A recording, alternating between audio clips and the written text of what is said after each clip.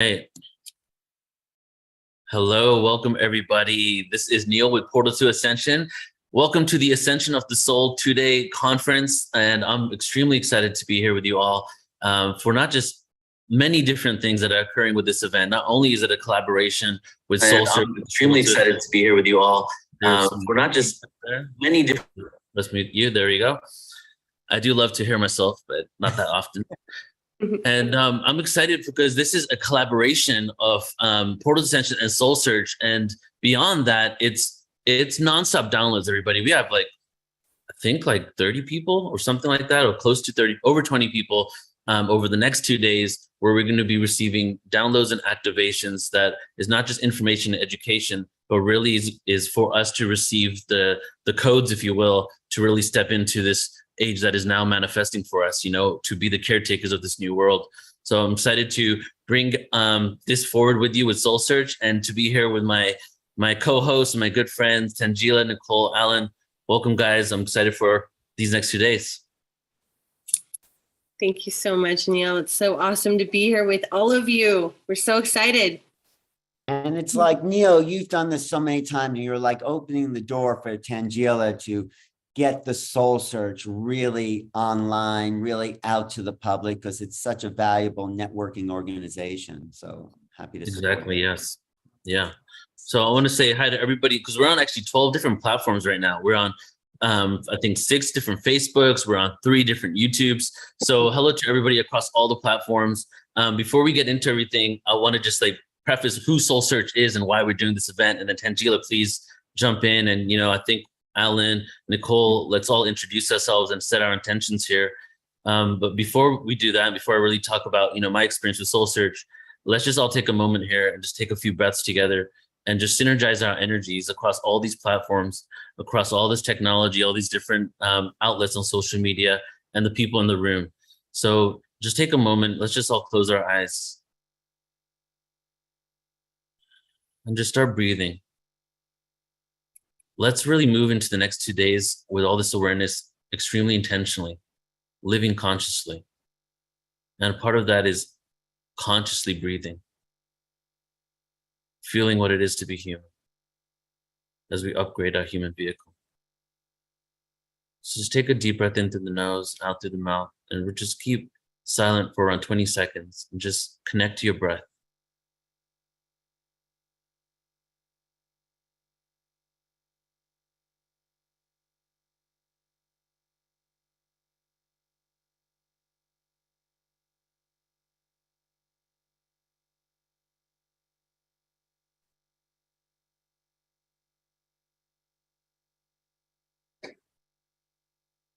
Whenever you're ready, open your eyes.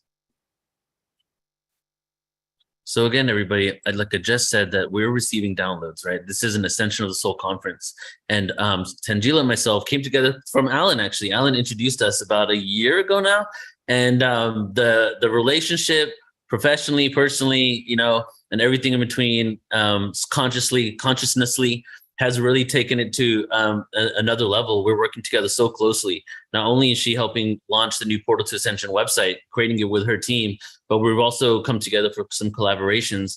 And this event today is a collaboration with Soul Search that will continue into the future as we evolve and do different types of things together, where we're getting an opportunity to feature many different practitioners that are on the Soul Search platform. And what it is, I'll just give a little bit summary here, and so Tangela can go deeper into it. It's basically a consciousness directory and now event platform and community worldwide for individuals to share their gifts, to network with other people, and then for individuals who want to find, healers, therapists, Reiki practitioners all over the world, to have this one-stop shop that they can go to and do that. And as we're moving forward, and this is becoming mainstream, a directory needs to happen for that. So Tangela has created that. So I just want to say my hats off to you, Tangela. You're doing such amazing work. I really love working with you and everything that we create. So thank you for everything you're doing. Welcome. You're muted. Oh, there we go.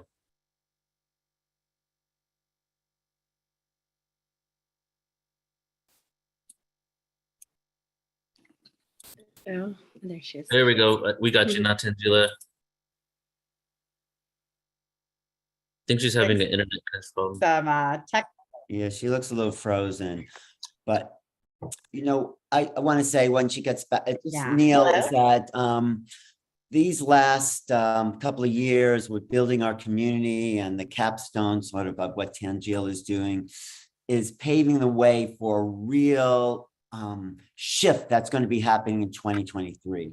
We're blasting off. We have been building community like me, you, and Tangela. We're just kind of everywhere, connecting the dots. And this is coming together as we progress into a real awakened community. And that seems to be happening or will be happening this coming year. It's like blast off, right? Even just for all of us, what we have planned, what you have planned, it's like, it's next level, as Tangela loves to say, it's next level. Yeah. That's what's coming. And There we go.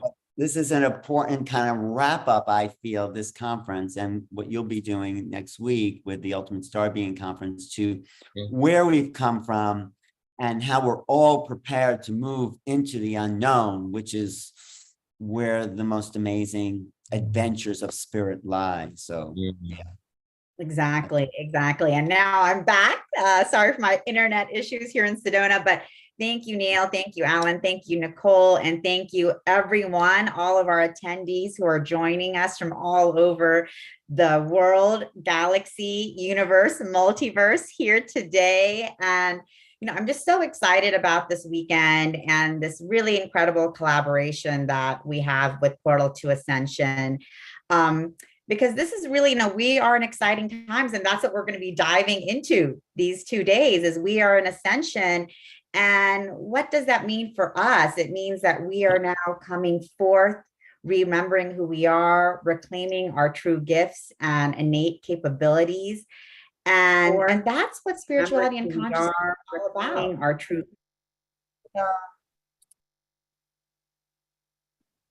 Sorry, I'm getting an echo here. Can you hear me? Yeah, you're good now. Okay. And so we're just super excited to be here. Spirit Soul Search was born because of this time. This is a time where everyone is able to remember that we can empower, heal, and transform who we are. And with Soul Search, all of us are able to connect with guides, teachers, healers, practitioners that can help us and support us in our journey forward, and also build community together by attending events like this one, this incredible online conference that we've created, where we're all going to be spending time together and connecting heart to heart, as well as all types of live events that we love to do. So, this is a community, it's a directory, it's a family. And we're just so excited to be here with all of you today, growing our family together. And I just want to really recognize Alan Steinfeld, because you have been at the forefront of this movement, bringing forth these new realities to the world, far beyond, when even people could understand what you were talking about. And I think you have been at the forefront of this raising and expanding consciousness. And then with Neil, your multi-dimensional platform, bringing forth this knowledge, wider and wider and wider. And now we're at this point where this knowledge is for everyone. It's not esoteric anymore. This is for all of us, for us to move forward in who we are and remember who we are. And then, of course, thanking Nicole, who is my partner in divine at Soul Search, helping us to build and launch the platform and our incredible programs. So just, I'm so excited to be with our soul family here today, bringing forth this beautiful program, and all of you who are watching and joining. And we really encourage all of you to come into the chat room. If you're joining us live on Facebook, on YouTube, join us on Zoom, join in the chat, put in your questions, put in your comments. We want to hear and feel how you're experiencing and what you're experiencing today with us. Oh, Alan, you're muted. You think we'd know that after 2 or 3 years of living on Zoom, but I just want to say we are a soul family and we are coming together. And even if you're watching on YouTube, check out soulsearch.io and become part of this community, because as like the decentralization of our culture starts to accelerate. We need to stay more connected and share our gifts no matter where we are. And soul searching is what we're all here to do anyway. So be part of our soul search community just by being present. So thanks for thinking of this amazing platform, Tangela, because I think you've done something that people have thought about, but no one really put it into practice. And thank you so much, Alan. And yeah, and this is the time, and people, people are here. We all deserve to heal. We all deserve to grow. We all deserve to transform. And we don't have to be, confined to the paradigms and the modalities that we have been taught are our only options. The options are infinite and we are limitless. And that's why we're all here today, to explore that together. And we're connecting the dots. If you look where people are coming from, South Florida, Carmel, California, Columbus, Ohio, Columbia, Phoenix. I mean, if you're watching, you're one of the dots that are networking the world in Central Texas. And I mean, this is exciting when we see everyone tuning into a same frequency vibration. It's like we're lifting the consciousness by just being here and connecting and hearing and sharing. Because after you hear this, you go out and share this with your family and your friends. So we're all in this together. I love that, Alan. I was just going to say, all of you here and all of us at Soul Search, we're all making healing accessible for everyone, which should be our birthright, really. I love that. Curacao, Central Oregon, Perth, Western Australia, Lyra. There's someone from Lyra there. So Love it. Town, South Africa. Sirius, Pleiades. Yeah, this is exciting because San Francisco, I mean, we have the family is growing. The family is really growing.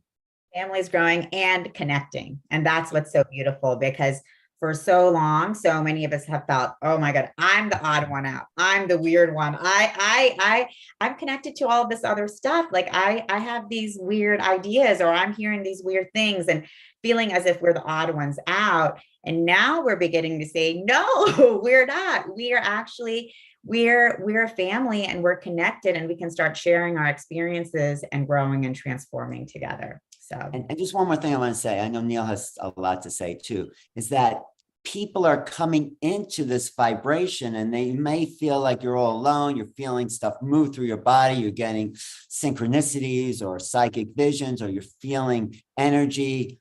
That's you awakening. I'm sure most of the people know that, but there's people new and they feel really isolated about what's going on. Like, are they going crazy? It's like, no, you're waking up to who you really are. So more and more people, as the acceleration of the earth ascends, because it is about ascension, more people who've never even heard of ascension will be saying, what's going on here? Of course, if you live in Sedona, it's like everyday conversation. So. Yeah, Totally. But that's like such a great point, Alan, because the majority of the people around the planet have actually never heard of Ascension. So all of you here who are joining us, you're already on the leading edge. You're already on the leading edge because there is something happening, and this is monumental. And by us knowing and being able to relax into this ascension, we can then help everyone else who is going to be introduced to all of the changes coming relax into it as well, because we are the creators of our own reality. And are we going to welcome change with excitement, celebration, relaxation, or are we going to be in panic and shock and anger and despair? That's our choice. That's our creation. And we together have the ability to create. And we become a bridge. I just want to say that. Everyone listening is the bridge to that other world. Yeah, and that's why, hence the name Wayshower, right? Showing the way, creating the bridge. And it's happening. It's inevitable. Like all the prophecies say, cycles of time say it, looking historically back at our archaeological evidence says it. Like it's like proven on every single platform, academic and intuitive at this point, that we're going through a shift in consciousness. Now, as Tangela said, do we want to go out kicking and screaming, or as the victims, or do we want to be the creators? Because we've been in this co-creation reality. The reason why it's a co-creation, even though we're all our own universe, is because we have this collective belief systems that we're all going by, and we are also a victim to the creation, for lack of a better way to explain it, because we're unaware that we're creating it. You know, obviously a lot of people here are aware, but the majority of the planet. So what needs to happen is we need to go from this co-creation to a full creation. And that's when, you know, they say type 0 civilization, type 1. That's when we actually can have the power over the elements and the longevity of life and all that. So this ascension is, you know, I was raised, I'm Indian. I was raised in this conservative like upbringing with super linear awareness. It took a lot of linear explaining to me through quantum physics, mathematics, for me to even understand that we're ascending. You know, so I came to the heart, from the mind, and to me, it's definitely happening. I see it all around us, and we are now making the supernatural natural. You know, it doesn't have to be supernatural. That's what it is, right? So this is one of those events. So I welcome you all. We welcome you all to really just sit and receive the frequencies that are going to be, you know, gifted and offered over the next 2 days. Yeah. And what better person to kick off the Ascension week? And are we ready for this? Or did you want to say something, Nicole? No, just unmute. Well, I would love to, but I do want us to start off on track. I will just say that for those of us that have been in the awakening process, we're here to be the anchors and the embodiment of this energy so that we can be there for everyone as they're waking up. So I just really feel called to say, all of you here, you're already part of this, and we're all doing this together. And I'm so excited for our first speaker, Suzanne Ross, who's amazing. So Alan, do you want to go ahead? I was just saying, yes, thanks, Nicole, because she has dedicated herself, her life, her work to Ascension, to the process of Ascension. She's been doing, I think, 15 years now. Have you been doing the Ascension? Sedona's Ascension retreats around the spring equinox, and she's going to be doing it this year, March 17th to the 19th. Be there in Sedona. We have a place for everyone. It's a big, big room, and we want to fill this up with this vibration. And Suzanne has dedicated herself to getting some of the best people I know, besides me, Neil Tangila, Nicole there, but JJ Hertog and Desiree Hertog are going to be there. Paul Selig, who else? William Henry. These are people who devoted their lives to this message of awakening. Michael Jaco, Billy Carson. This is a real cast of stars. You know, it's a real all-star lineup. And Suzanne, you've really put it together in a beautiful place. And I know it's your life. I know I've been to your home. I see the keys of Enoch all over your wall, because it's like you are waking those parts of yourself up. And it's great to know you put all that internal investigations that and back out into the world. So thanks so much for being here, joining us all today, and doing what you're doing. Bless you all for facilitating this Ascension of the Soul event, my beloved soul brothers and sisters. And yes, we're all dedicated to the awakening and ascension of humanity.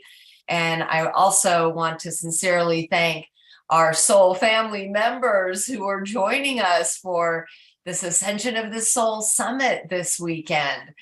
Everyone is an integral part of the awakening and ascension of humanity, whether you're part of presenting or whether you're joining us. We create a powerful force of love and light for all of humanity by coming together online or live. And we can pour that love light into the ley lines of planet Earth and send this powerful ascension energy around the planet. And so for my presentation today, I'd like to teach a little and then move into a practice. I know I only have a half hour, so I'm going to do my best to fit it into that time frame. I'm not sure if I can screen share, but I would like to screen share a PowerPoint, if that's okay with you all. Yeah, you can do it. Go for it. Okay, you cannot screen share while the other participant is sharing. It says. There you go, try again.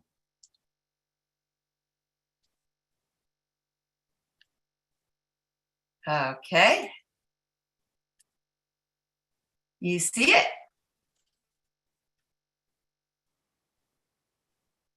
There we Yes. go. Beautiful. And then let's see. There it is. Okay. Very good. And so the name of my presentation today is Ascension Through Transfiguration.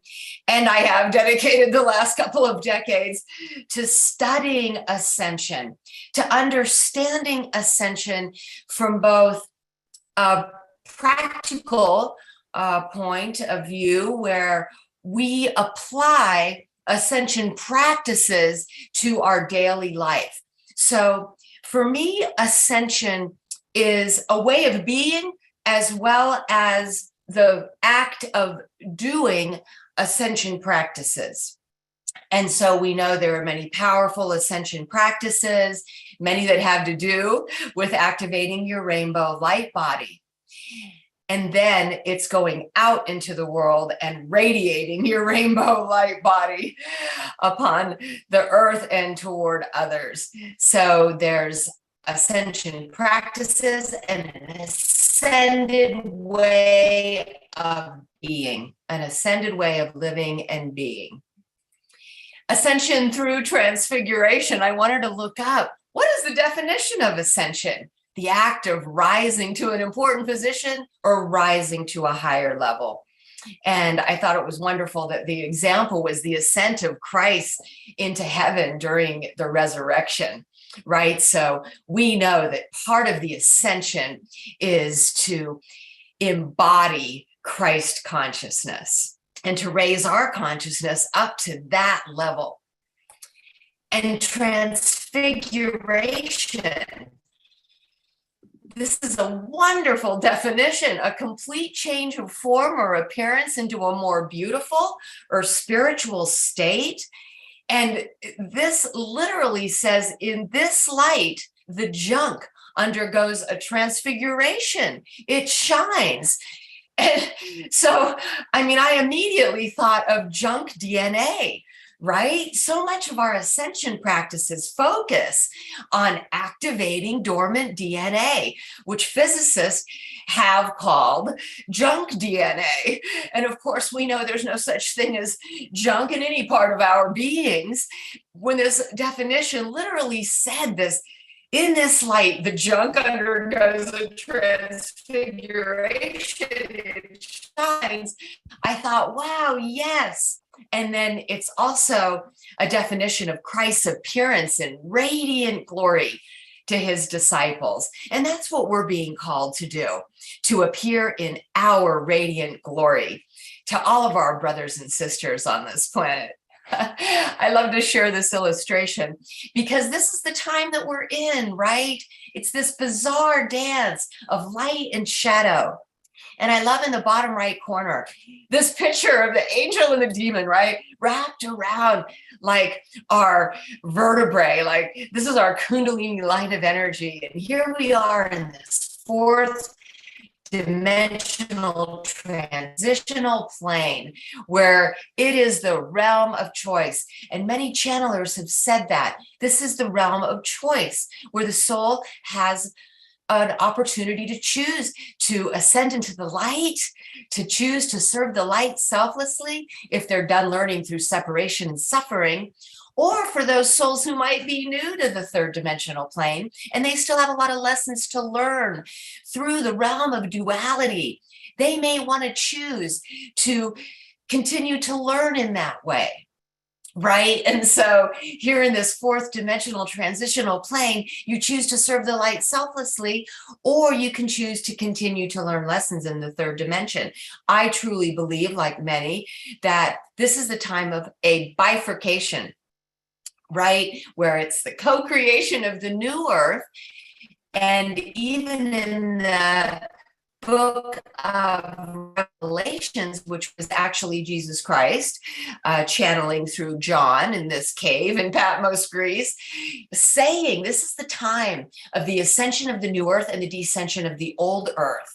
We think these are new age terms, right? The new earth, ascension. But, thousands of years ago, it was written, right? That this is the time of the ascension of the new earth, and there's no judgment about it. It's simply where people are at on their evolutionary journey. And we are in an age of ascension, right? We know that we are on an elliptical path. Our solar system is on an elliptical path where we move from an age of ascension, an age of enlightenment, to the dark ages. And historically, we have seen this, where it's 12,500 years on an ascending arc into a golden age, and 12,500 years on a descending arc into the dark ages. And this is the 3D wheel, right? Buddhism would say this is the wheel of separation and suffering.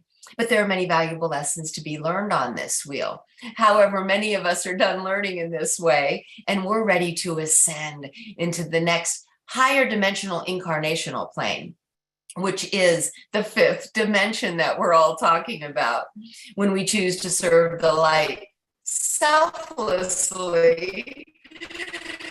Ascending through the 4th dimensional plane, the gates of ascension open for us. Now, I started to wonder, well, wait a minute, if the dark ages, we had the 0-point reset when Jesus was born, and then if this is a 12,500 year ascending arc, we would only be 2,022 years on this 12,500 year arc. But then I found this amazing book called the Bilgi Kitabi, who explained that the Brotherhoods of Light put humanity on this accelerated evolution plan. They also call the salvation plan. And in doing so, we were able to catapult into this age of enlightenment.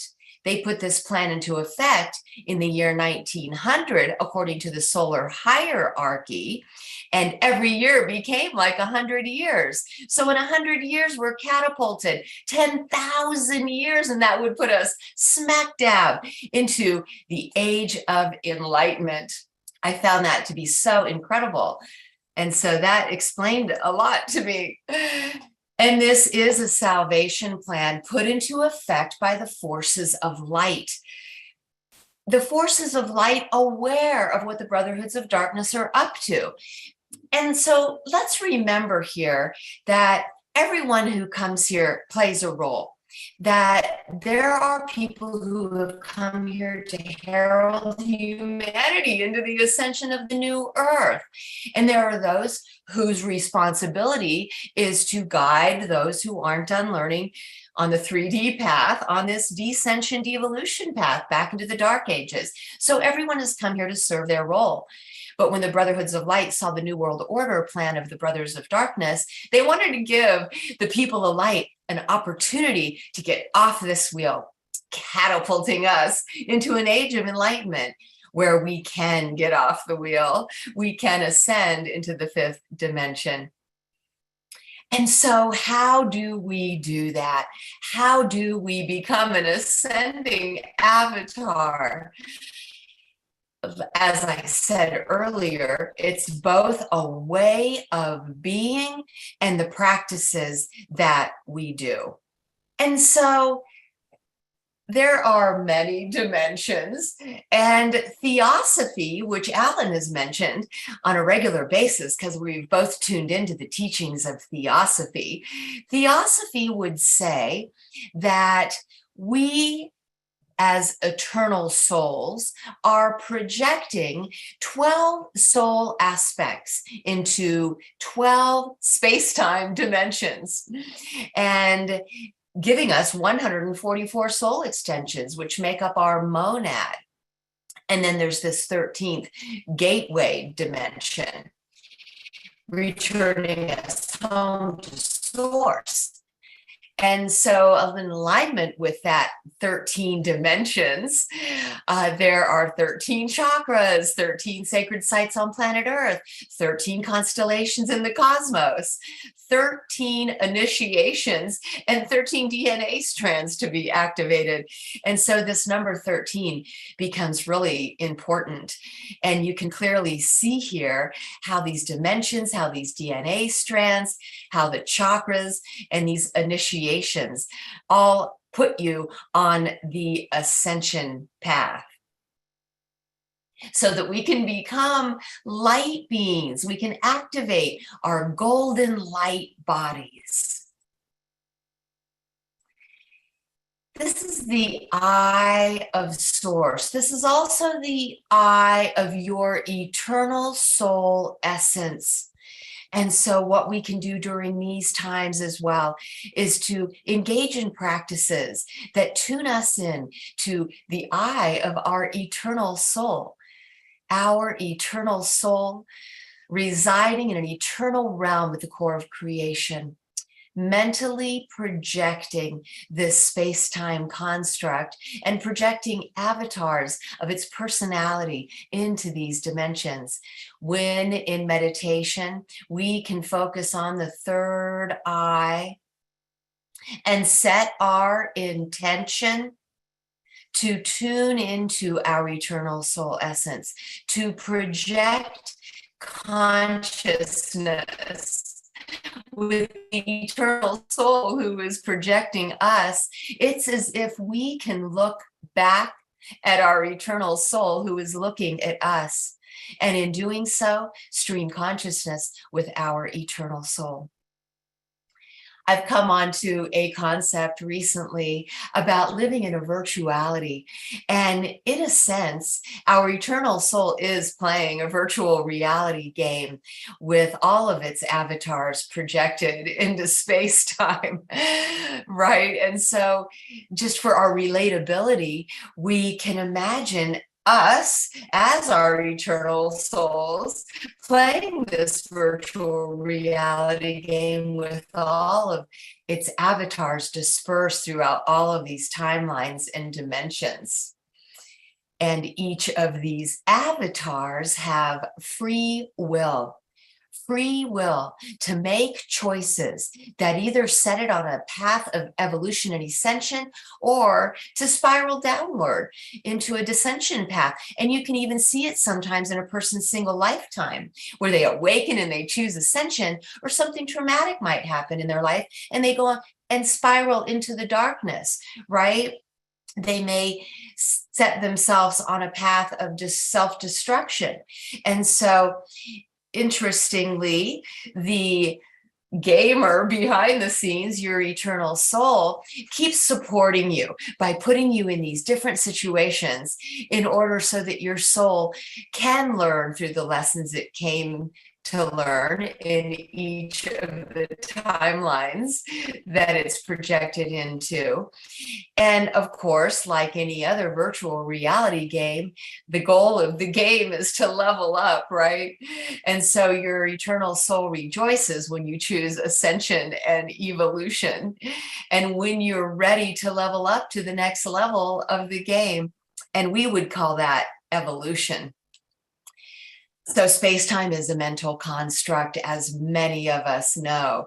Sometimes people call it an illusion, but it does seem very real to our senses, right? But we are living in a holographic universe, as we know, and we are holographic fractals.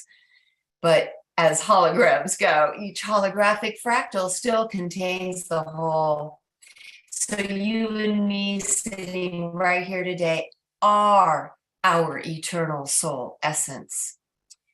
There are some books like the Urantia book, which says that we have 7 super universes in space-time, which relate to our 7 chakras, 7 initiations, and I like to talk about the 7th heaven. Like we were talking about, we have 12 archetypes that are projected into each of 12 dimensions in space-time, for 144 soul extensions that make up our monad. And how does this process work? So as we know, quantum physics has everything to do with the true nature of our reality. And we know through many experiments that there is an observer effect, that when we look at our reality, just by observing it, we are collapsing the waves of potential into material forms in our reality. And this is such an amazing revelation, because what it means is that we are truly creating our reality as we move through it with the power of our intentions, our expectations. We collapse the waves of potential into form as we move through our realities. This is the power we have as creator beings, projecting our thought forms into our reality.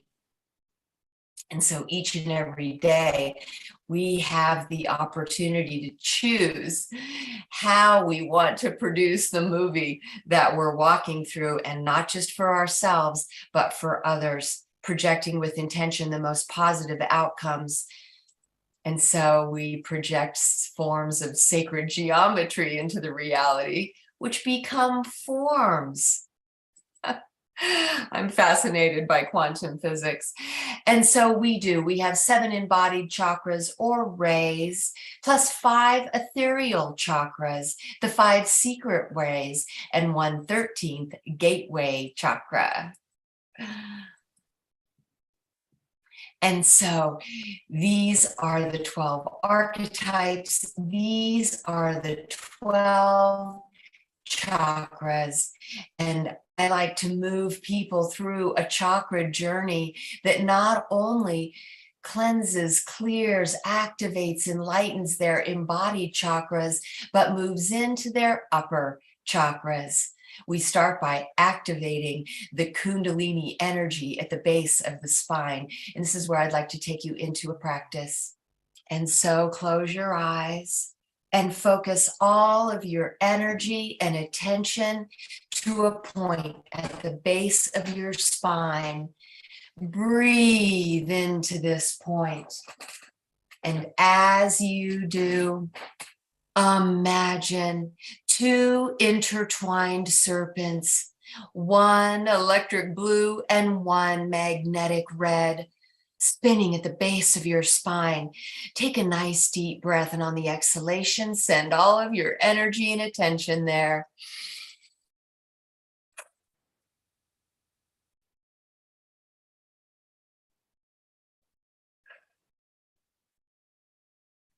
As you awaken this spiraling Kundalini energy at the base of your spine, you may feel a tingling sensation there. You may feel heat rising. Now on the inhalation, pull that Kundalini energy, these intertwined serpents, up through your root chakra. Imagine a bright red crystal wheel spinning at the base of your spine. Breathe into this crystal wheel, releasing it to spin. Visualize this bright red wheel spinning and expanding, and ignite a bright white light in the center. Imagine an explosion of bright white light erupting at the center and creating a white portal through which your Kundalini energy can ascend. Take a nice deep breath, and on the inhalation, pull that Kundalini energy up your spine. Imagine the red and blue serpents ascending and braiding your spine. Feel a tingling sensation as this electromagnetic energy ascends your spine and plugs into your next chakra. This is your sacral chakra, a bright orange crystal wheel. Breathe into this wheel, releasing it to spin. Feel that wheel spin and expand. This is the wheel of desire and creativity. Spinning this wheel allows creativity to flow. Ignite a bright white light in the center of this wheel and watch as it spreads throughout the wheel, illuminating it. Take a nice deep breath, and on the inhalation, pull the Kundalini energy up through this wheel. Allow it to ascend and braid your spine and plugging into the next chakra, which is your solar plexus, this golden wheel of empowerment. Breathe into it. Feel this golden wheel spin and expand at the core of your being and ignite a golden light in the center. Watch as this golden light expands throughout the wheel. As this wheel spins, you become empowered to do, be, and have anything you desire, anything that serves the highest good for all. This golden wheel is also about manifestation and abundance. Spinning this wheel allows you to become a master manifester, attracting all the abundance you need to perform your soul's mission here on earth. Now take a nice deep breath, and on the inhalation, pull the Kundalini energy up through the center of this wheel. And as you do, feel that Kundalini energy ascend and braid your spine, plugging into your heart chakra. This beautiful emerald green wheel. Breathe into this love chakra.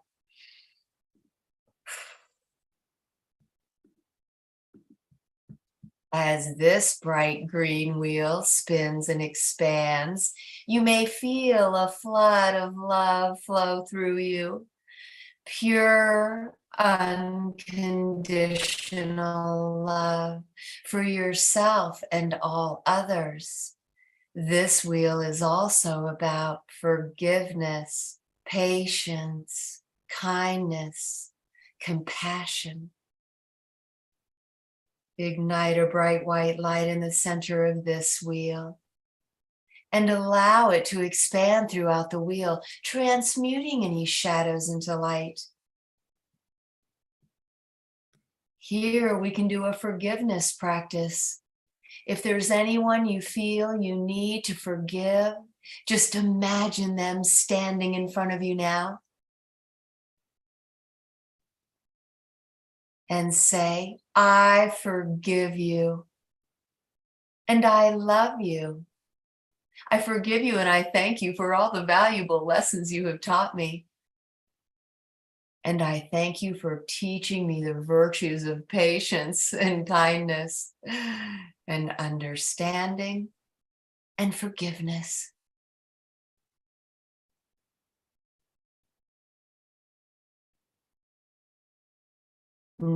Now, take a nice deep breath, and on the inhalation, pull the Kundalini energy up through this white portal and allow that Kundalini energy to ascend and braid your spine. Feel that tingling sensation as it moves into your throat, plugging into your throat chakra. Breathe into this chakra, allowing it to expand.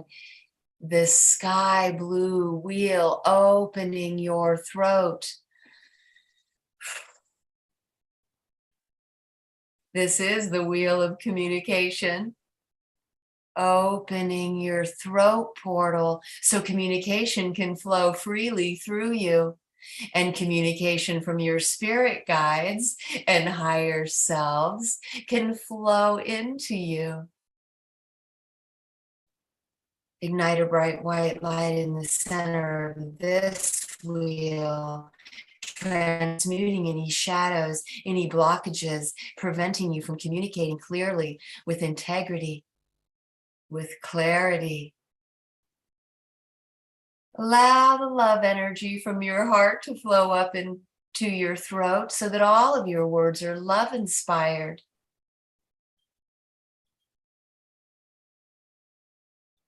Now, with the Kundalini energy plugged into your throat chakra, allow this Kundalini energy to plug into your brain stem, and then allow the electromagnetic blue serpent to pour electricity in to the right side of your brain, and allow the magnetic red serpent to pour magnetic energy into the left side of your brain.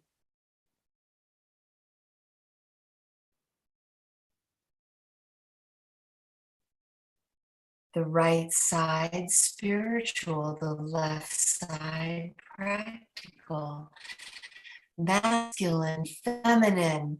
And now focus on the indigo blue wheel spinning at the center of your head. This is your sixth chakra. And as it spins, the indigo blue pours into the magnetic red.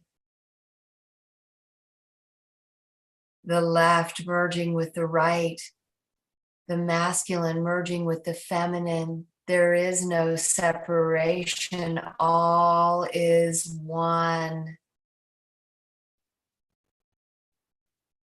Doing this, balancing your masculine and feminine energy and becoming one, allows you to be both practical and spiritual, logical and magical, reasonable and mystical all at once. Focus on spinning that indigo blue wheel to activate your sixth sense and to open your third eye. With laser focus on that point between your brows, open your third eye so that you can stream consciousness with your eternal soul essence, and so that you can access the Akashic records, accessing all the information and intelligence of all time and your own Akashic records, enhancing your psychic awareness. Now focus all of your energy and attention on a violet wheel spinning, expanding atop your crown. Feel the spinning sensation there. Notice this violet wheel and witness a golden portal at the center. This is your crown portal. Opening this portal allows you to receive divine blessings of love and light pouring into your crown from the highest heavens. Accessing source consciousness. Imagine golden liquid love flowing into your crown. Feel this golden nectar filling your entire head, flowing down your neck and shoulders, flowing down your arms and into your hands and fingers. Allow this liquid golden love to flow into your chest, flowing down into your upper abdomen, into your lower abdomen, filling your hips and pelvis. Allow the golden nectar to flow down your thighs, filling your knees, flowing down your calves, filling your feet and toes. You are now filled with the golden liquid love of the divine source. You have activated your golden light body.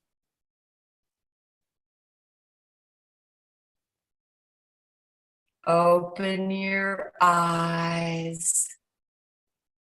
Now, with your golden light body activated, you are the light of the world, and you have come here to shine your golden love light on everyone around you, inviting others to be part of the new earth.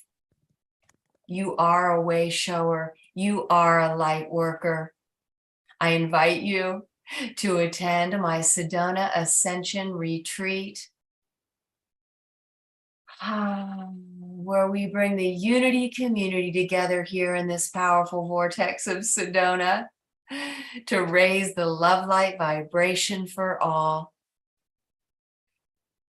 Please visit SedonaAscensionRetreats.com and feel free to use the code Ascension10.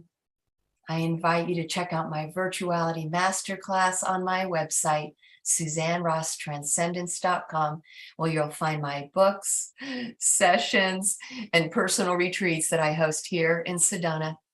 I want to thank my beloved brothers and sisters for putting on this beautiful event today.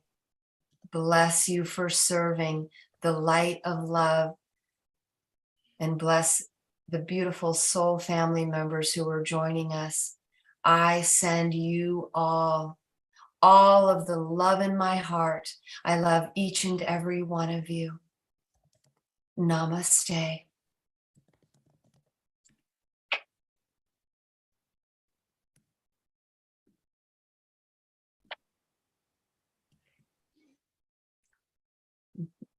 Beautiful. Thank you so much, Suzanne, for that incredible presentation. That was just mind-blowing and soul inspiring with all of the information that you had for us. So beautifully condensed and put together. And then that entire experience of all of us going in together in this chakra journey with you, which was absolutely incredible. So thank you. And I just want to let everyone know who's watching, who was able to share this beautiful experience with Suzanne. You can always get more of Suzanne. We put in the chat links to Suzanne's website where you can take courses with her, do private sessions, and of course, her upcoming retreat in Sedona, Arizona. So thank you, Suzanne, for all that you do and all who you are. We love you so much. Thank you, Suzanne. Love you too. You're so welcome. Yes, that was amazing. I got a preview of your magic. I can't wait for more. Beautiful. And just to talk about Suzanne some more before we get into Isaac here, I'm just excited that not only did you get to start this out, Suzanne, because you really, I feel, set the foundation for receiving everything and going through that. But it's also amazing that you're here because, you know, just like with myself and Tangela, the two of us, you and Tangela, we're also really collaborating and coming together as well. And part of this event, and I feel we're gonna have some time to have a conversation about this, is conscious collaboration, coming together, really shifting out of the old paradigms of the competition. Well, we're doing the same service. There's not enough for all of us. How do we really get to that level of abundance? And, you know, you guys are going to see in the months to come, as I start sharing, you know, our connection with Suzanne and her event, the live stream and everything, how the collaboration is going to come together. And it's pretty exciting because we're really just at the beginning phases of who knows what's going to be happening in regards to our collaboration. We're just starting to come together right now on this level. So I just want to second like my gratitude for you, Suzanne. Thank you so much. Thank you, Neil, and thank you for being our premier sponsor for our Sedona Ascension retreat. I mean that from my heart. Thank you. Yeah, for all. I'm excited to be a part of it. Thank you. All right, everybody. So now we're going to get into our next guest. And I am also very excited to introduce this individual here, Isaac Mars. And I am fortunate enough, let me just tell you about, before I get into the official bio, let me just speak on how we first got connected. It was, I think, like 6-7 months ago when I was in Sedona, and we connected there at a house party. And I just felt a deep resonance with Isaac. And, you know, we were talking ever since, and slowly but surely working out how we're going to collaborate and come together. And this is really the first opportunity that I have to bring Isaac on Portal to Ascension. So you're going to be seeing a lot of him. But what was really fun is the fact that Isaac actually came down to where I'm at right now in Shasta. See if you guys can see the mountain here. I don't know if you can. And yeah, so he came and stayed here for a few days, and we got to connect on a deeper level. And so not only is he sharing amazing information, coming out with some really groundbreaking awareness, really bridging the worlds, I feel, of science and consciousness. But I also got to spend time with him, really get to know him. And he's just a beautiful soul that's really passionate and sincere about the work he does. So let me go ahead and read the official bio here and tell you a little bit about, you know, who he is and what he's created. So Isaac Mars As an author, spiritual guide, theoretical physicist on the team of scientists at the Alliance for ET Diplomatic Contact, Isaac Mars is shattering old paradigms with his new book, Unity Theory. By achieving global disclosure on the science of spirituality, Isaac believes that we can come together to create a world where science is limited only by our imagination.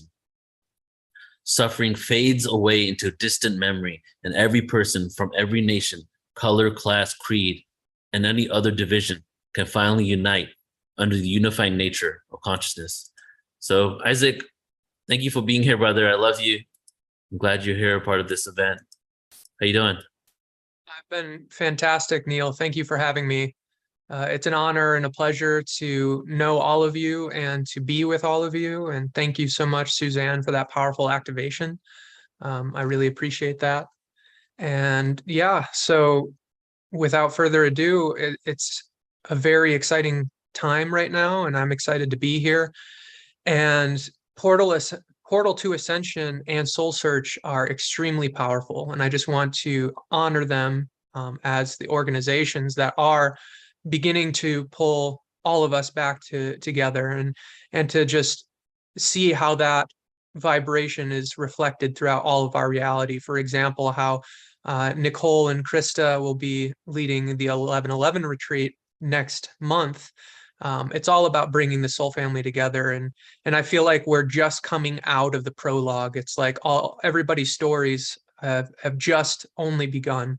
So now that we're bringing the family back together, we're going to start to see some very powerful co-creations, some very powerful manifestations of all the infinite energies that are collapsing into the particle reality that we're experiencing.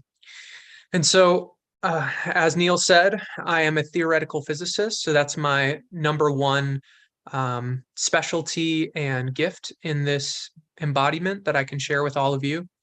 And so at the beginning of 2021, last year, I had my awakening. And for most of my life, I was stuck in the illusion of separation. I was in the matrix. And it took me deciding to follow my heart to finally get to the point where I had this sort of divine intervention awakening, where originally I was writing a science fiction novel, and I had spent 3 years crafting all the characters and the storylines and the backstories. And I decided I was going to set this story in the near linear future.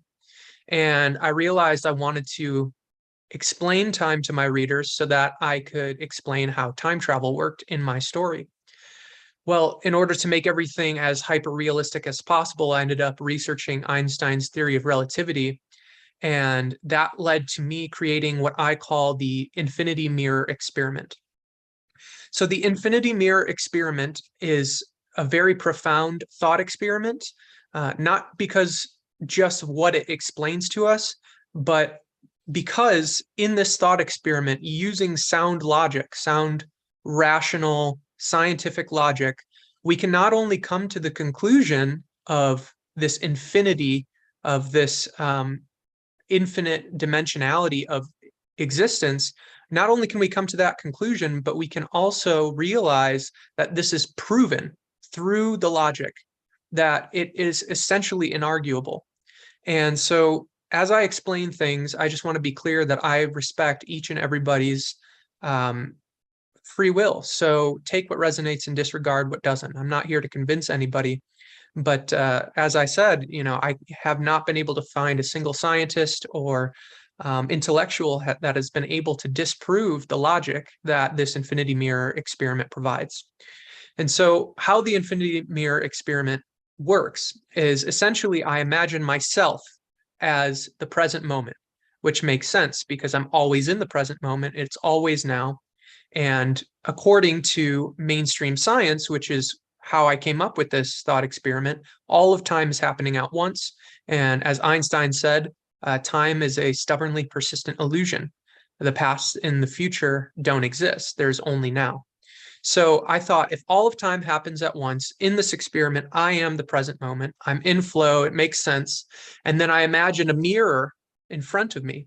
And that mirror was representative of the past.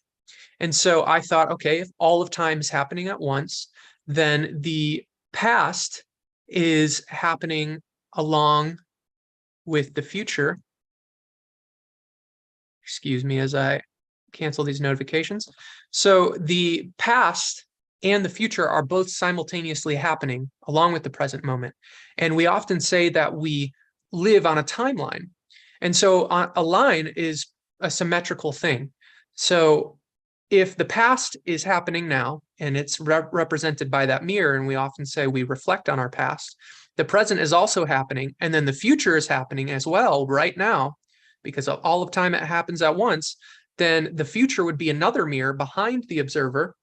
So we'd have the past, the present, and the future.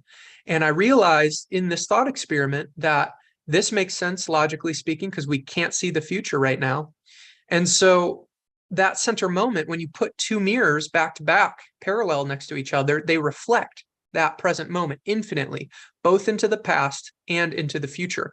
Meaning on a single timeline, all of the infinite moments that could possibly exist leading up to this one I'm currently experiencing in my linear past, all are still happening right now.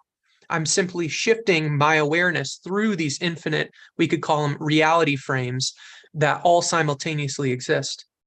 And so when we realize that, this is extremely important and liberating for human consciousness, because we realize from that perspective, from a single timeline, there is no free will. But then when we take things to another level and we look at the Mandela effect, which is something that millions and maybe even up to 1 billion or more individuals on this planet have experienced and corroborated, in which Nelson Mandela died in our childhood memories in the 1980s in prison. But in this current moment right now, all of our history in our news and everything that we can find, our media shows us that Nelson Mandela actually lived until 2013 in this reality, in this timeline. And so that kind of gives the show away, because if time isn't one timeline, then that means that there must be more than one. And so that's how we have our free will. And so with this infinity mirror experiment, I took it to another level. I said, if we have the past and the future, and that makes one timeline, well, in order to have more than one, to account for more than one possibility, more than one choice, that we would have to create multiple other timelines too. But that wouldn't be symmetrical unless all of the timelines encompassed that center point, that center present moment, which would create an infinity mirror sphere.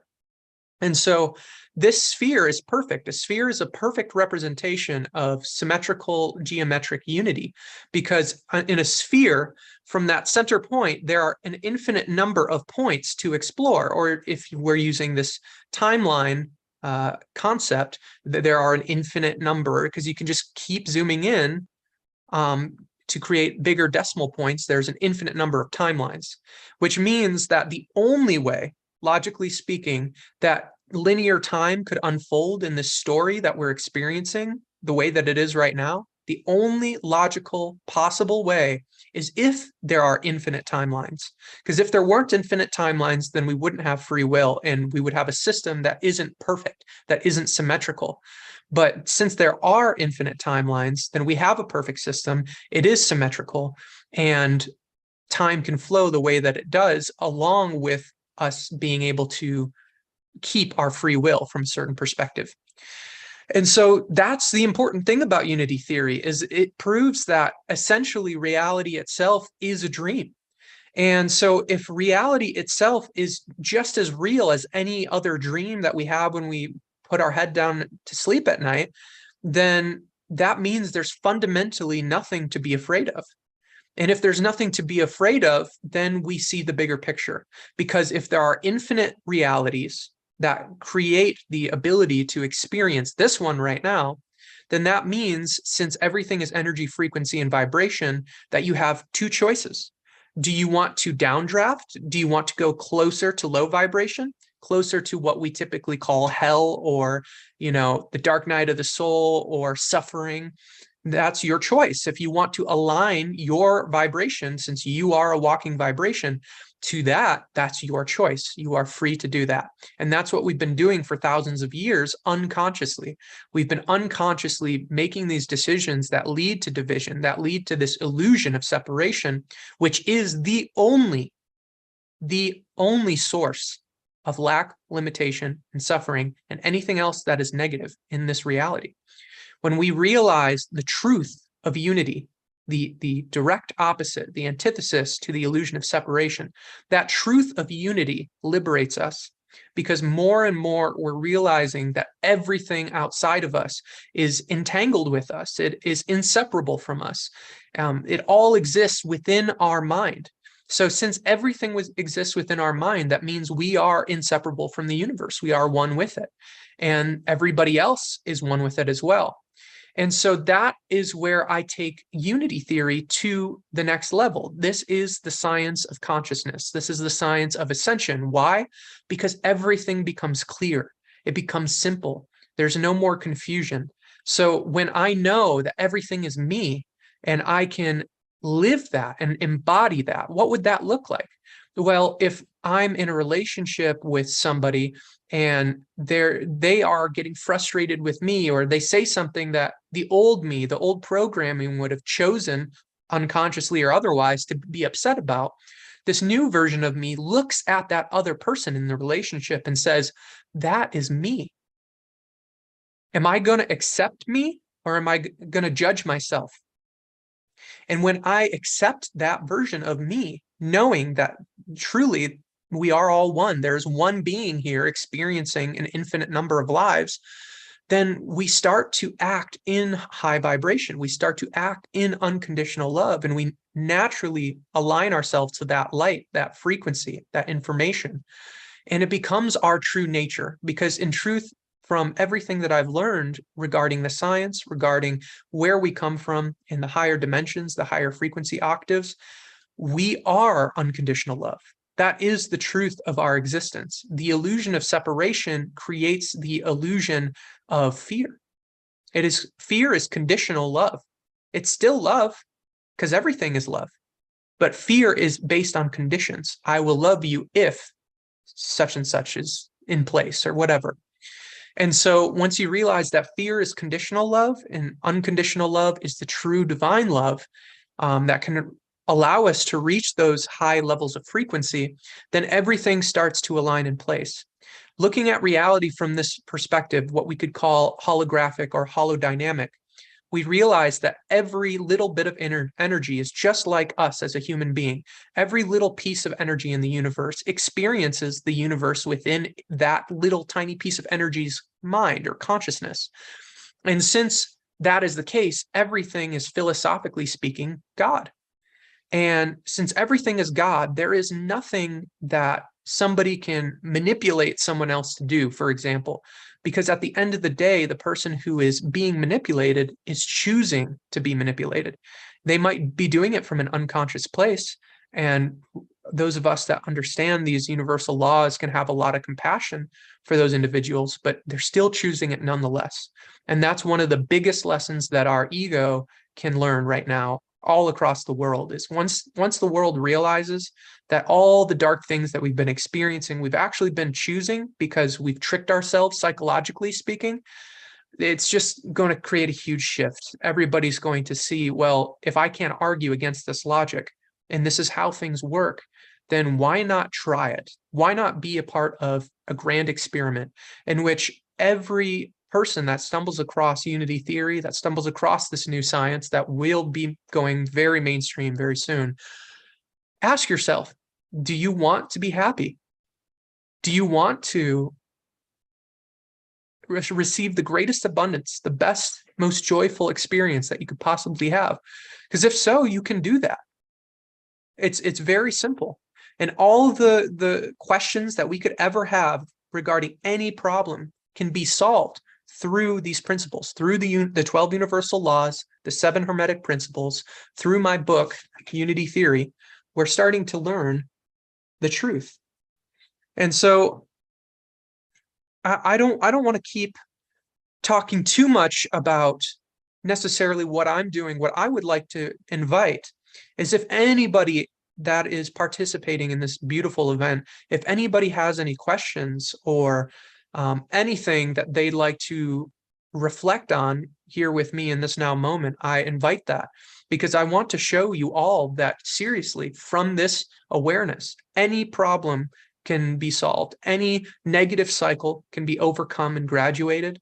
And when we do that, what we eventually embody is heart consciousness. That's the next level.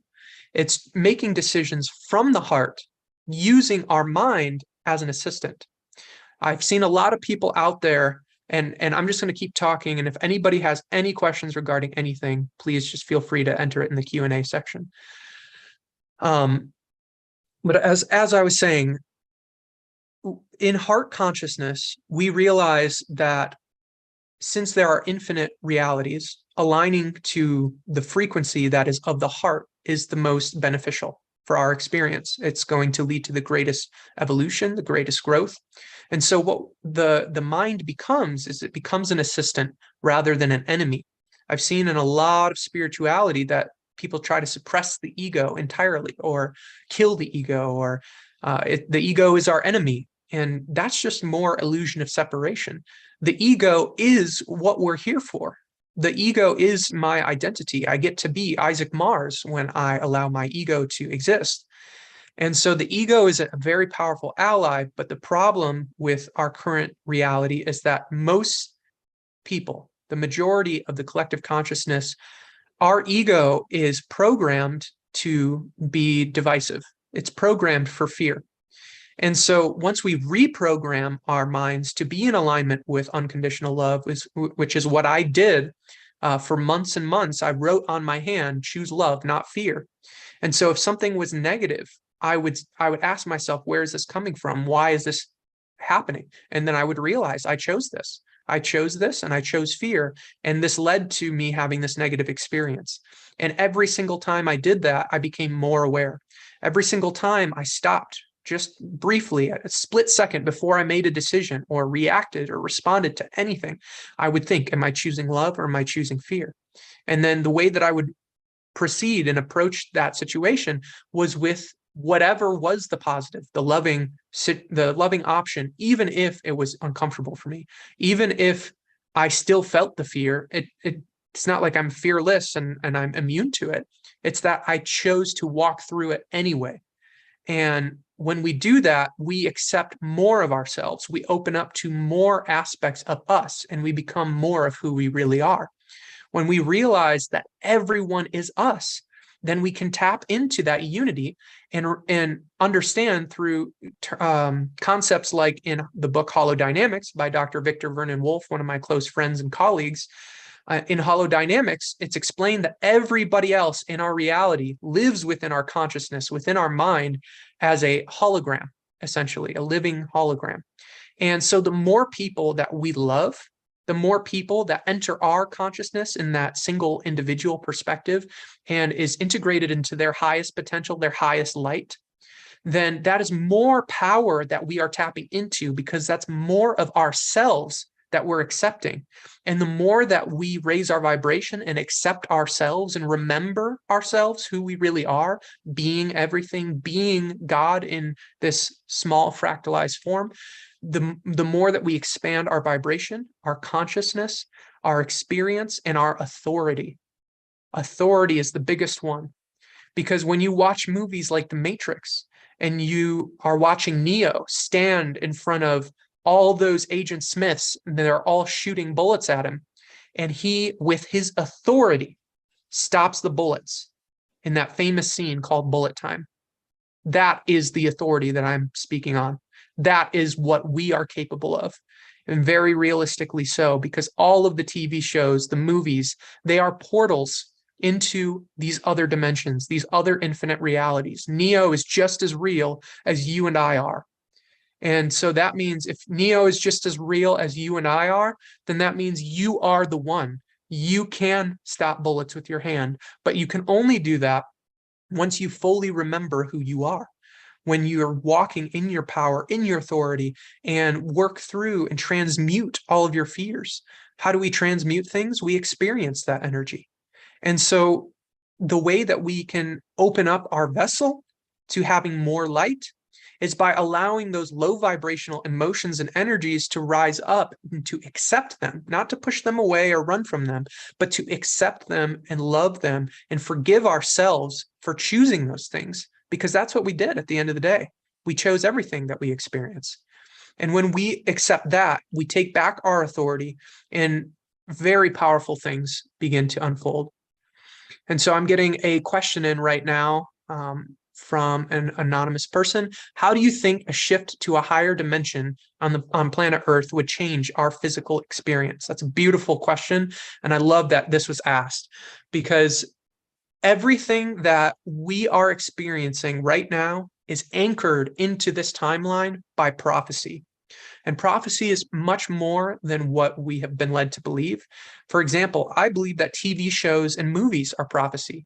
Once you start to watch many of them, and it's one of my favorite pastimes, so it's sort of the way that I can see what is going on in the collective, you can see that there are many, many patterns that are all interwoven throughout all of our movies and TV shows. And so a shift to a higher dimension on planet Earth, in my personal opinion, in my experience, what I've been shown from my full potential self or my higher self, is that we already exist in that dimension. We already have a body in that dimension. But that body, from what resonates with me, is this body. But it's this body in a nonlinear experience that exists in parallel to this one, which is confusing, but that's essentially how the universe works, is everything is the one. When I'm looking at another character, that character is still the same actor. It's still the same I am, the same universe that's playing that role. And so our higher selves, our full potential selves, already exist in fifth dimensional consciousness. And all it's going to take is for us to continue to choose unconditional love over fear every moment, first towards ourselves. That's very key. And then towards everyone and everything else. And the more that we do that, the more that we will refine our consciousness. This has been happening to me firsthand. The other night, it must have been a Kundalini experience or something, because I felt all this new energy flowing through me. And so once we get to the point, which is inevitable, it's statistically inevitable, the more that we align to these higher frequencies that lead into the upper octaves, we will begin to ascend. And the interesting thing, person who asked this question, is that in the prophecies, specifically, I believe it was the Mayan or the Hopi prophecy. I needed to double check, but I think it was the Mayan prophecy that talked about these end of days. It said that the 144,000, and I'm assuming other people that begin to ascend as well, the 144,000 ascend into the body of their dreams. So this current version of me, of Isaac, is an avatar that I chose to incarnate into so that I could have this certain experience and transmute the karma that I needed to transmute for the planet and for the collective consciousness so that we could all rise up.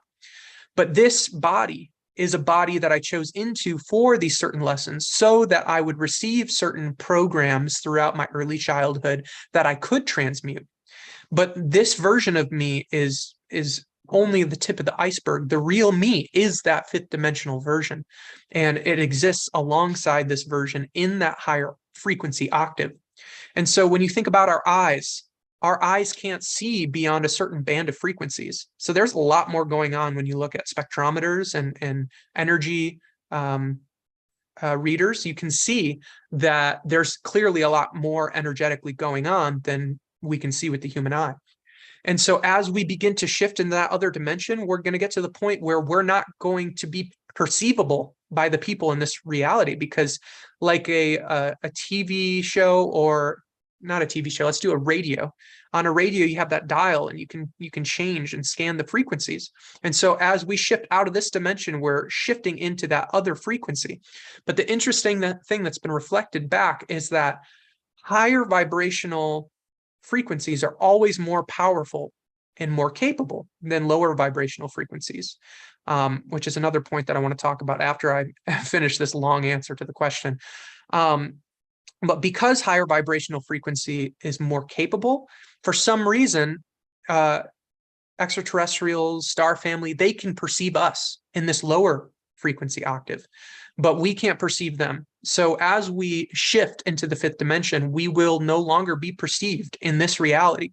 We will then be aligned, and this body will magnetically, perfectly, with infinite intelligence, aligned to the cells and the energy of our fifth dimensional body. And we'll go through that transmutation, that experience, that shape shifting. I really feel that we are going to go through that experience. And when we do, we will remember so much about our divine nature, our divinity, and our abilities and our memories from other parallel lives, that we will be able to anchor that into the fifth dimension in that moment of ascension and in that remembrance. And then, per prophecy, we are to come back and help the world.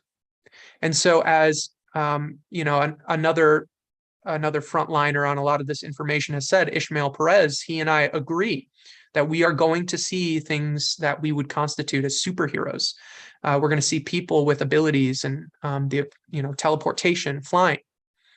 So we're getting some more questions. So I only have a few more minutes. So I want to answer these last two questions. But as I was saying about frequency, one of the 12 universal laws is the law of perpetual transmutation of energy. And this is the law that dictates our personal authority that I was describing earlier. So the higher you are in vibration, the more power and authority you have over anything that's of a lower vibration than you.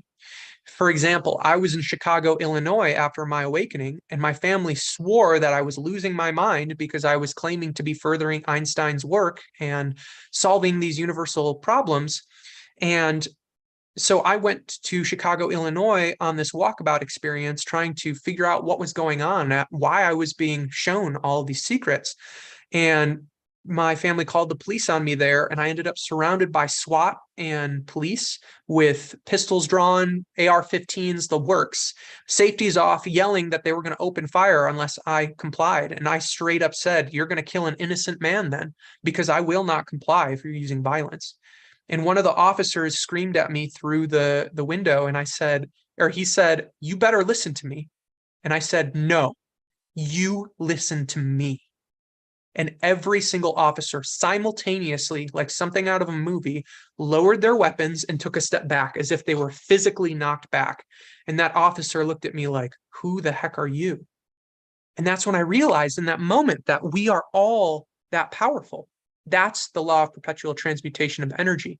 That's why this is true, that high vibration is more powerful than low vibration. And I really want to hammer that home for everybody watching this, so you can see that reflected back to you. When you look at Emoto's water crystal experiments, you see that a low vibrational crystal of water, it's asymmetrical. It's floppy, it's all weird looking, and it's not good for something. If you were to try and use it for a building material, it wouldn't work. It would just fall and collapse on itself. But if you look at the love and the hope and the faith, those vibrations in the water crystals, you see the perfect geometric patterns that look like snowflakes. And if you build structures with those perfect geometric patterns, they'll be extremely powerful. And so that's just a simple way of saying that. And somebody asked, can I share the meaning of the symbol behind me? And so, yes. So as I awaken to the truth of my soul's mission here, I've been learning more and more about the symbol after it was already created. So I could make a whole 10-minute section of what this symbol means in all of its entirety and symbolism. But for me, it's very simple. It's bringing spirituality to the earthly realm. That's what I'm here to do. That's why I go by the moniker, the Crimson Eagle, because the crimson is the earth, the root chakra, the red. I know that not everybody's on the same page in regard to feminine and masculine energies, but to me, red represents actually the feminine energy and blue represents the masculine in my reality. And so that red energy is all about tapping into the feminine energy, which is the quantum. It's the infinite possibility. That's another important thing that I really need to hammer home before I end this, is that the left brain, the masculine, the story, the particle version of viewing reality, it's very limited. It's how we get lost in stories. It's how we lose ourselves in the matrix. Right brain is feminine. It's feeling, it's emotion, it's connected to the heart. And so the right brain has been suppressed for thousands of years, because if you do that, then you get people on a hamster wheel going around in circles in their dramas. And so what to break out of that is to realign our left brain and our right brain, which is so powerful that Suzanne did that activation earlier for that, and embody that fully through a connection between our mind and our heart. And so this symbol is a symbol of that, is connecting the mind to the heart, doing that for everyone else. And I just want to see if I can get to this last question before I run out of time. Do you think if enough souls of the collective consciousness start to move towards higher dimension, a quantum leap for the rest of Earth would happen? Absolutely. And the reason why is because that's how vibration works. That's how this reality is created. Everything that we have experienced as a species, as mankind, we all chose. There isn't a single person that wasn't a part of these decisions. And did we all choose it consciously in this human perspective? Not necessarily. Most of the planning was done behind the scenes with our soul in the higher dimensions.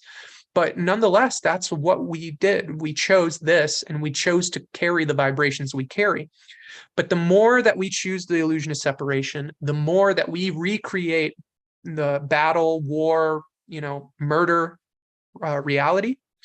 And the more that we align with love, the more that we create healing, the more that we create unity consciousness, and we tap into that feminine infinite potential. And what that looks like is walking into a coffee shop that you've never been to, but you suddenly get the intuitive, push to go. And then you walk in there and you end up talking to the person that is the missing puzzle piece for this big manifestation you've been working on for years. And that's when we start to just trust our intuition, our guidance, our body, our heart, and our excitement. And so, I've answered the three questions that I can see right now.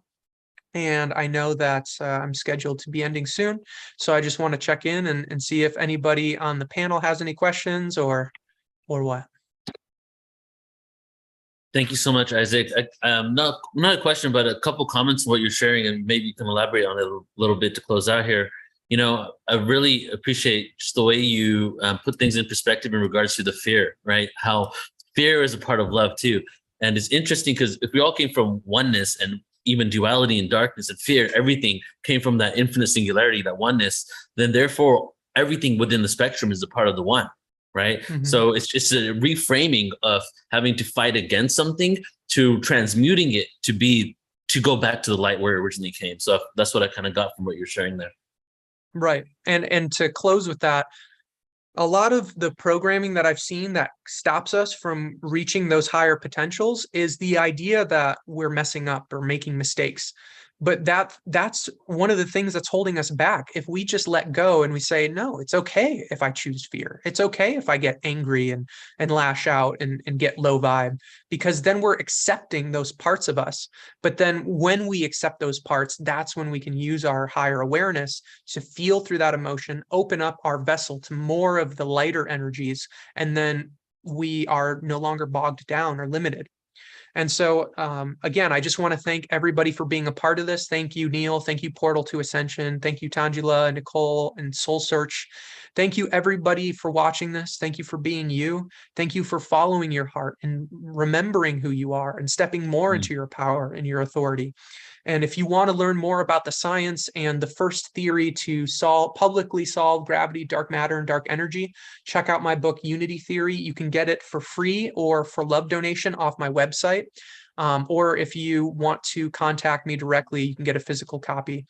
And I'm also on YouTube as The Crimson Eagle, Instagram, The Crimson Eagle, and Facebook as Isaac Mars. I'd love to connect with anybody willing to enter unity consciousness, co-create together, and build new earth. So thank you all for being here, and much love. Thank you, man. And thank you for remembering who you are, brother. Yeah. Doing the work you do, bro. Thank you so much. So inspirational, brother. Thank you, Isaac. Thank you. We did pop into the chat Isaac's Soul Search link, his website link. So again, what's so beautiful about our Ascension of the Soul conference is you are able to interact here with these incredible Ascension teachers and then connect with them to go deeper, whether it's through reading their books, one-on-one sessions, attending retreats and conferences with them. So this is just the beginning of a journey, all of us together. So exciting. Yes. And if you are here, you are soul family as well. And we are excited to be bringing on our next guest, Peyton Tons. Peyton, thanks so much for joining us today.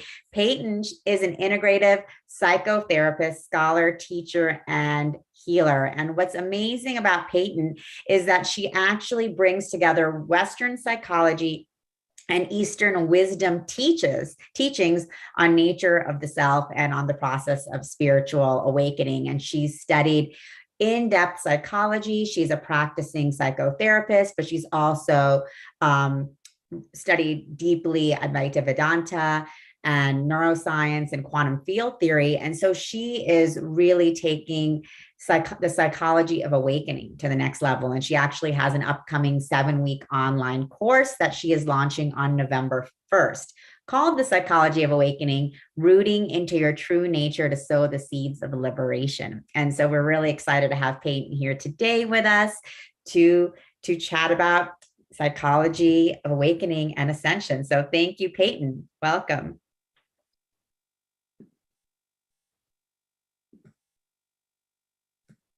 Oh, Peyton, I think you're muted. We can't hear you. She's not muted. Oh. You can hear her though. Peyton, can you hear us? Thumbs up. Yeah. All right. So go down to the microphone, the mute in the bottom left, click the arrow and try to select your microphone. That might be the issue. It's like, okay, how is it now? Yes. Yeah, it's very low though. Go ahead and say something. How is it now? Yeah, turn it up a little bit more. If you go back to where I said before, the microphone audio settings, you should be able to turn your microphone level up. So microphone, upward arrow, audio settings. Gotcha. Okay, how is it now? Let's see. Still low. Can you turn it up more? Okay, how is it now? Much better. But if you can do a little more, that'd be great. How is it now? That's good. Perfect. Thank you. Check. Just project, sister. You sound good. Just Okay, sounds good. All right. So awesome. Well, I'm so excited to be here with all of you. I'm so honored, and just want to start with some of the last words that Isaac said, that to bridge to what I'm going to be talking about here, which is remembering who we are, right? That to me, that's really the heart of all of this, and that we're all talking about it and doing that in different ways. And so what I'm going to bring to you today is mostly we're going to go into a practice, which is going to be a chance for everyone just to experience this directly. But I'm going to bring forward an ancient teaching tool of self-inquiry from Advaita Vedanta called Drik Drisha Viveka, which is obviously the Sanskrit word for this, but it's seer-seen differentiation. So I'll share with you just as a beginning here. This is one of the scriptures that goes into this teaching in more depth. But basically, this is a very powerful practice that gives us the opportunity to really drop deeply within the field of our experience and create inner space to really look at, who are we as the subject in relationship to the different objects of experience. So we're going to be going into that in a moment, but I want to start with just a little bit of a teaching here to put this into context. So the question of who are we is a really complicated one because of the nature of the psyche, because of the nature of the construct of the ego, right? So, which we could talk about in many different terms. We could just talk about it as the nature of the mind itself, and the ego is a part of that. But one way or another, we are dealing with a situation in terms of our psyche as human beings, and particularly the way that we've been conditioned in this time and space, right?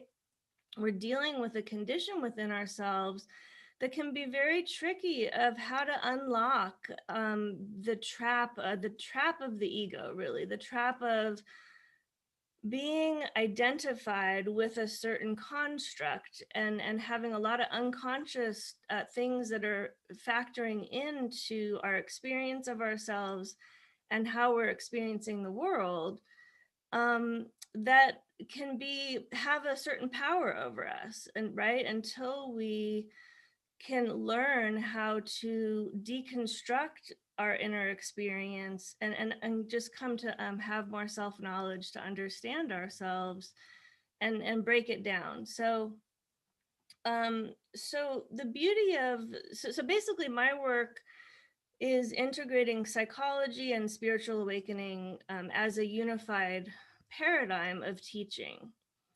And the depth of the work that I've done has been in terms of my own spiritual path, my own spiritual awakening journey, and my own study as a scholar, has been deep into the teachings of Advaita Vedanta, which are the teachings on the nature of reality that come from the Indian Vedas, right? The Hindu Vedas, these ancient scriptures. And the Vedas teach about a lot of things, but the last portion of the Vedas is called Vedanta, which is end of the Vedas. Veda Anta, end of the Vedas, is where they teach on the nature of reality. Okay, so these teachings are very sophisticated and pretty mind-blowing in terms of the depth of completeness of the teaching, you know, down to the microcosm to the macrocosm. And the psychology that's implicit in these teachings is really sophisticated and amazing. And so what I've done in my work is to really translate these teachings into a psychological framework. So in doing that, in a mini way here, the core of the teachings is about how do we get to the heart of who we are, our spiritual nature. And so what we, again, like what I was just saying a moment ago, the problem, the challenge is that who we are, just the pure conscious being, is merged with the rest of ourselves, right? So like the body mind construct and the self are like merged together, you know, in like what they call mutual superimposition, where there's two realities. There's the physical human and there's the spiritual nature, but they're merged together. So how do we kind of create a wedge in here to separate them out within the field of our experience, to really root into the essential nature? Okay, so that's what we're going to do together in this practice. And I think that I'm going to leave it here with the teaching, and we're just going to go ahead into the practice and let everyone experience this directly, and then we'll have a little time afterwards to reflect on it. Okay, so what we're going to be doing is separating out. This is the wedge, right? This is exactly what we're doing, is we're creating a wedge in our field of experience to separate out who is the subject, the witness, and what is the object. Okay, so we're basically going to start with the physical world outside of our bodies as the object and us as the subject. And then we're going to slowly work our way inward and continue with that basic practice of differentiating what is the subject and what is the object. Okay, so go ahead, and I'm going to ring the bell and just settle in. We're going to start with our eyes open, but I'll go ahead and start the practice now with the bell. So if everyone can just settle in and be completely present for the practice. And so as we're here together, still with our eyes open, we're going to begin to draw your energy into your own physical body while we have the screen here as our portal for connection, and just become aware of the fact that you are aware of the field of your experience through your visual field, that you are perceiving all the different various forms, including the screen in front of you, including perhaps you seeing my background, and any other objects that you're perceiving, all the different various forms.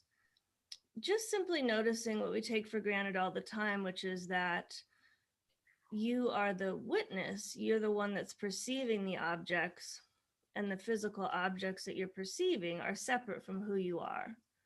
So that's an obvious reality. And so closing your eyes now and just beginning to allow your attention to drop into your body and noticing simply the physical sensations as you relax completely now, just allowing yourself to be completely focused on the sensations in your body.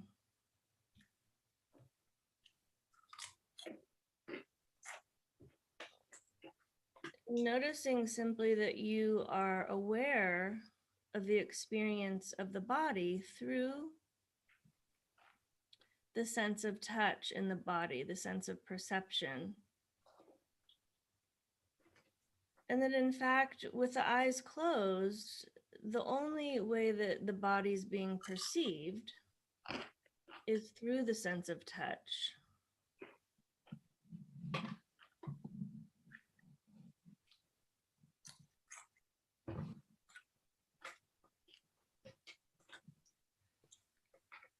And noticing that you are the one that's aware of the body.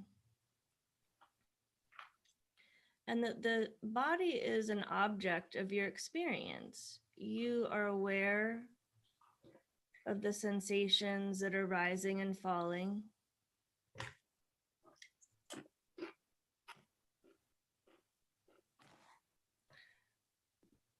And the body is in constant state of flux and change. And that you are the one that's aware of the rising and falling sensations in the body. And just relaxing even more, just taking this invitation to completely relax and allow yourself to become aware of the body as one whole unit now. One breathing body.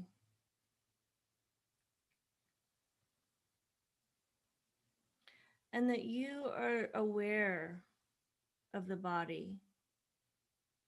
You are the pure, simple awareness that was aware of the objects in the room a moment ago.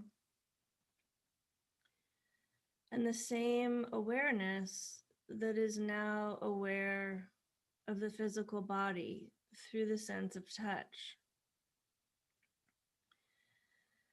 And simply noticing that the awareness itself, the light of awareness, is the same, hasn't changed. And bringing your attention now to the sense of your breath flowing. Continuing to relax your mind completely and putting all your attention on the breath. Noticing that the breath is taking place organically and effortlessly.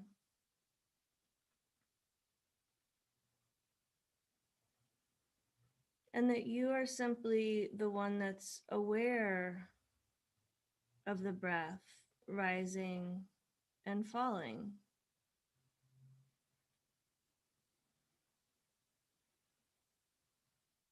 That your awareness is equally the same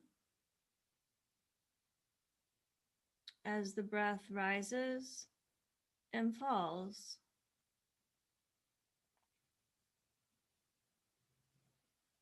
And then simply noticing that you, as the awareness, the conscious being, the consciousness, is stable and continuous while the breath, like the body, is continuing to be moving and changing. That the awareness is consistent and constant.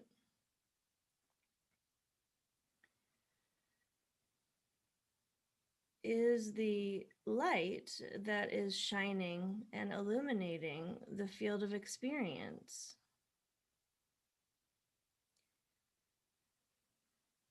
And bringing your attention now equally to the mind. The mind space, the mental body, the field of thinking. And similarly now, bringing your point of attention to the awareness that is lighting up the mind, lighting up the flow of thinking, the thought flow, continuing to completely relax, allowing everything to be exactly as it is.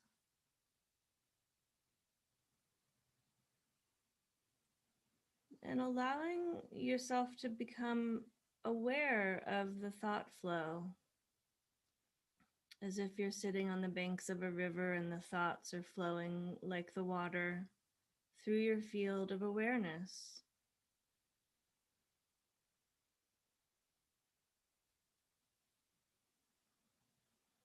And noticing, as you may, that there's many different types of thinking, different channels. And as we continue to relax, in fact, there's more channels that open up, more subtle layers of beingness, of experience. But noticing that you are simply the one that's aware now of the thoughts that are flowing through your field of awareness.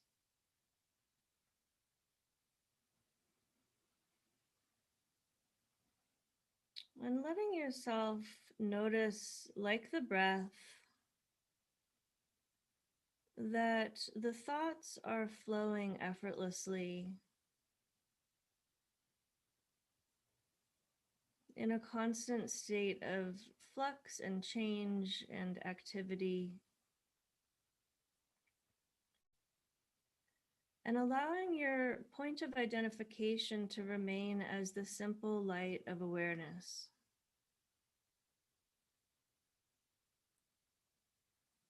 That is the most obvious and simple dimension of your experience. You, the light, the presence, the consciousness, the vast inner space of what you are.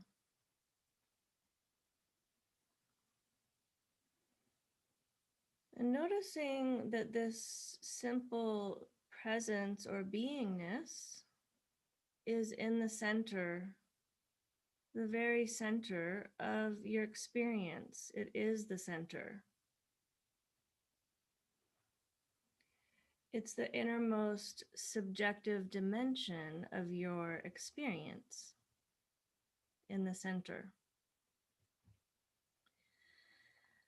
And so just allowing your point of identification to rest now in this very center of beingness, this light, of consciousness that you are, that is lighting up all the different dimensions of the field of experience, equally like the sun shining, and allowing yourself now to just rest in this pure, luminous nature of this light of consciousness, as simple as can be.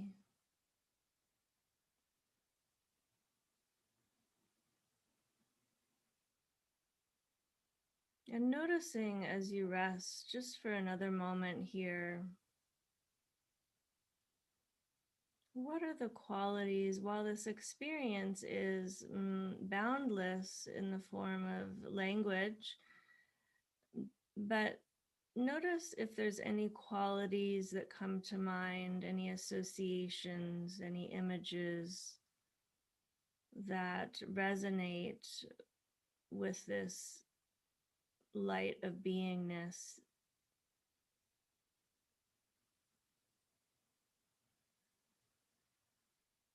This ocean of consciousness.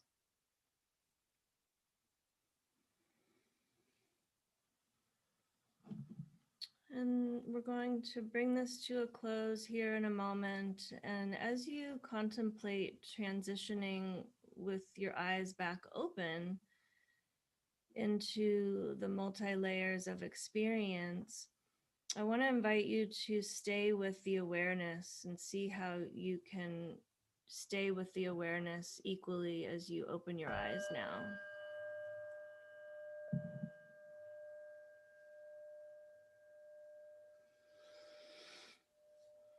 Okay.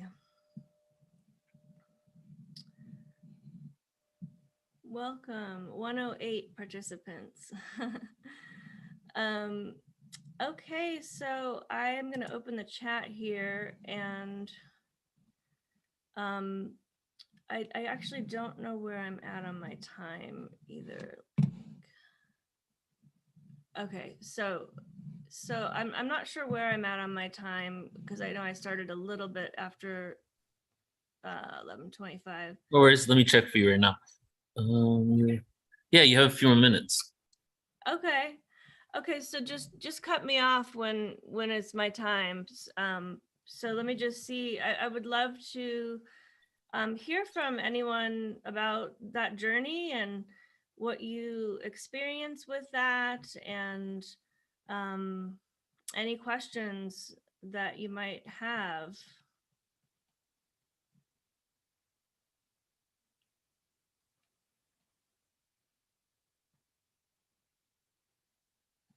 We have a comment here from Grace. I don't know if you can read that, where she said her body felt hollow, her physical body, I guess, inside of it. Oh yeah, I'm seeing that. Yeah, that's a really common experience. There can be so many different kind of sensations when we start perceiving the body through sensation, especially if we're not used to that. And so, yeah, that makes sense. And I think the more we do that practice of body sensation awareness, the more we start to tune into the subtle layers of sensation, the more sensation, we become more sensitized to our sensory self. It felt like peace and floating, Tanya.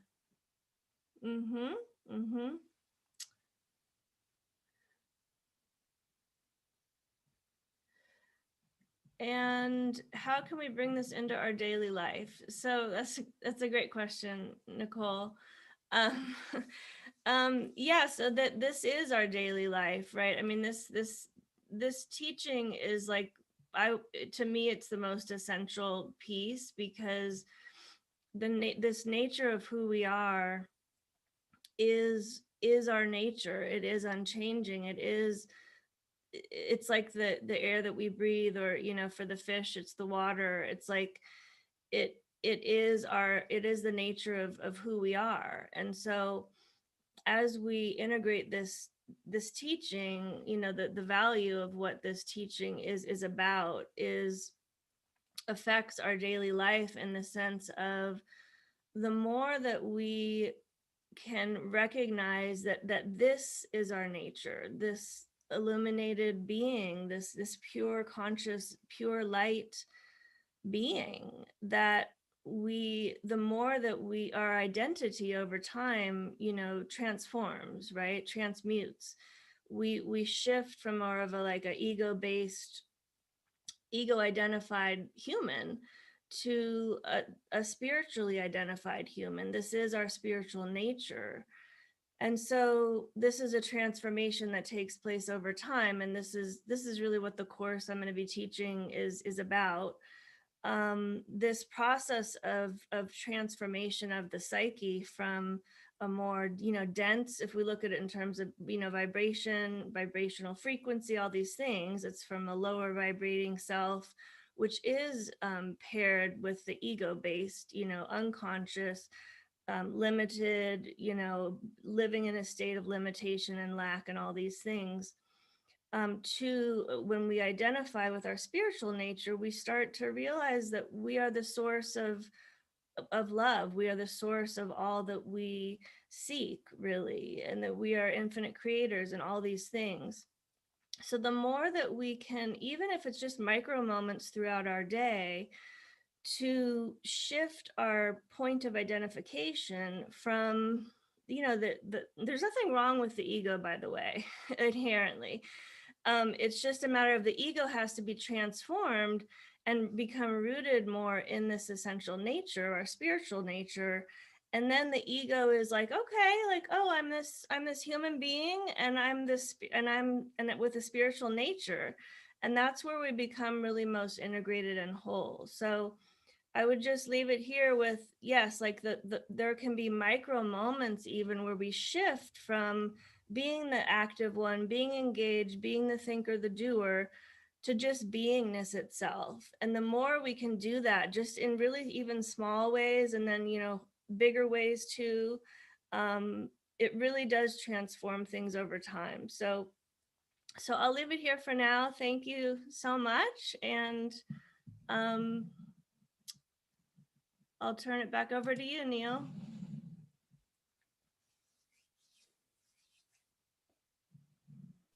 Peyton, thank you so much. Thank you. Thanks, Peyton. That was amazing. You always have an incredible way of, bringing the psychology and the Western psychology and the Eastern together in this beautiful way. So thanks for that experience. Yes. And now I'm very excited to be bringing forth Nicole Keating, who is actually emceeing and co-hosting with us today, but she's also going to be presenting today on the business of Ascension. And Nicole is the perfect person to be giving this presentation because she is a divine architect for spiritual leaders. And she really is dedicated to supporting spiritual businesses to birth their highest aligned visions into the world. And she is actually our brand architect at Soul Search. And she works to help expand our platform in so many ways, including by running our Platinum Mastermind program. And she also is the creator of Heaven on Earth Sedona Retreats, which is coming on up next weekend. And she just supports spiritual entrepreneurs and leaders across the boards to source their businesses and ideas to manifest in the new paradigm in a fun, creative, sustainable, and highly conscious way that aligns with the life they love, which is what I love about Nicole, because she is focused on making sure that for us, the ascension is fun and enjoyable and exciting and full of pleasure. So that is, which I love and what I love about working with her. So thanks, Nicole, for joining us today. And I'm excited to hear what you have to share with everyone. Yes, thank you so much, Tangela. And it's such a pleasure to work with you. I'm going to talk a little bit about that later. But just to start out, I just want to tell a little bit of my story because I just moved to Sedona 2 years ago. My life has changed so much over the last 2 years. I I'm imagining that those of you listening have also changed a ton over the last 2 years. So flashback to 2 years ago, I was in the Bay Area and I was working on a completely different business, which was all about conscious brands and sharing the vision there. And then when we had the lockdown and the shutdown, I found myself feeling absolutely almost strangulated, like not able to breathe, not able to move, like feeling like I needed to get out. And I had been coming to Sedona for a couple of years. I always like to joke I was dating Sedona. And one day I was on a walk in the park and I like walked up and I saw a little girl crying because the entire playground was wrapped in caution tape and she wasn't allowed to play. And I felt like that was my little girl inside feeling the same way. So it was this beautiful moment of recognition that it was time to listen to my intuitive guidance and listen to the calling. And where I was being called was and pulled and magnetized was to Sedona. And it was for a very important reason because, you know, very shortly after that, I just decided to come and rent a place for 1 month. I gave myself a month to figure it out. And 2 weeks in at a potluck gathering, which is something we do all the time in Sedona. It's probably like twice a week that somebody's bringing everyone together in community at a potluck, and there's music and instruments and sharing of organic, clean food. And it's just this dream heaven on earth community. I was offered a friend who's actually speaking at the event as well, Stuzy, said to me, well, what is your dream? Or do you want to stay here? And I told him I'd love to find a place that is furnished and it would be awesome to live on sacred land and community. And literally the next day he connected me to be here. And the land that I live on has an amazing flourishing garden. And everyone on this land is a healer of some type. So I was being pulled not only to Sedona, but also to activate my healing and spiritual gifts. And I had no idea at the time, but through that process of the last 2 years, I've learned what my purpose is and what my mission is truly on this planet is to be a pillar of light for the awakening, for the ascension, and to also support sacred conscious businesses and creating in this new paradigm, in this fifth dimensional energy, which is there's new ways of doing and being in business. And also we're just in our grand divine remembrance right now. We're all waking up and remembering who we truly are. And so that's what's happened for me here. And just to share a little bit, I'm so grateful to be working with Soul Search. It's been a dream collaboration for sure. So some of the I want to talk a little bit about the old ways and the new ways. And a lot of us probably know as we see the screaming and the dying of the old ways, it's almost like it's getting louder and more intense. It reminds me of the Wizard of Oz and the witch is melting and screaming and making a lot of noise. But there's so many things in our old way of doing things that are no longer working. So I would love, as you're listening to this, just to tune in to your own life and your own business experiences and your own experiences of commerce, and maybe take down some notes of things that you'd like to implement in your world to help your business or your offering to the world ascend as well as you. So one of the old ways that we see is this extractive business model where we're literally pulling as much out. If you think about it, pulling out of the earth, right? Extracting as much as we can, extractive, versus the new way is generative. Generative meaning and restorative. It's like, how can this be not just for profit, but also for good? So that's really where we're going, is the generative, restorative, thinking of like how we plant gardens differently even. One of the other points is just the energy of competition out there, right? We've been in a world where there's so much competition. And when I think back to myself in the past, I remember just I've always been very creative, like ideas just flowed so naturally through to me and through me. And I remember, years ago being afraid to share those ideas for fear that someone would take them, it was that energy of competition and fear. And now I've come to see that that is one of my divine gifts. And so the more I share my ideas and share my gifts and share my ideas for others that can make their businesses expand and better. And it, you know, none of us are able to do it all. So the more we can share in the spirit of collaboration, that's truly where we're going. And there is no, it's also releasing the idea that there's any scarcity at all. So back when I was feeling that way, I had, you know, this experience of scarcity. Like if I share this, then there's not going to be enough for me, but that's not true. We're actually in a completely divinely abundant world and universe. And the more that we share our offerings, our gifts, and in the spirit of true collaboration, the more it just comes back to us and just proliferates in abundance for all. Another old way is, you know, the idea of like squeezing out every ounce of productivity out of somebody that works with you, or out of your work, out of the employees or the business, right? Just squeezing out every single ounce of productivity. And that is just exhausting to even think about. I remember that age where everybody was like learning about productivity. How do we get more productive? How do we get more productive? Which is very, you know, we're also harmonizing and balancing the masculine and the feminine. So it was a much more masculine way of doing business. Whereas now we're thinking more along the lines, and where we're going is more along the lines of our highest authentic impact, our highest possible impact of how we can serve. And we do that by being in our mastery side by side. So in the old paradigm, you know, we had a whole era of the guru, right? The sage from the stage speaking to the people, and the people putting those leaders and teachers and gurus on a pedestal.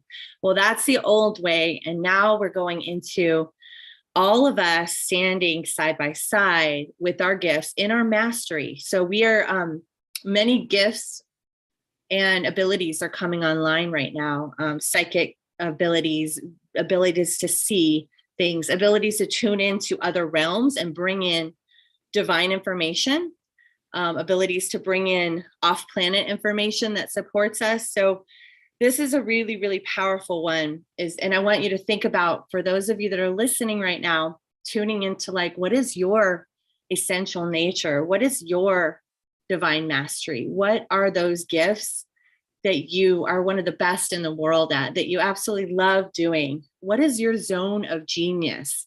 So we're going from trying to sort of be a jack of all trades and do and be everything, which obviously we all know that is a one-way ticket to burnout, which I've totally done that at least 2 or 3 times in my life. And now it's all about, you know, us being able to serve our sacred gifts and spend as much time doing that part, which we are the best at, which we are in love with, which doesn't even feel like work because it's a blessing to who you're serving. It's that blessing that you have, that blessing that you receive bliss from doing. Another one that has really come forth is, and I just feel this so much with Soul Search, and I'm at this moment in my life, I'm truly in multiple collaborations, and it's so freaking cool. Like I'm in this beautiful sacred collaboration with Soul Search and Tangela, and I'm learning so much from working with her and specific things. One of the things I've learned from working with Tangela is when she sees someone's gift, she like lets them run with it. So she's an incredible delegator, but I think that's an old term for the past. I think the new term is really, she's an empowerer. So when you find someone that has a sacred gift that, you know, only they can do that, which they do great, the best they can, really blowing wind into their wings and empowering them and trusting, which is the divine feminine, is the allowing and the trusting of someone to do and share their gifts. Music is my jam, says Chris. Yes, I love that. So yes, so what, in regards to that, like the environment in which we work in together, me and Tangela, is beautiful. And I know we've all had experiences in the past paradigm of things being harsh, or you feeling shut down, like you can't speak your truth. Maybe somebody might take credit for your ideas, especially in the corporate world. There's so many experiences that people have had where it feels like an unsafe working environment. So we're going from that experience into an experience that's very liberating, and you have a safe place to be vulnerable, to be open, to share your truth, and also to be human. Okay, like to be imperfectly perfectly you. And that is where we're going. And it's so important, because part of creating a heaven on earth business is having a clear throat chakra, which is connected to your solar plexus, your power center. So if you're able to speak authentically, vulnerably, and honestly and openly with each other, then you're able to actually come from an empowered and embodied place.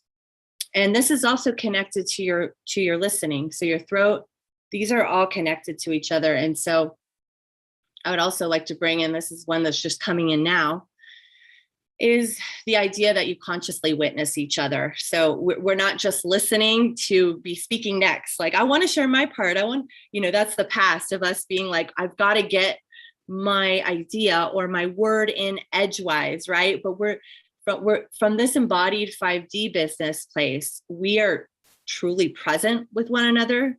We consciously witness and consciously respond. So we actually bring in more spaciousness and more sacredness into the work that we're doing. The other thing that is totally going away, which I love, because that's not my style.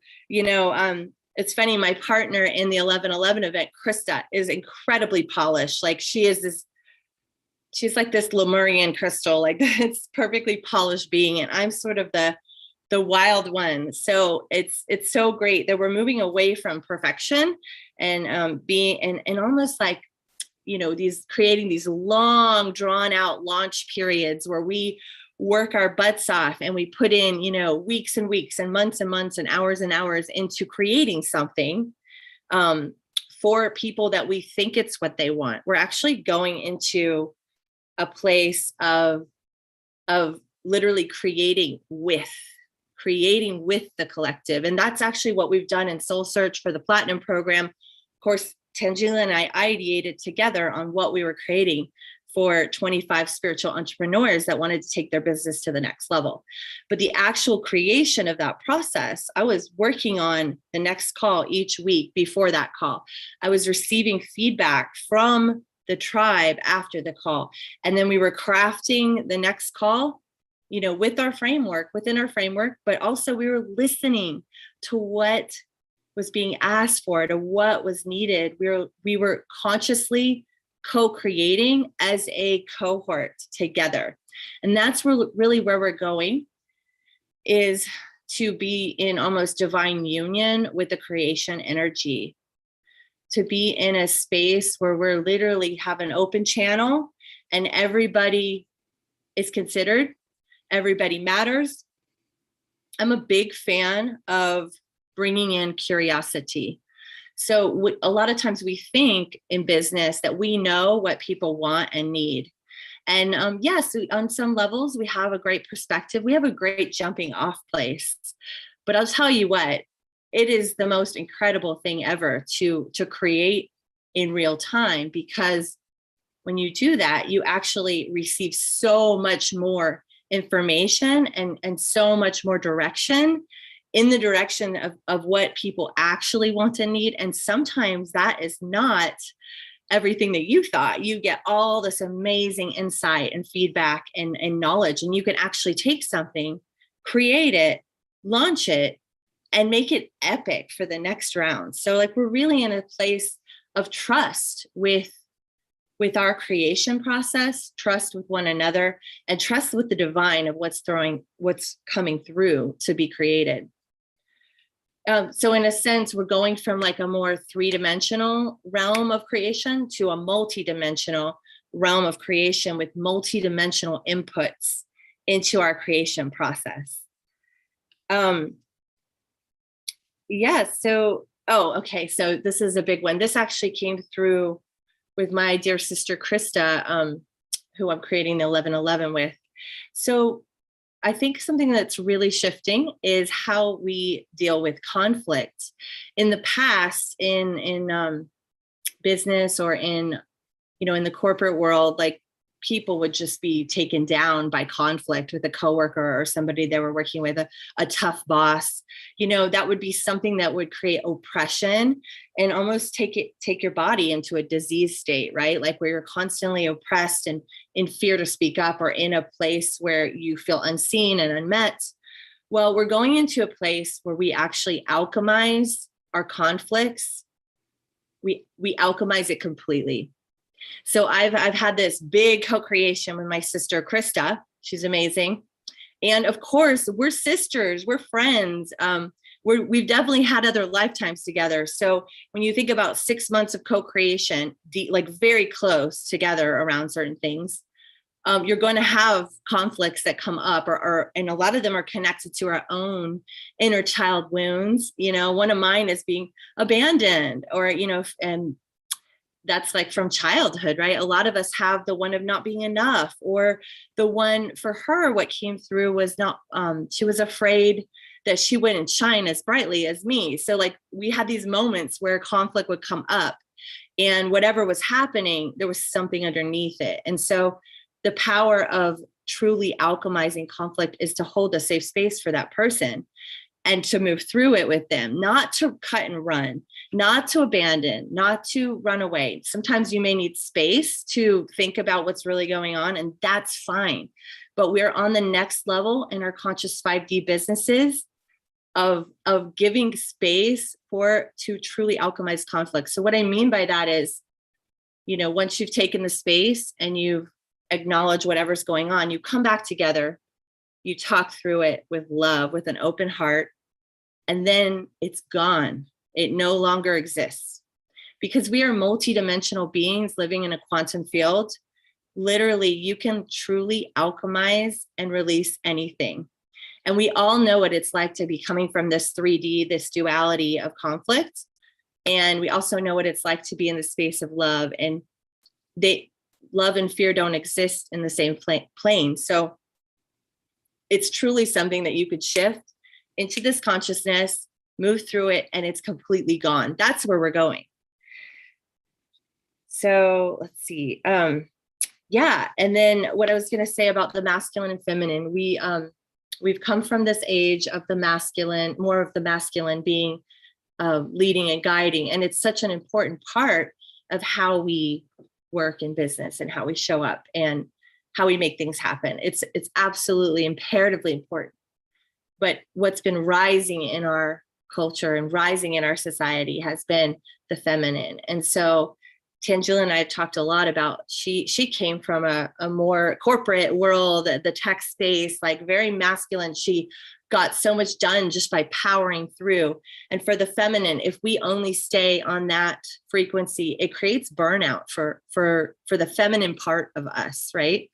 So bringing in more of the feminine energy into business looks like spaciousness, looks like running the cycle of nature, right? And nature, if you think about the moon cycle, the full moon is that expansion where we're going into that like almost that climactic wave that crashes, and then we celebrate, and then we kind of clean up after that and like dot our I's and cross our T's, and then we go into the new moon energy. And the new moon is a time of rest, and it's a time of planting new seeds of ideas, and then then our ideas germinate as we go back towards the full moon. So it's like following the natural rhythms, the sacred rhythms of nature in business.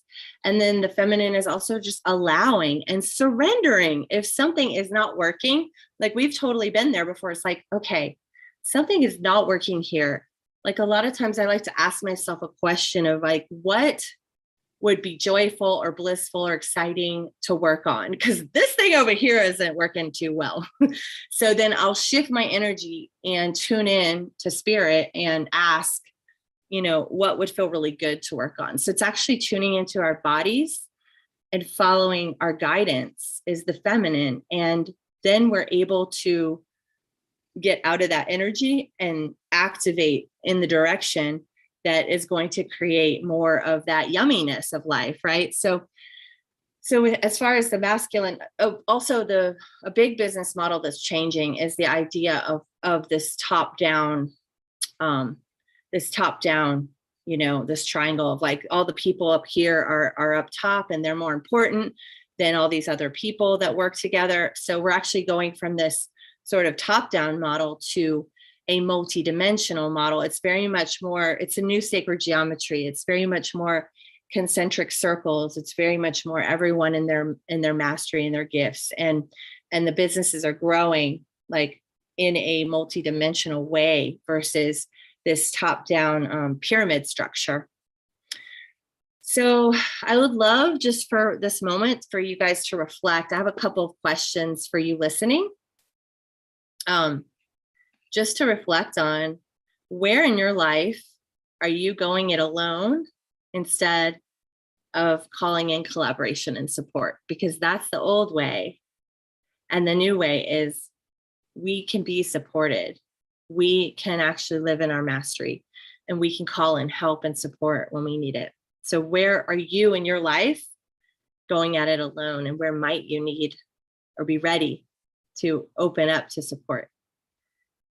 The second question is who in your life could become a sacred collaborator, somebody that you know that their mastery and gifts truly complement your own, and that by you bringing together your energies and your gifts and your mastery, that you can, it's not 1 + 1 = 2, it's 1 + 1 = 1,000. Who is somebody in your life that could do that for your business or for your offerings, or even could be in your home life? Like, how could you and your partner collaborate differently and really honor each other's gifts and each other's mastery to create a more expansive and more cohesive, harmonious life? And then the last one is, this has really come forth recently for me, because I've been so blessed in Soul Search to really be able to figure out what my zone of genius is. I definitely have skills in many areas, but Tanjula has given me the opportunity through working with her on Platinum to realize like my zone of genius, what I love doing so much and the most is creating curriculum and delivering it. So like leading interactive workshops on Zoom for our Platinum group, creating and designing that curriculum and then leading that. I also love doing that in person, which is what I'm doing for my event in 11/11. But I've been able to find my zone of genius through this collaboration. And I've also been able to find it through my collaboration with Krista, other parts of the zone of genius. So my question to you is, are you living in your zone of genius? And if not, what's one step that you could take to create a more sacred space to up level and to be spending more time in your mastery? I would love to know for you guys. So let's see, we're coming. I would love to just talk about just a little bit about some of the sacred collaborations that are going on right now in my world. And one of them is a labor of love. And when I came to Sedona and I realized that I'm here to be a pillar and a stand for heaven on earth, it came to me that I was to create an event that brings people together to experience this energy, because I had never been around people like this. I mean, when I first got to Sedona, I spent probably 6 months playing. I call it the Sedona spin. So playing in the energy, going to the ecstatic dance and experiencing bliss and like letting go of my fear of what people were thinking about me and just dancing and letting go. And then, learning, going to these sound healing activations. And I'd never seen anyone speak light language before. And, there are all these potlucks with music. And I started using my voice and singing with people and toning and oming. So I went through this whole experience of expanding my being and expanding my understanding of who I was and an essential nature. is somebody who's here to experience play and bliss and pleasure and love, right? And that's actually who we are all here, and that's our birthright to experience. So that's why I'm calling together a group for the 1111 portal. It's on 11/9 through 11/11. 11/12 we're going to play in Sedona, and so many of the people on this conference are part of it. And so it's actually a beautiful example of a conscious collaboration. Isaac, Tangela, like there's probably 8 to 10 of us that are part of Soul Search that are going to be part of this. Melissa Fike, Lisa McCardle, India, Raquel Spring, Krista. There's just so many of us. So what I realized through that is that if you bring a collaboration together, the goal is to literally let everyone bring their gifts. Let everyone bring their light. You, as a conscious creator, you hold the vision. You hold the container. You are the one that this is birthing through. So there's a different energy that comes when you're creating as the holder of the sacred container. But the goal is to bring everyone together so that they can shine their light and their mastery. I wish I could hug someone. Oh, I wish I could hug you, Chris. That's so beautiful. So, okay, this is what I want to do next. Tangela, I want to share with the group. The way that we start our sacred meetings. Okay. So I was thinking about what is a tool, like a tangible tool that I could bring to this beautiful conference offering. So what I'm going to do with you guys now, and I'm going to invite Tangela to chime in as we do. This is what we do before we start every meeting. And I also do this with Krista. And, as we are learning about our multidimensionality, a co-creation or a collaboration is not just with you and that person. You can also call in all of the extra support you have, and they want to be there. So we start every meeting by calling in our angels and our guides and our ancestors and our galactics. We start every meeting that way. And we've noticed when we forget and we don't, like, it's flat compared to what happens after we do this activity. So I want to do that with all of you now. And so you can take this tool and you can do this with your coaching clients, with your business meetings. You could do your own version of this. It does not have to be as ethereal, but it is so beautiful. It's a way of really calling in the extra support that we have. So I'm going to ask everyone to just close their eyes. Find yourself in space. Just allow your feet to connect to the floor or the earth underneath you, connecting to Gaia, Mama Gaia, who is always, always holding all of us. Imagine that you have roots growing out of your feet that are going all the way through the floor, the sediment, the rocks, the layers of the earth, all the way into the center, wrapping around the crystalline, glowing, sacred core of Gaia. Imagine that it's wrapped around now, and you breathe that sacred energy of Gaia up through your roots.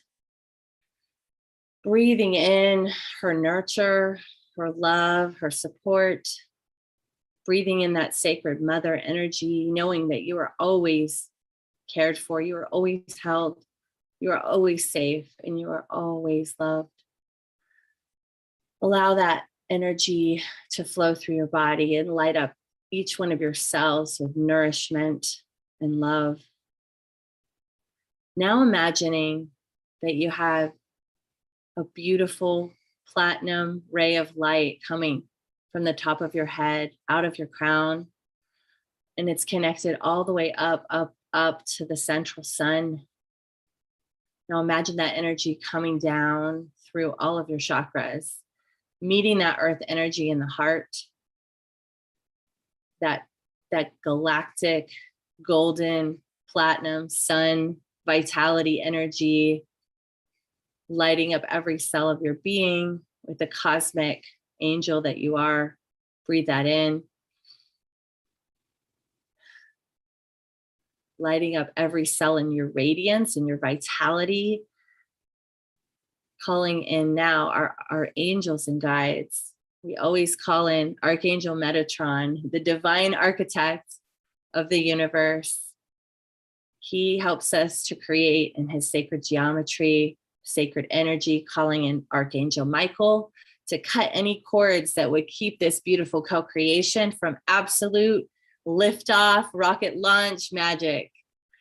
Calling in our divine feminine and our divine masculine, Mother Mary, Yeshua, calling in Kuan Yin, the mother of compassion, calling in Raphael for healing, just melting away anything that would hold this project, this sacred collaboration, from its fullest expansion. Now I'd like to invite Tangela to call in some of her guides and the galactics.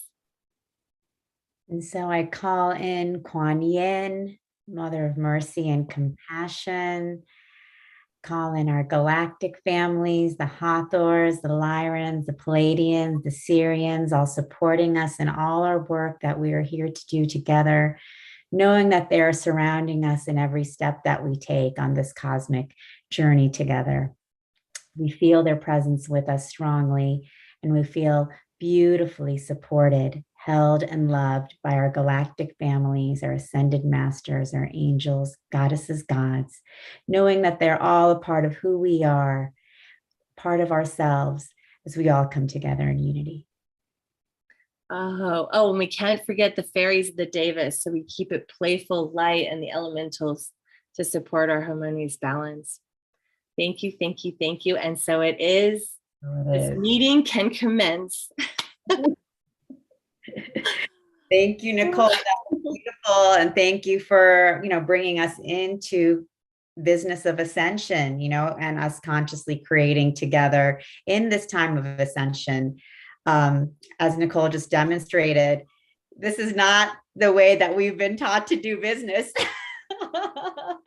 But that's what we're doing. We're here expanding that entire definition and that way of being and doing in every aspect of our lives. Mm-hmm. Yes, thank you, Tangela. I know we're over on time. I was just going to say you can check out my site is NicoleKeating.com, and I do have a gift there that's a lot of great questions you can ask in your business to bring the consciousness up. So check that out, and also we'll put in the chat the Heaven on Earth 11/11 event, and I have a special coupon code for Soul Family, which gives you the deepest discount for all of anyone who wants to come and actually pray and play and ascend together in this energy. Right on time, sister. That means Deborah's arrived. She's like the good witch, with the fairy bells. That was it. Thank you. Collaborators and sacred. I just want to say about what Nicole was saying. It's Ascension is the energy of the time. And that's why Deborah's here, because she's been tracking it more than anyone I know. Absolutely. She's amazing. I got to witness her talk, and I can't wait to hear what she's going to say today. Mm-hmm. Yes. Should we start? Are we ready? Yeah. I'm really honored to introduce my good friend, partner, collaborator, visionary, someone who has her finger on the pulse of this movement, of this community. And I'm sorry to say, Tangela, long before you were on the scene, Deborah was networking and doing her Harmony Festival and creating the foundation for what we have today. She really built something it's like laying the groundwork for where we are, like now 30 years later from the Harmony Festival. So we're the inheritors of what the seeds that Deborah has planted, and that now finally she's coming out and sharing. She's always been on the scene networking, but I'm so happy she's like out in front now, not just behind the scenes, but out in front, sharing her Ascension tips, her knowledge on Ascension, because we need to be educated in what's possible for human beings. And Deborah, more than anyone I know, has been tracking it. So Deborah Giusti, thanks so much for being here.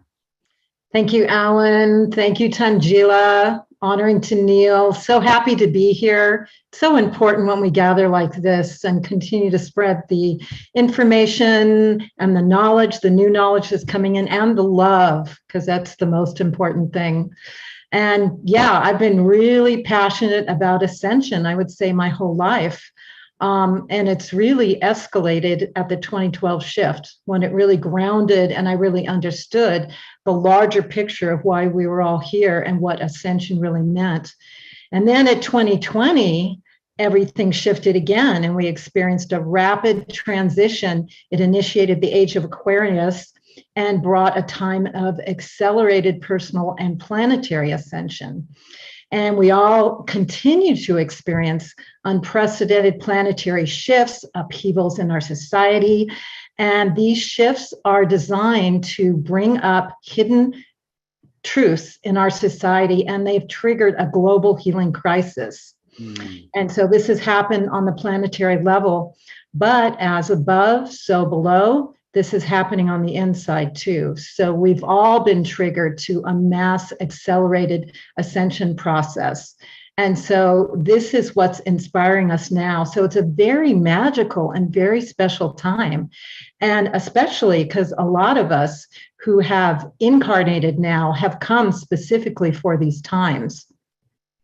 And a lot of us are coming together and seeing each other and recognizing each other and knowing each other. And that's a really important part of the ascension process as well, is all of us working together on this. So I want to define what I mean by ascension so we can all be on the same page of what I'm talking about. So ascension is the accelerated spiritual process that's taking place on the planet now. And this is through all planetary life forms. And it's a specific cosmic evolutionary cycle that we're going through.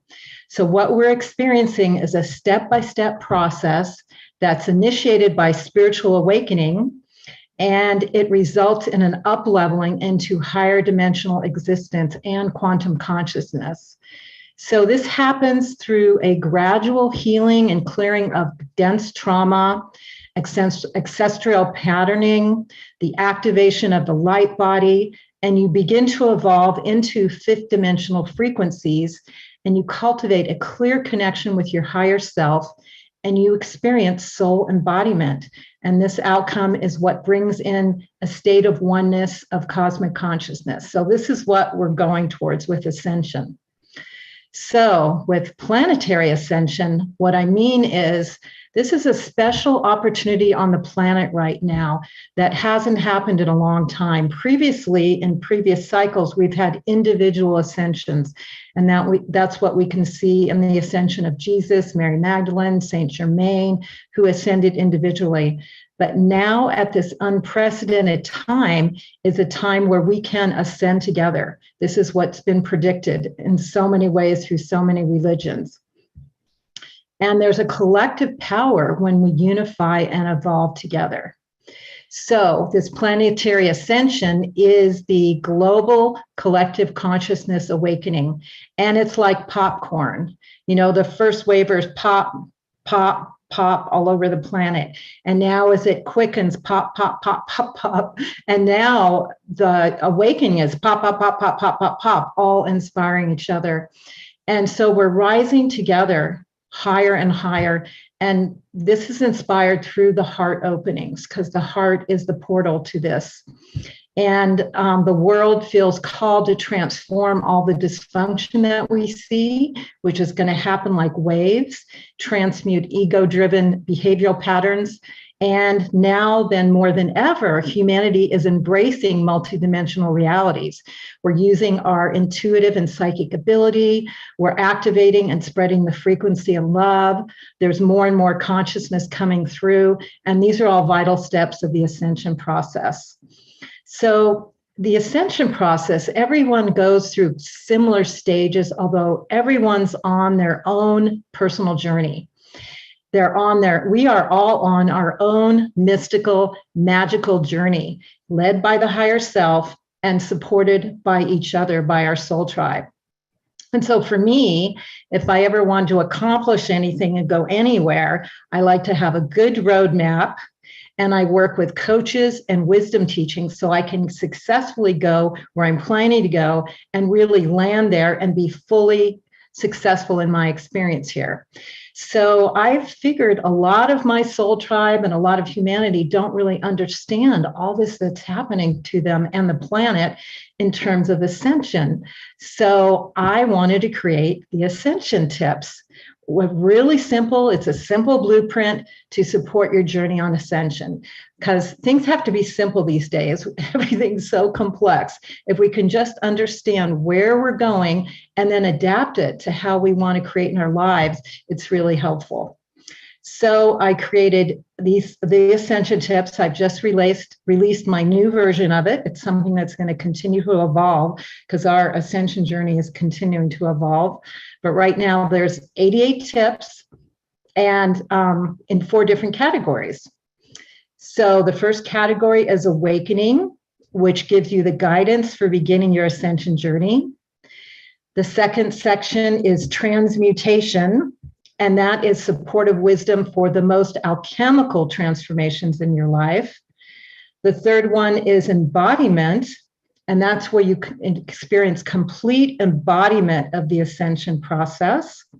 And the fourth one is the divine human in the new earth. So that's when you really become the divine human, which we are all evolving towards in the new earth, which are all in process of creating. So I have created these Ascension tips so you can actually download them for free on ascensionnow.org. I'm going to post that in the chat room because a lot of times people like to download them right away so they can go with me, because I'm going to go over some of the Ascension tips together. But they're free. You just go there, download them, and you have them. I am going to create a more developed print book as well. So realize this is a whole overview of the Ascension as we understand it now. And it's going to seem like a lot, but this is not a race. Everyone's on their own journey. Everything that happens to you is totally perfect, and we're all going to get there. So I'm going to go over some of the Ascension tips. I'm going to go over 10 of them in a brief way and realize every tip is a whole experience and something you want to embrace and really go through.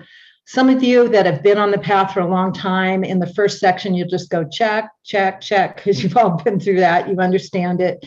And then as we get towards the embodiment in the new earth, that's going to be something that you're going to go, oh yeah, that's what I'm looking towards. But all of them are important. And I'm just going to go through 10 of them and realize there's 22 more in those sections that you'll be able to see when you download the Ascension tips. And so the first one is the awakening. And so that's when you wake up and you realize you've been in the matrix, you've been in the box, and there's so much more beyond what you personally have been told was the world or could see. And you start to open up and realize you want to get out of the box. And it's also realizing that you can manifest outside of the box. What you can create, what you can see, what you can experience goes way, way beyond the box. And then you start to develop this passion for exploring outside of the box. And so one of the first tips is to fully embrace this and realize sometimes people may just wake up. Sometimes people have a jarring experience, like a near-death experience that causes them to wake up. Some people come into this life fully awakened. So again, everyone's different. But the first thing is to fully embrace your awakening and just really pour some passion into it and realize that you are on the journey now. You are on the magical mystery tour, and anything you want to call in and create that will arise as you connect with your higher self and allow them to bring in doorways for your ascension, that's all possible now. And another tip is you have to be prepared for a complete transformation in your life. So if you're really going to embrace this ascension process and really take it on, the things that are not of the higher level that you're meant to go to are going to go away. And so you can't complain when you've signed up with God Goddess to be on this journey and then complain on the journey that they take you on. You have to really fully embrace and know that your life's going to go through a complete transformation. And then another tip is to be aware that you are a multidimensional being and that we are all one, and really start to experience yourself on many, many different levels and start to know that that is who you are. You are not just this human suit. One other key is to start to really embrace nature as a spiritual teacher and as an energizer and a healer, and go into nature frequently and really ground with her, ground into the earth, connect with the plants, connect with the animals, and let them speak to you and really heal you and energize you. They can actually give you so much energy and recharge your system. So be with nature a lot. And then cultivate an ongoing daily spiritual practice. So I know for me, I would start a meditation, and then it's like after a couple of months, I do it every day. After a couple of months, kind of it slip away. When you're on the ascension path, you really have to tune in every day and get that connection with your higher self and download the energies and the frequencies and the understandings. So that's really important. Whatever it is, cultivate an ongoing daily meditation practice.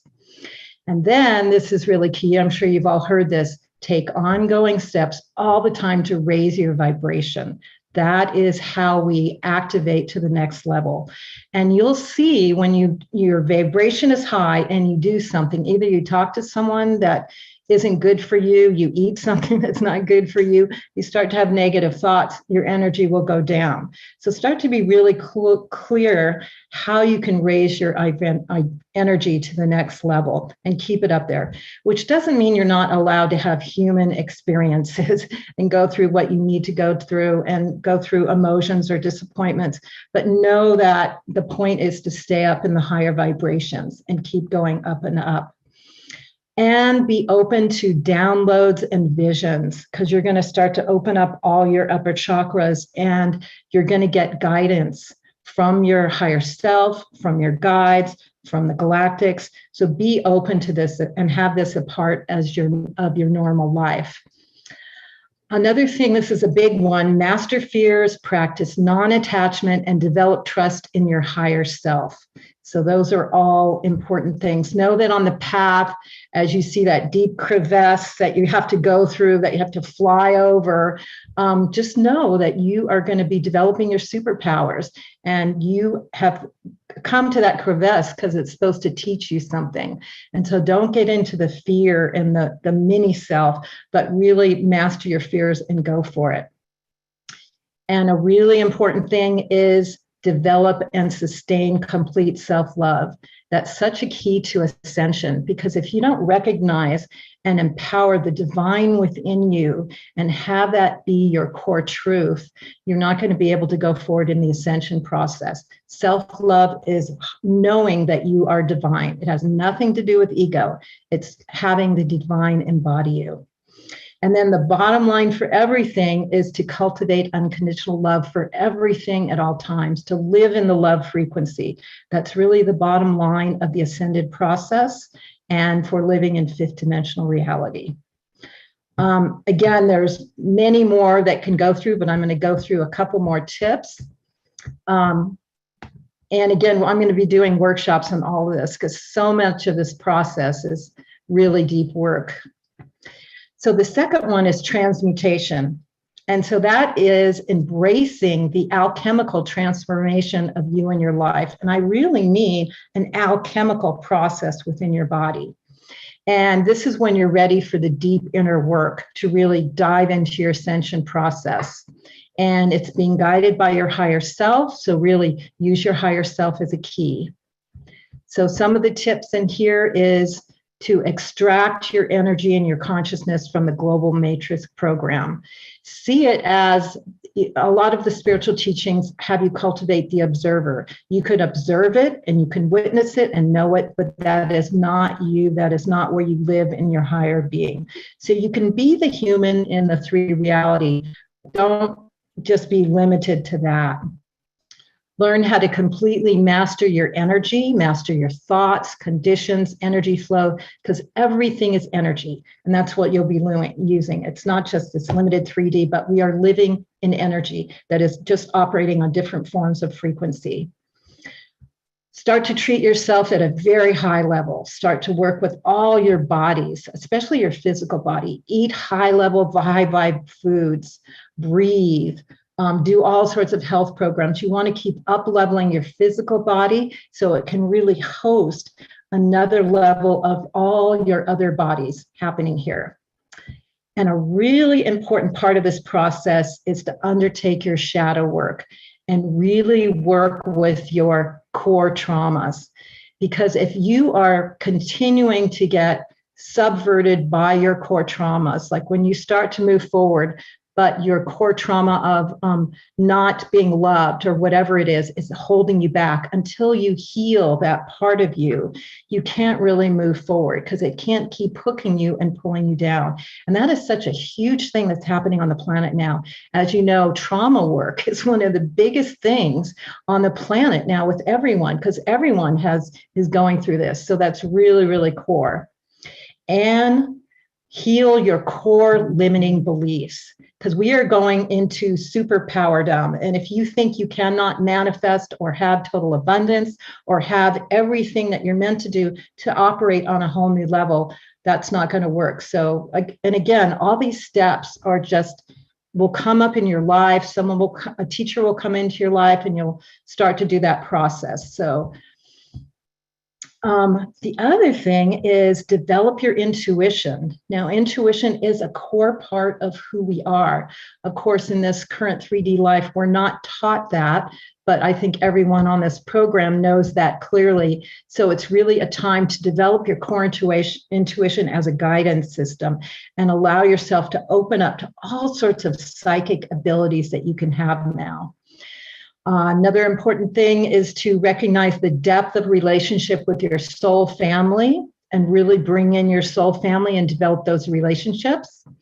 Another very important thing is to tune into the solar and galactic energetic transmissions that are happening now. There are all sorts of waves of energetic transmissions designed to activate you to next levels. So be aware of these portals and transitions and eclipses and use them to move forward.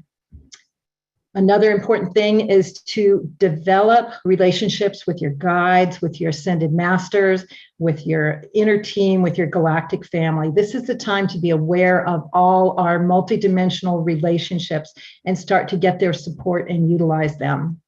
And again, love is still the bottom line. So start to live in a frequency of love all the time, no matter what, no matter if someone messes with you, cultivate that frequency of love. And from there, learn how to act forward. So that was section number 2. And again, we're going fast here because I'm just giving you a sprinkling of all this so that you can understand it and then go to the Ascension tips. And then we're going to do some workshops with Portal to Ascension eventually and go deeper into this.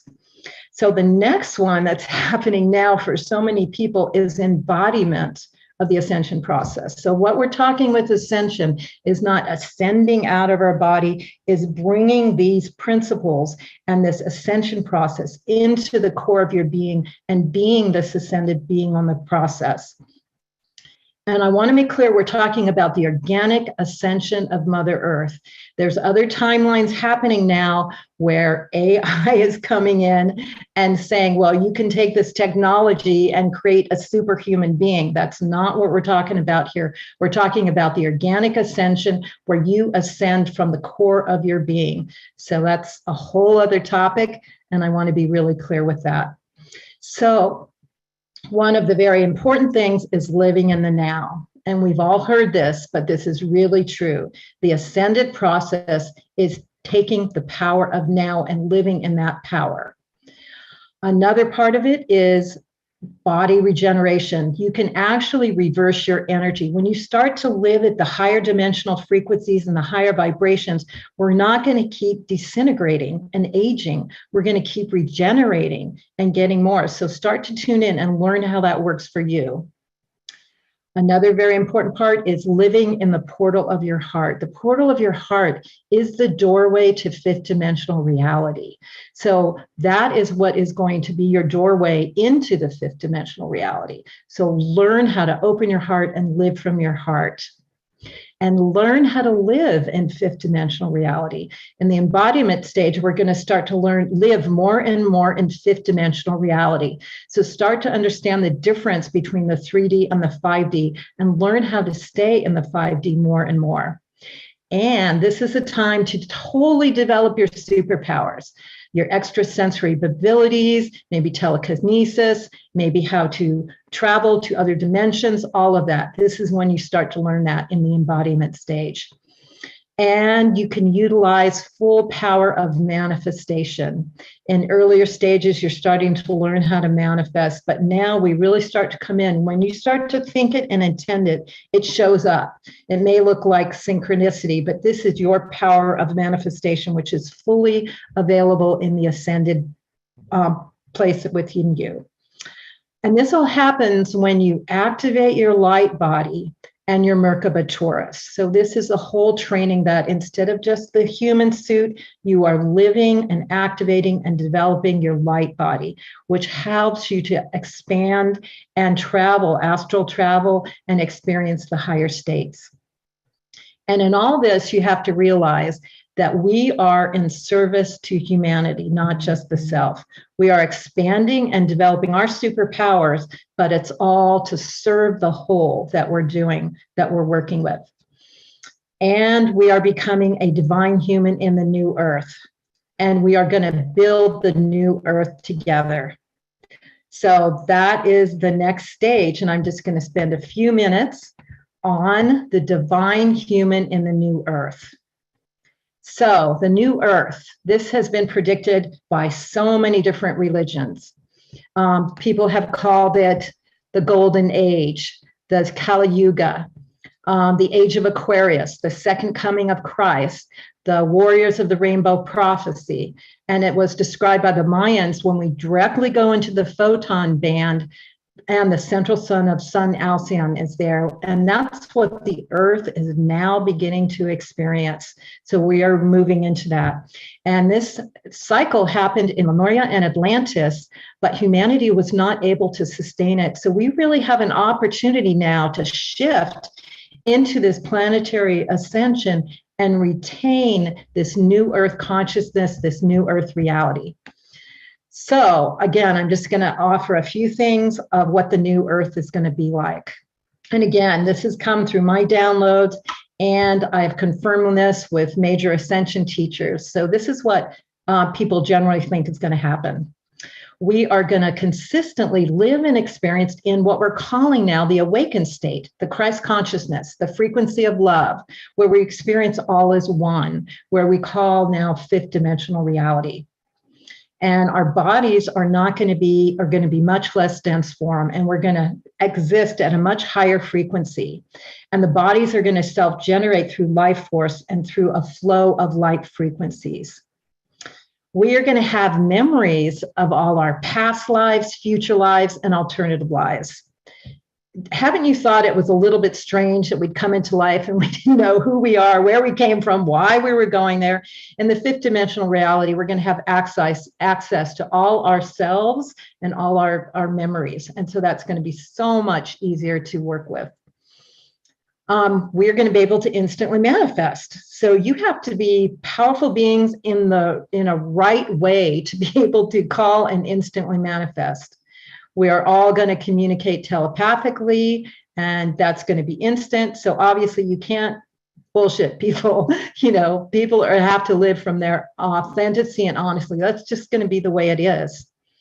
We are going to know that time's not linear, and we are going to experience all time existing simultaneously and be able to live with time in whole other ways. We're not going to work with money because we can instantly manifest. We don't need that thing where, the guys on the pyramid at the top have all the money. Money's going to be based on what you contribute and how you work with, or the concept of money. But everyone's going to be supported, and it's going to be more about living your divine mission and what you came here to contribute. We are going to experience a renaissance of all the arts, just like has happened on the earth. When you're not having to slave away to just survive, the arts are the most important thing. The creativity, what you can manifest, what you can create, is all going to be a part of it.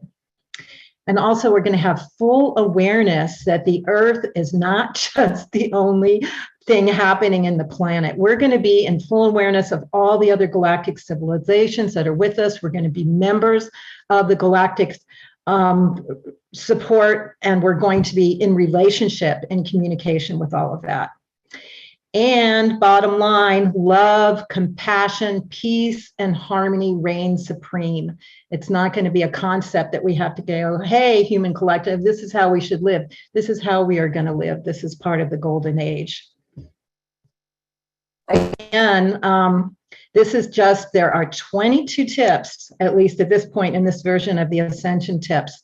So I invite you to download them and read all the other tips, and we will be having workshops through Portal to Ascension and other things, so we can really go into these tips and all the other tips and really embrace them. And again, this is your process. So whatever you do, however you get there, whatever your journey is totally perfect. We're just all on it together, and we're all helping each other these times. And we're all really blessed to be on the planet at this time. There are so many souls that wanted to be here during this time where we all could ascend, and we all made it. So it's great. And we're finding each other as Soul Tribe on these incredible programs like Portal to Ascension, like Soul Search, and myself, I run the Global Peace Tribe, as well as many, many other things. So if you do download the Ascension tips, I'll make you aware of all the other ways that you can participate with me and everything that we offer, and future Ascension workshops, so we can do this together. So again, I'll post the Ascension tips in the chat room. And I'm really happy to share this with you today, because again, this is one of the things that lights me up. It's really incredible. So thank you so much, and love you so much. Thank you so much, Deborah. That was amazing. And thank you for creating this incredible blueprint and guidebook for all of us to be able to start navigating this whole process we're going through in our own ways, which is amazing. Definitely. I think a roadmap and just kind of knowing what's coming help us pull the templates forward so we can all work together on this and support each other, because this is a huge thing we took on in this lifetime, especially all of us that are here now, because we are here also to help all the other people that are currently waking up in mainstream America or wherever all over the world. So really important for us to be aware, join together, know where we're going and what's happening, and support each other during these times, and our neighbors and our friends and our family and all of that, who are also going through the ascension process in their own way. Exactly. And we had a question come in a little bit earlier before you came on, but I think it's a great question for you as well. Grace Yeager asked, silly question, what if you don't know what your gifts are? What would be your answer to that, Deborah? Those will be revealed, because it's your passion. What would you do if you weren't paid any money and you would do all day? And that is the seed of your passion. And then if you just start exploring that, whether it's like being with children and helping teaching children, and you just love being with children, well, maybe you're supposed to birth a whole new cosmology to help the indigo children's evolve to a whole next level, which we don't have in this culture yet, is really being there for the children. Or, maybe it's, even singing, and you love to sing, but you just never thought, and you call what your passion is, because your divine gifts are here, and when you live them, they give you so much energy. They give you juju, they give you happiness. So whatever you do, that is what you love to do, just follow those breadcrumbs, and then you'll start to see, oh, I can do this. And you start maybe just volunteering, doing some things that you really love, and then it becomes part of your life. And then, just like me and Tangela, you create businesses out of it, or you just follow it. And it's really a joy when you do that. And, when we get farther down the road of the ascension process, it'll be really obvious what everyone's divine mission is, and because they'll all be on track to it. So follow your passion. Yeah. And you are such an example of following your passion and just creating worlds and worlds and worlds and worlds. And thank you for being such an amazing, sacred collaborator, soul sister, and inspiration. And just, for everyone here, as you guys know, as you just heard, Deborah is such a powerhouse, but she has been a powerhouse in this industry, from the very beginning. Thanks for paving the way for all of us, Deborah. So excited. Thank you. Yeah. Pleasure to work with you. Thank you so much. Yeah, I love your ascension tips, because for me, seeing them is like, oh, I'm doing that well. Oh, I could do better on that one. Like, it's really helpful as like a roadmap to coming to the next level. So thank you for putting that out for all of us. We're really grateful. Totally. And they are going to evolve, because their ascension process is evolving. So I will be publishing a book next year that will have paragraphs on all the ascension tips. It will have resources. So if you're working with the process of forgiveness, here's a course or a teacher that teaches about forgiveness. And some of the top ascension teachers, which I'm all connected with, who I love, will have articles in there. So it'll be kind of networking and supporting all of that. So, and I invite comments, because this is all evolving. If you see something that's not included, or if you have a question, you can email me, and because I'm going to keep evolving the next version of the ascension tips. Beautiful. Such a conscious co-creation as well. Sorry, Neil. I just wanted to say that's an example of absolutely what we were talking about earlier. Exactly. This is not me. This is us coming through me, because this is what Spirit is telling me to do. So yeah. Thank you, Deborah. And, we've been talking about, your ascension tips, and you really evolving into sharing them on a consistent basis for like 4 or 5 years now. But obviously before, you've been putting it together. So you've really been, you are connected to so many speakers, but you've definitely been seeking the ascension teachers, and have probably are connected to those people that are doing high level work more than most people on the planet. And now you have the opportunity to really kind of curate this content for everybody else to be able to explore and expand, right? So I'm excited for us to do the series. We've been talking about it for a few years, but I feel like it's almost here. It is. The seed is sprouting. Yeah. Yeah. Thank you, Deborah. Love you. Thank you, Neil. Appreciate you so much. And Tangela for this wonderful program this weekend. Thank you for being a part of this. And, we're just so excited to be bringing this forth to more and more and more people. That's what we're all here to do together. So excited. Thank you. All right. And now we're going to get into our next guest. And just to close off with Deborah, as some of you know in here, I work really closely with Deborah. She's probably one of the people that I collaborate with most compared to all the other platforms that I've been working with. And she's been a huge support of Portal to Ascension for the last 6 to 7 years, and I really say I really wouldn't be where we are if it wasn't for her. So just appreciate, collaboration. I appreciate her, but I appreciate collaboration and unity, because it's not as fun doing this alone. It's much more fun when we have others to do this with. And that's the perfect segue to Joan of Angels. And I actually stepped outside. I've got my ceremonial robe. And the reason why I have my ceremonial robe is because, guys, we're about to go in ceremony with Joan of Angels, everybody. So, so firstly, she is actually in the other room. We're in the same house together right now. And the reason why I wanted to segue into this about conscious collaboration is that we are here working with each other. Been here for 2 years. Let's pin that picture. Let me pin that for everybody. Hopefully you can see it. That is a beautiful painting that I'm sure Nicole can comment on afterwards, after Joan's done, and Joan can speak about it, that Joan is stepping into. She is an artist. She is an angelic intuitive. She is a spiritual guide. She is a director of productions at Portal to Ascension.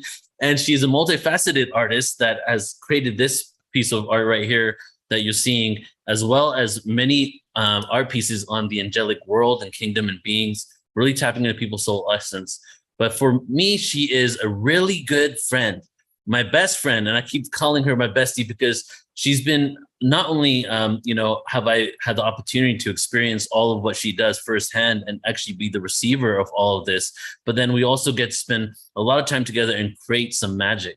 We have created a lot of magic just in the 2.5 months that we've been here in Shasta together. And we have a whole year planned out where we're spending a lot of time together. We're going to be living with each other mostly and creating a lot of events. And as we're doing this, she's stepping more and more into her divine potential, her true potential, and evolving her gifts. And I've had the opportunity to witness that of evolution over 10 years. And just seeing her waking up every day at 6 a.m. for the last couple of weeks to really get to work, to do this work for the collective of humanity, really put this love, energy, and this realization, if not more than that, which is a remembrance of who we are in a divine potential. That's really on the forefront of everything that Joan does. And she shares it in so many ways. So everybody, I'm really excited to be introducing you once again, bringing forward Joan of Angels here. So Joan, love you.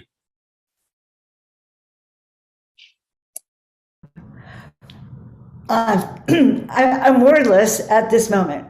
Okay, so my three beautiful soul family is right here on Zoom with me at this moment. Tangela, you've been supporting me, and Nicole, that painting, to be honored to, I've been called a visionary's visionary, and so to be honored to be able to capture the vision and essence of why you're here on the planet has always been my work. And as Neil says, and thank you so much, Neil, I've been stepping into my power as Neil and I have been collaborating together, and to see some of our visions so aligned that it can only help to support us. And so I'm going to say that as a result of today and tomorrow's presentations, each and every one of you are going to have kind of the same gift I've been having with these people here who are Ascension Masters and who really have been helping me step into my own power here, my own potential power, not meaning my own power over, but a sense of power and mastery to be able to walk with the divine and to be able to do what we came here to do. And so I want to share a little bit about that, we've been talking about what are we here to do? And it's really come to me recently, really strongly, a sense of remembering our past lives when we're in the other realms, and when the call went out to humanity to volunteer down here on the planet. So what does that mean to be a volunteer down here on this planet? Why do we do that?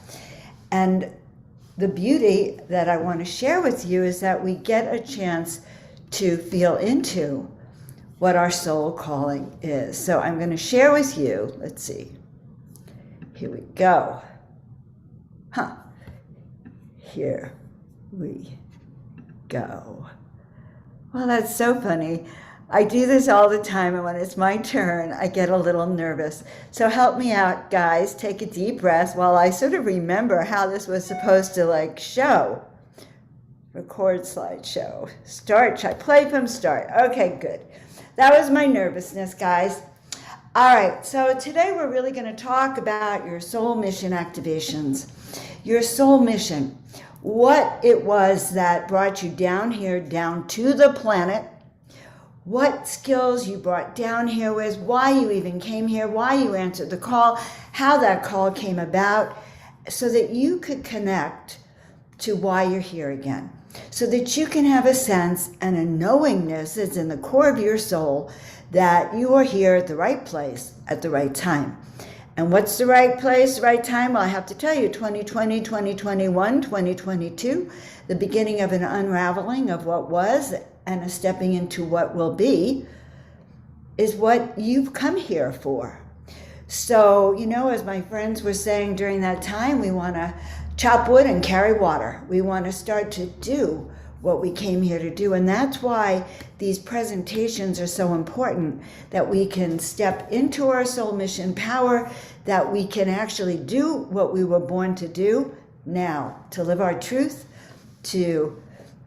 and to remember that we really were born for this. That is exactly why you are here today on this conference, listening to Ascension Masters, getting your wings fluffed, getting trained, getting tools that you can use now so that you can actually thrive and turn around and support others as they wake up, because never has there been such a spiritual awakening.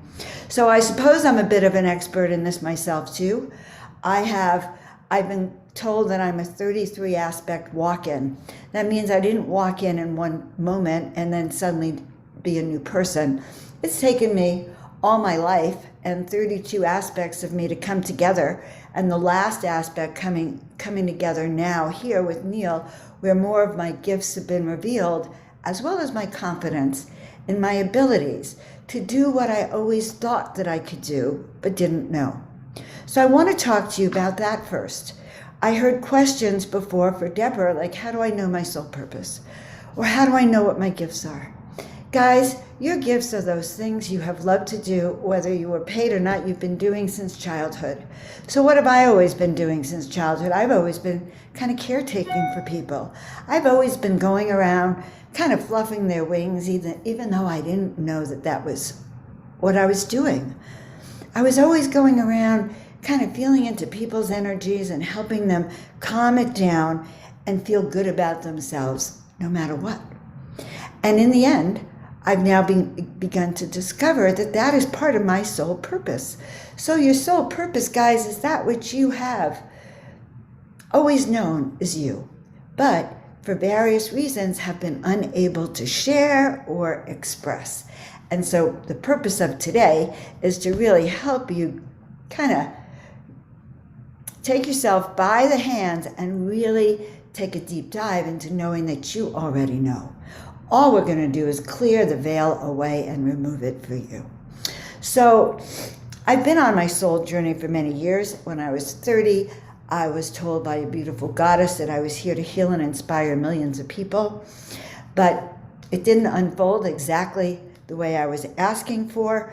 And in 2013, I found myself in despair once again.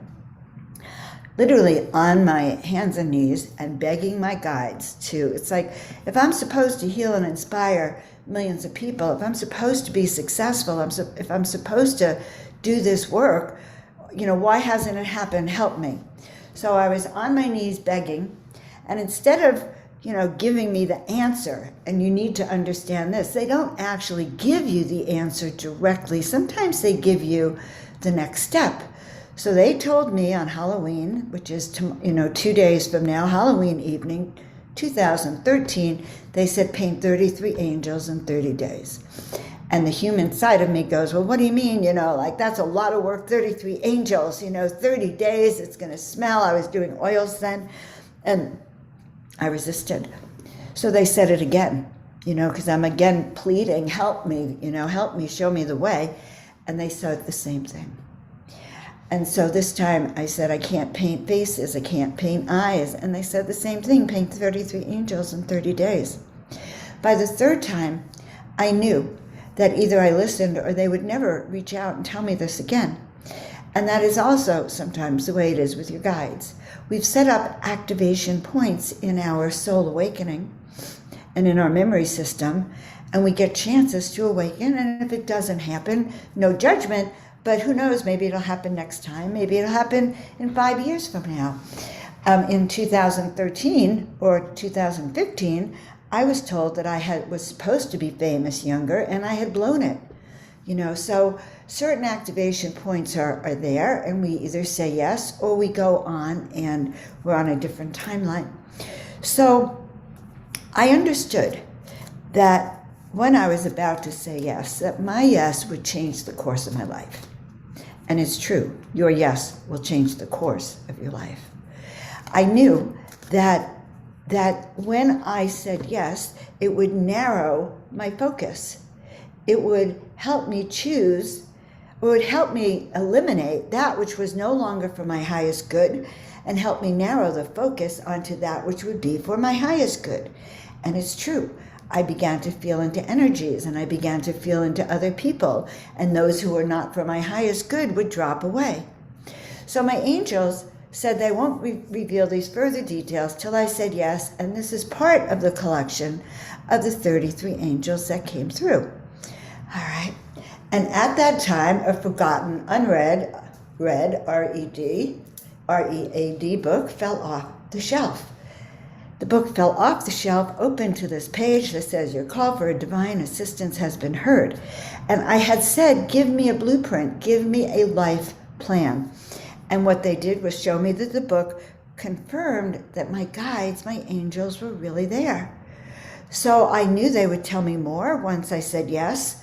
And so once I painted the 33 angels, and I shifted my energy, so it was a twofold process. I actually hung the angels in what was now the angel portal.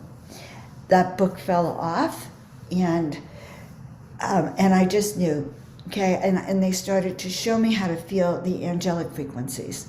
And they started to show me that my job, that when I would raise my vibrational frequency, I was an energetic mess when I began this in full, disclosure. I was depressed, I needed help.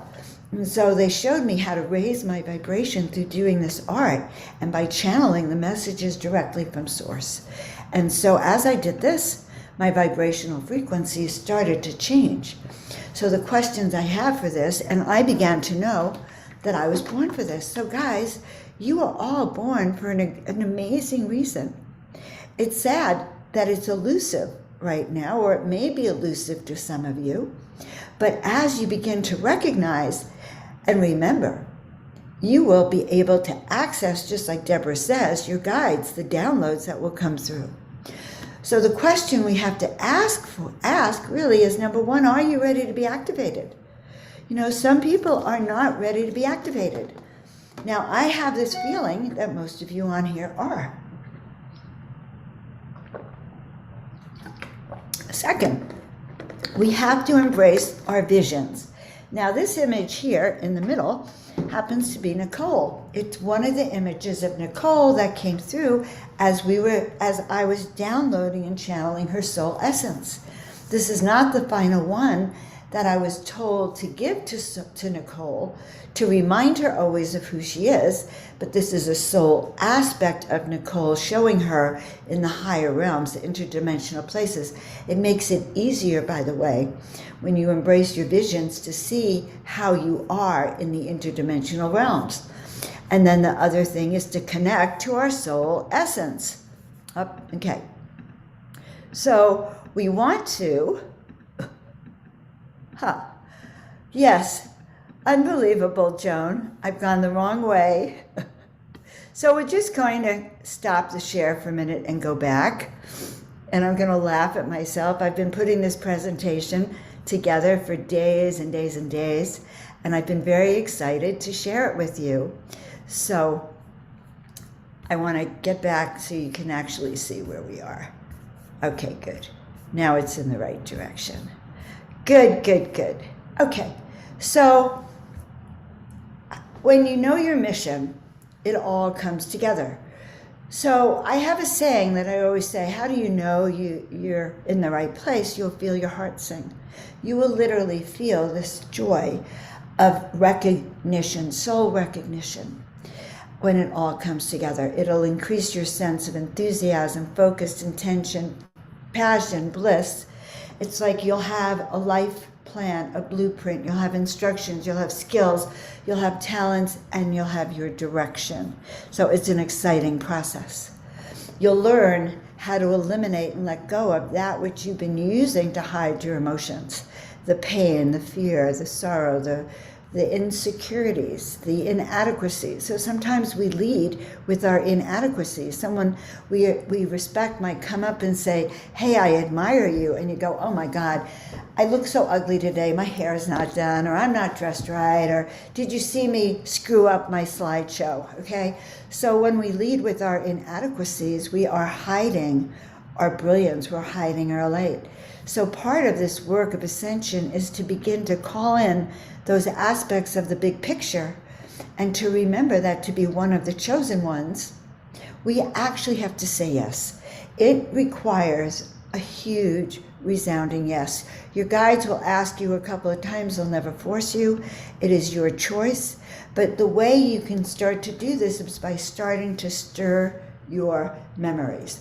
One of the most beautiful things that has happened to me since I've been on this journey with Neil, Portal to Ascension, is that my memories are being stirred. I had contact with extraterrestrials a few months ago and called in the ships, and they started showing me what it's like to live interdimensionally. Because we live here on this 3D Earth, it is very hard to actually know except in our visions and our minds. So we are to stir our memories, our visions. There used to be a song in my childhood, when I grow up, I want to be a fireman. Everybody knows they eat Cheerios. But when I was a kid, I used to go, well, what do I want to be when I grow up? What do I want to be?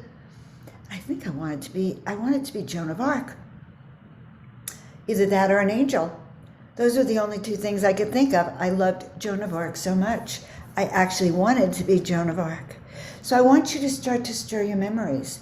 Start to play music that actually brings you back to the memories of your past lives, or allows you to start to get these vibrant downloads that take you to other places that may seem strange, but in essence, they are actually the core of who you are as you begin to learn.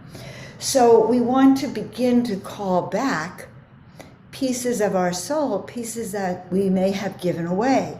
So we may have given away parts of ourselves in relationships. It happens very easily. We merge with another person. We love them. We we do what they want and not what we want. We begin to lose parts of ourselves or get depressed or not feel the confidence that we need. So one of the first things is to bring back aspects of your soul. And this happens to be, so I did one of my soul essence deep dives with Neil, and he gave me permission, of course. Thank you very much, Neil.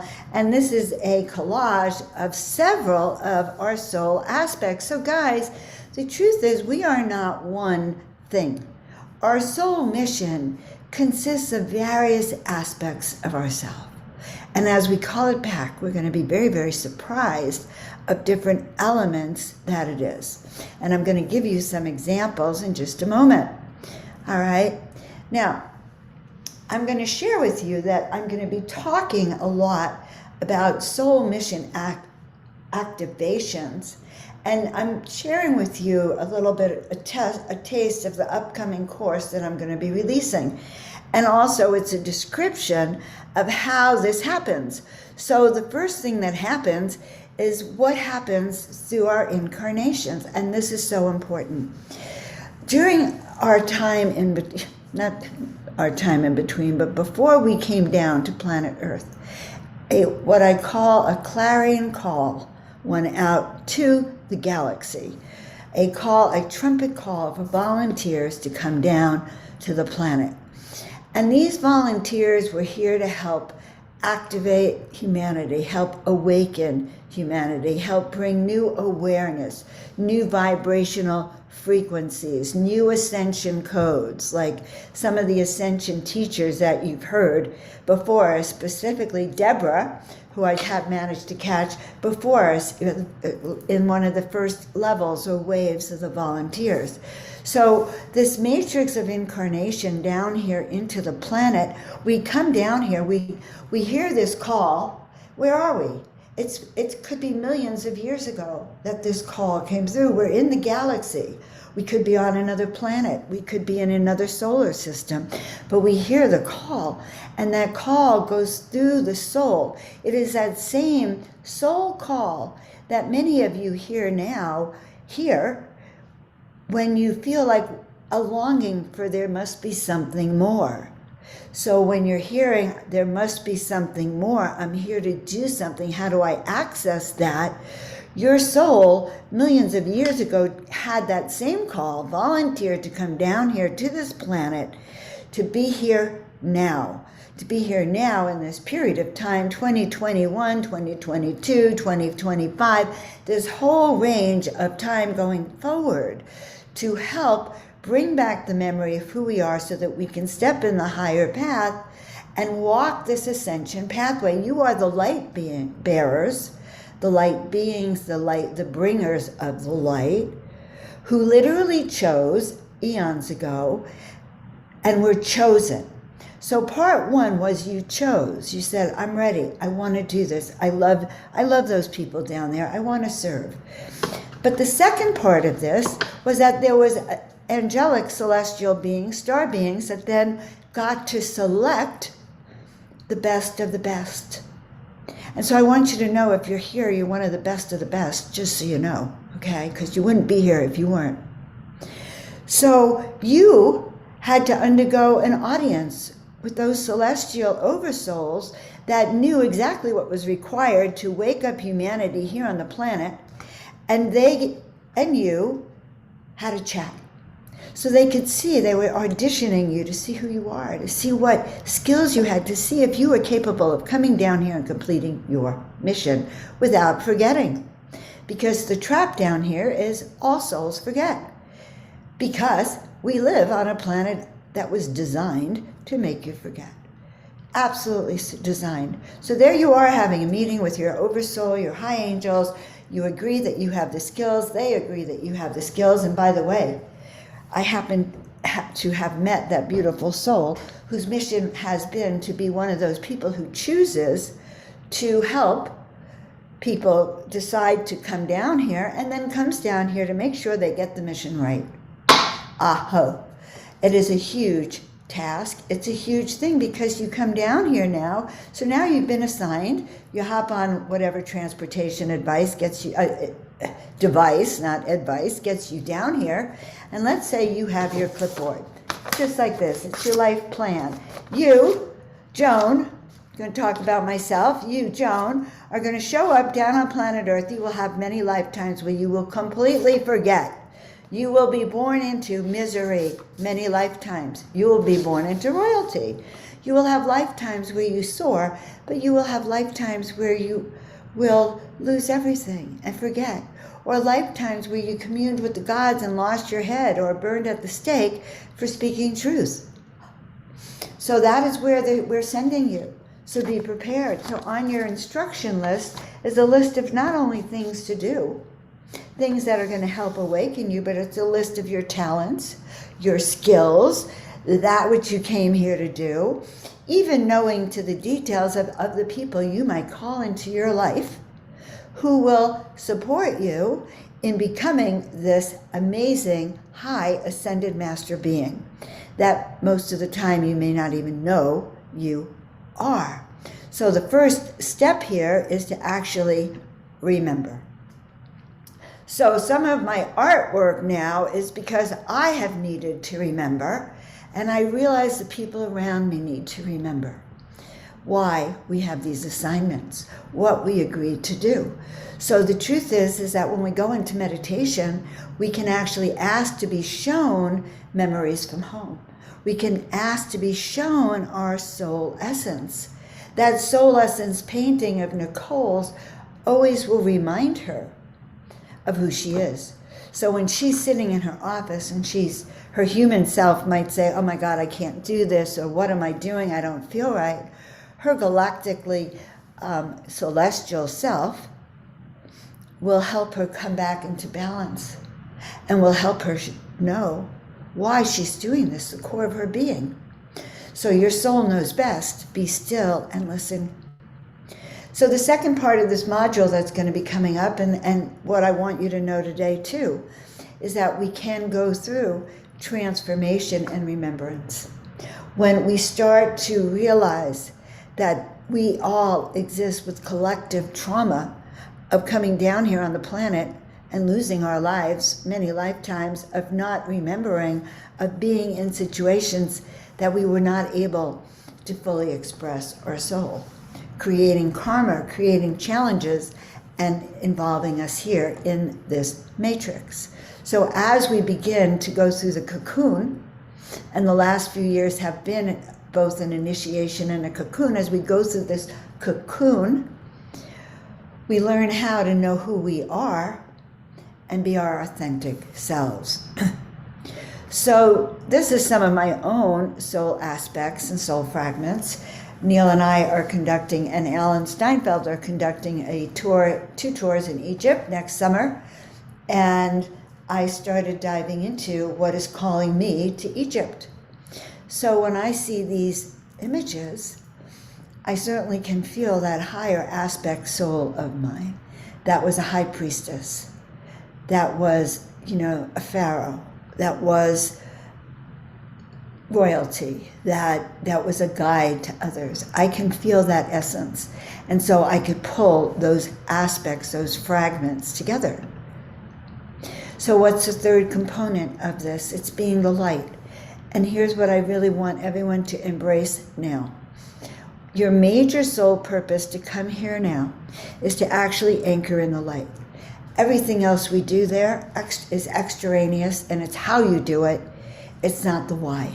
It's to be the light, and raise your vibratory frequency so that it can help shift into the ascension path, and the others behind us can also be lifted. So when we are the light, we can hear the soul calling, but the overall call is to actually send our light down to the center of the earth and send it up into the heavens. When we activate our light, we activate the light frequencies. We activate our pineal gland. We send light out. We become radiant towers of what I like to call miracle power. So we can learn, and that's what I'm teaching in the Soul Mission Activations, we can learn how to raise our own power, how we can clear away what is hiding our pineal gland, our third eye.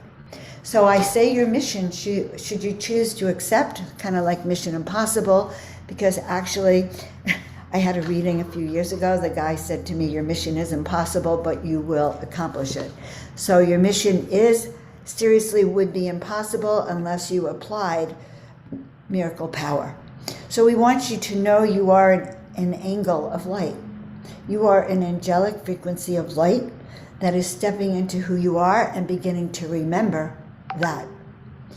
Our next component of soul mastery, soul mission activation, is to become the master. Not to be in power, not to be forceful, but to be empowered from the inside out. Not to seek power over, but power that comes from within. So becoming the visionary's visionary, your job is to allow your visions to emerge, allow the leader within you to emerge. This is one of my clients who, it turns out, they are a master of energetic frequencies and waves of light. They are the conductor of all of the little people, the big people, the hidden people, the giants, all these sentient beings on the planet. This being is the conductor of all of those energies. So, and I want to thank Nicole for this. Nicole actually helped me understand what I was doing. And so her work is very profound. Highly recommend very much. And it's going to bring tears to me as I look at her. So I actually invited Nicole when we have a soul mission activation, I suppose Nicole can say it better than me. But this will help you remember your unique expression. You will never forget. She gave me the most beautiful testimony of my life, and the crystal clarity that will come through will remind you of who you are. So if you want to work with me on this, it's a couple week process where we stir your memories. I download your guides, come to me and share your soul essence of what they want for you with a beautiful channeled message that is so powerful. It has me in tears usually. And then we turn it into a painting that you get to unveil during your initiation, as Nicole says. So why do this? Release and transform doubt and fear, confirm who you are. You guys know who you are. My job is to help you have the confidence in who you are. I think that's what I do. So we'll put how you can reach me. Just reach out to me. But my job this life is to give you the confidence to do exactly that thing that's so big that you can hardly believe, and to teach you how to step into it with grace and ease. So thank you so much for allowing me to share this.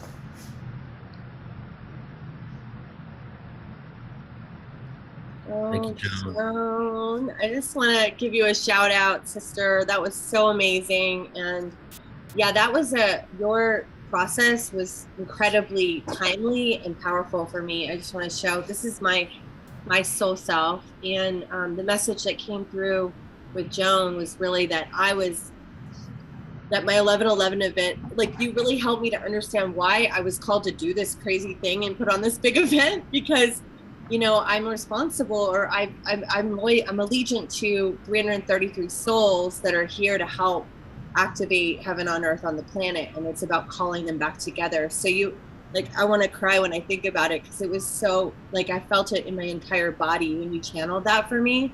And ever since, I've been really not wavering, and because like you said, all the life stuff that happens, it comes up and makes you wonder why you're doing what you're doing and why is it so hard or whatever, and in the process of creating something. So I just feel like it's really giving me unshakable clarity and confidence. So thank you, Joan. I love you. I love how when we were talking, it all came together. Things we wouldn't have even imagined about who we are and why we're here, and then that painting. So thank you so much for allowing me to share that, and Neil for allowing me to share your soul essence, and Tangela's just gonna wait, it's gonna happen soon. That'll be awesome. I'm very honored. Thank you so much, guys. Joan, thank you. You truly Thank you, are Joan. the visionary's visionary. I mean, we are all so blessed to be working with you, be supported by you, be inspired by you every day. Yes. And This is Joan, wonderful. take a quick moment to talk about, you want to talk about what you're creating right now? Because I'll just mention it first, that in January, Joan is releasing a course, and then another one in March, and she has been working so incredibly hard at this, and it's really next level, the content in there. It just takes you from, do you mind if I give away what the title? No, give away the whole thing. I'm gonna listen to this later. Copy and paste. Well, it's okay. What was the name of the first thing about the Matrix? Did you change the title, or is it the same thing? It's the same thing. I think we have it in the course. So it takes you on a journey from understanding the constructs of this matrix that you're in to really going in and doing the inner work. So being aware, not kind of like bypassing what's actually happening in the world, realizing what it is, and utilizing your own tools to maneuver with discernment and intuition. And so I'm just I'm excited for it, because we're working together and releasing this. It's going to be released on Portal to Ascension and other platforms. And then also the session that Nicole had, Joan is offering it for everybody in regard. And I think it has, is it 2 or 3 sessions with a painting? Do you want to talk about that for a bit? Sure. If you want to pull it up and talk about it, that's great. I have it memorized, Joan. Go, Nicole. Oh, yeah. Okay. So it's the soul mission activation. I helped her put the words to her offering, just so everybody. That's why Nicole's so wonderful, guys. And Neil too. And Tangela, they actually are a team that supported me in this soul mastery. Yeah. Just so you know. Yeah. So the first session is the soul mission activation, where you come on one-on-one with Joan for an hour, and she tunes in with her guides and angels and really helps you to channel what you're here to do as a soul. And then she goes through a process of creating the art, and then there's an unveiling session. So before you open your art, you're to open it together with Joan in the unveiling and anointing session. So you really get anointed, almost like knighted in your mission. And it's really powerful. And then you get a beautiful canvas painting of the digital original artwork that you get to have with you all the time, which is priceless. Wow. Your mission, should you choose to accept. Right. Yes. Should you choose to accept. Anything else you want to add, Neil? It's very sweet. No, that's it. If you want to close us out with a little invocation before we go to the next next guest. Sure. Well, first of all, I love you all. This is great. So we are here in the process of ascension. So everyone just take a deep breath and just feel us all together right now. And then another deep breath in. Send your roots down to the center of the earth. And I want you to do two things for me. Number one, I want you to send your antennas from your crown all the way up to the heavens, so you actually can feel connected to the heavenly realms. And then I want you to focus on your shoulder blades, and I want you to bring those shoulder blades back. And I want you to bring those wings back. And I want you to imagine just now that you're like one of those horses on the merry-go-round. You have an antenna that goes right through you to the center of the earth, all the way up to the heavens. Your wings are back. All right. And I just want you to feel how powerful that feels within you. That feeling of certainty, that you know where you're going, that you can trust the process. And as you move forward, you start to feel your wings being cleansed. You start to feel as if someone's oiling those wings. Every feather is clear, ready to go. You are a fully activated, authentic, angelic, high frequency being here on planet Earth, ready and activated and willing to step into that which you came here to do at the highest of light frequencies. And so it is. Oh. Aho. Felt my wings, girl. You are soul mission activated, my loves. Mwah. Just reach out to me, and it's not on the website. Just go to Joan, just reach out on my email. You'll find me, and I'll put it in the chat here too. See you all later. So much, Joan. Beautiful. Wow, that was awesome. So much high frequency. It's just super fun. Yay, Kalina. Amazing. All right, who do we have next? Joan, and now it is my deep pleasure and honor to be welcoming Kalina Malnar to our Ascension of the Soul conference today. Kalina is an incredible international facilitator and way shower of ascension, as well as a divine feminine leader for our fifth dimensional crystalline new earth. She leads all souls home to their sacred hearts for healing and finding their authentic selves. Kalina has been awake since she was a child and has had the privilege of seeing and hearing her guides. And many times this has saved her life and the lives of her family.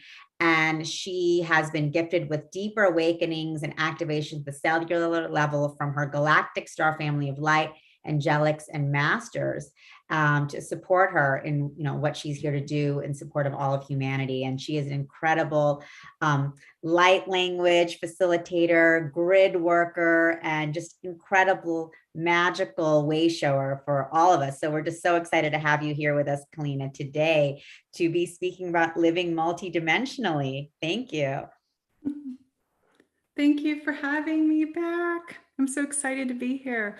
Hello, everyone. And I want to say it's such a good event. It's going to be a beautiful event that Nicole and Krista are putting on. I was supposed to be in it, but I knew that something was going to come for me that I wouldn't be able to participate. I am leaving for grid work. They do this to me every fall. But it is for humanity and Gaia. So that's first and foremost important. So those of you that get the chance to actually go, it's going to be really good. So I'm plugging it because I know these women. So it's going to be beautiful. So thank you. So yeah, living multidimensionally. This is, I didn't prepare any kind of slides or anything. I just don't even know how to do that kind of stuff. So I'm just going to present from, all that I am. And one of the things I do want to talk about is I want to express, which is so important for everyone to understand, is there's so many people out there that have this fear of actually even thinking that they're multidimensional.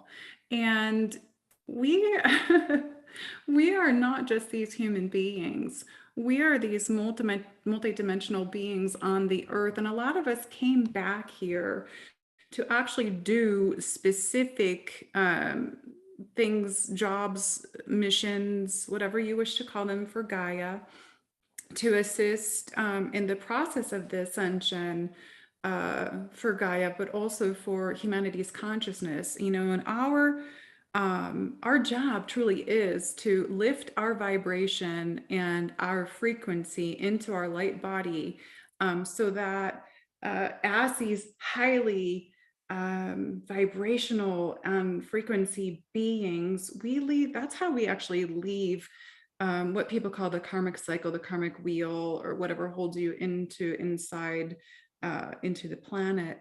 And that's why it is so important to actually do your inner work and heal yourself and hold yourself into that high space and place in this reality, especially now. And one of the ways that we actually can do that is by allowing our multidimensional self to actually be seen and heard.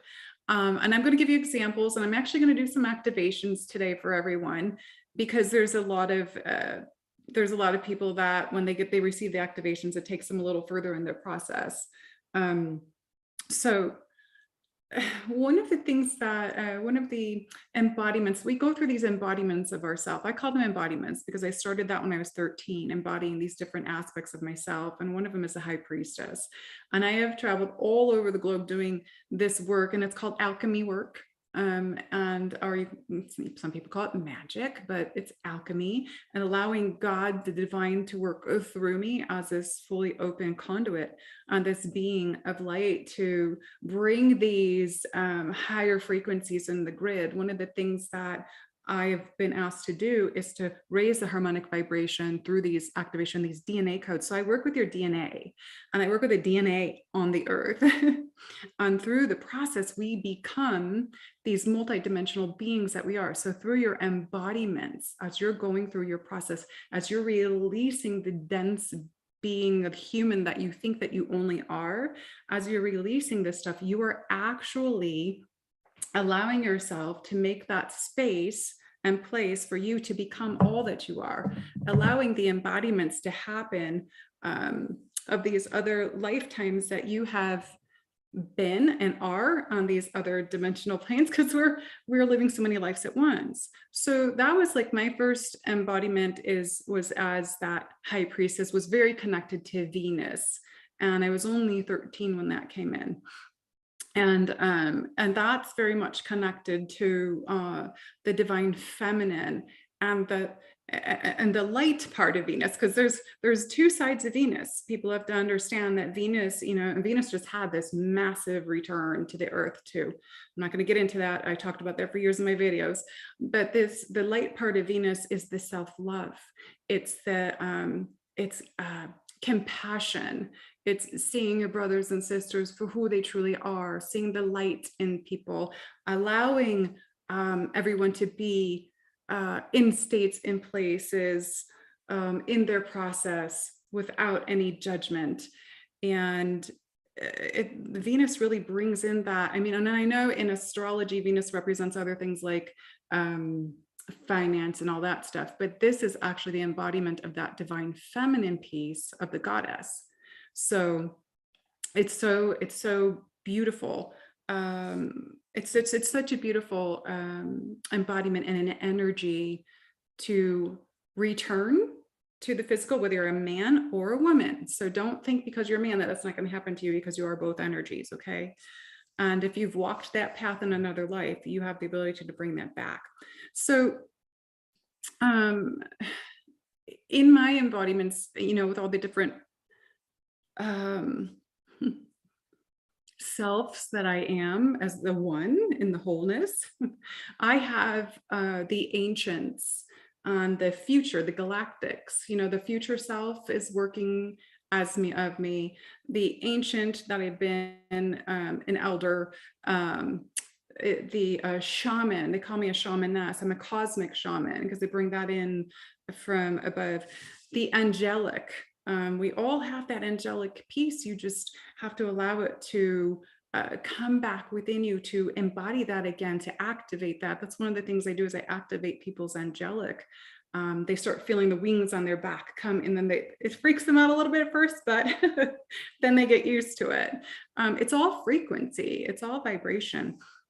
The other parts are the fairy. I very much have this energy of the fairies, and they work through me, but I also have, lifetimes, as that kind of in those dimensions.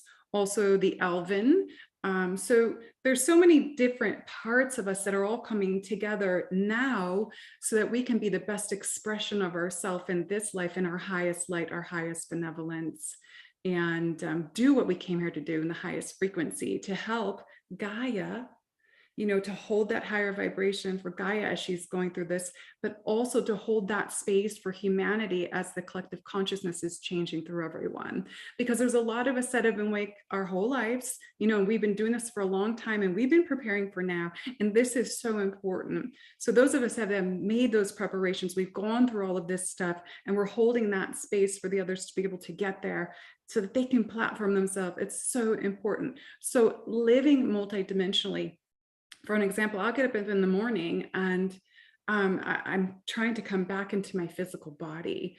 And that's because, you know, we leave, spirit leaves at night, goes somewhere else to work, and coming back in, our soul self, our spirit self is so big, so massive. When we're trying to come back into this human physical vessel, it's so hard to fit inside and squish back in. Like, and it's in the morning, sometimes I'm like, oh, I can't get back in. I'm trying to get in. And sometimes it'll take me 2 hours to bring myself back into this body that feels so confined. And that's why a lot of the new souls on the planet, like, you know, we've got some of the 20s somethings and the teens and stuff now, and they're very uncomfortable in these physical bodies. It's because they feel so cramped in these bodies. You know, and a lot of them are newer souls. They haven't done all those other things or lived those other lives that we have. So it's hard for them to really condense their energy in there. So that's one of the things in the morning. When I get up in the morning, I'm coming back, and I'm coming back from a different space, place, reality where I've been doing work at night, coming back into this body. And sometimes I wake up as the fairy. I'm like, oh, and I speak in the fairy language, and I'm like popping around the house, and, you know, and I'm talking to the other fairies, and I have videos of the fairies. I just actually videoed them the other night. And they're so beautiful. But also sometimes I'll come in as the galactic being, and remembering being on the ship the night before, and the technology that's right here right now, it's really not been so easy for me to understand and use, because on the ship it's so easy. We wave our hand to bring something forward, and with our thoughts we can, if we say Gaia, boom, there's a picture of Gaia. If we say Venus, boom, there's Venus. If we want to tune into a specific location, boom, it comes up. It's such advanced technology there. Then you come back here and it's like, so you have to continually be integrating. So as this multidimensional being, and I'm giving you my example because this is how I've lived for years and years and years, there's this shift of integration back and forth throughout the day, and when you're coming in at night. And it took me a while to really understand what was going on with me. And that's why when I work with people, I love to explain, okay, well, this is this part of you that you just need to understand. This is part of you, but becoming the whole. Okay, you are always whole, but it's a part of you that's coming back in to be able to allow yourself to structure yourself in this peace, in this wholeness, in this entirety that we are, in this highest vibration and frequency, in this light. And without judgment. That's really big, because a lot of people judge some of the things they're feeling, going through parts that they know. Or there's a lot of people that I work with that are they're very much part of the dragon energy, and they're like, if I tell someone I'm a dragon, they're going to think I'm crazy or that dragons are bad. It's all from the stories. We have to release the stories of everything, to allow everything and the truth of everything and all that we are, because there's nothing bad unless you create it to be bad. There's the elven self. There's pictures of me as an elf. So, and for those that know me, I don't know how many will know me on here, but there are so many pictures of me out on the internet where I morph into my characters. One of them is Isis, and I was on a live show. I totally morphed into Isis. I got black bangs, my hair chopped off right there, and one of my eyes turned blue. and it was just my Isis self. Another one, I became Gaia, or like the plant kingdom. I turned all green. My hands were green, my legs were green, my face was green, and this energy was just flowing out of me. I was showing in these pictures, I show these other parts of my multidimensional self. Just recently when I was doing work in, where was I, Santa Fe, and that was just in September. My Hathor is one of my embodiments. My Hathor ear showed to everybody. My friend Shakina took a picture of me. And you could see the ear, it looked like there was 3 ears. And for the longest time, I'm like, what is that? Why does it look like that? And this light was just coming off of me, this beautiful bright light. And it's on my Instagram. People can look at there. But the ear, after about a week, I finally got the message that that's your Hathor ears.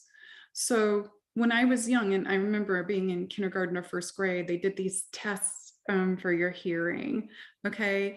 And they were these big globe things. I don't know what they were. And you had to put your head in and they would test your audibility. And mine was actually off the charts. I remember the lady looking at me and her eyes got really big. She goes, you can hear what humans aren't supposed to hear. And I had never forgotten that, because it impacted me at that time, but I really didn't know what she meant until now, because one of the things that I do is I hear all of these things for the light language work that I do. Because my team actually says I'm a master of light language, because I can activate any frequency in any one of the languages and then channel them as well. So it's really interesting that being told something that impacts you when you're like 6 years old, that you remember later in life, it's like, there we go, piece to the puzzle. So I was learning about my multidimensional self all the way back then, but not realizing it until later in life. So living multidimensionally is actually beautiful. We can, like in my sessions, I can bring in the high priestess part if I want to do that kind of healing. I can bring in my galactic self if that's what that client's going to need. I can bring in that angelic piece. I can bring in the elven, the fairy, whatever. It's all that I am. And I have to tell you, it's actually fun. It makes life so much richer. And, really, when you look at it and you look at, why are these things happening? Why are we waking up? Why do I go through this? Why do I go through that? Because when the end result is something like this, it's so beautiful to understand, feel, see, and know our true divine selves and all that we are and all that God has given us to be.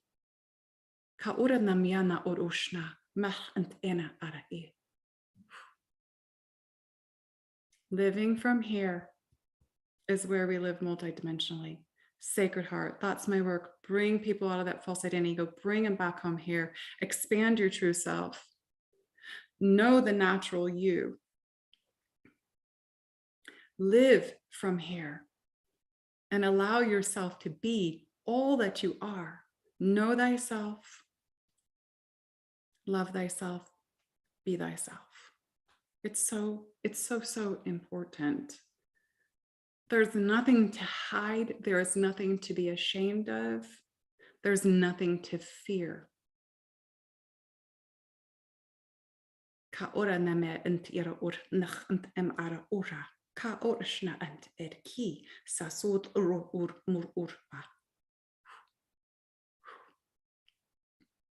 Okay.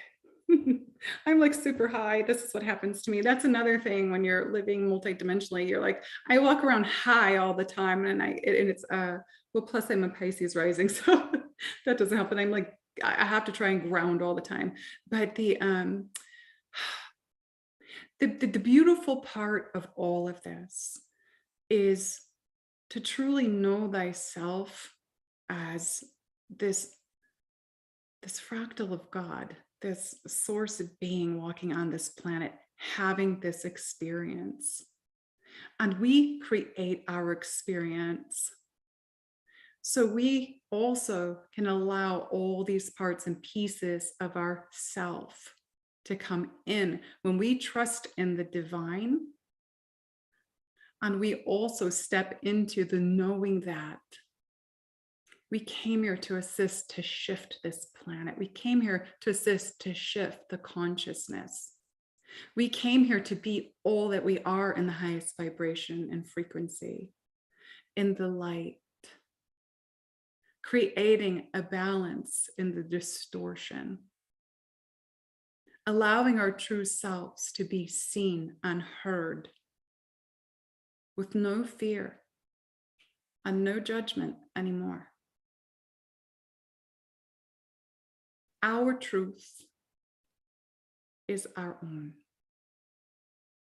When we align divinely with the sacred mind, sacred heart, activating our divine Christ consciousness, the feminine Christ and the masculine Christ. Ka otne irashna anamakia na nurana.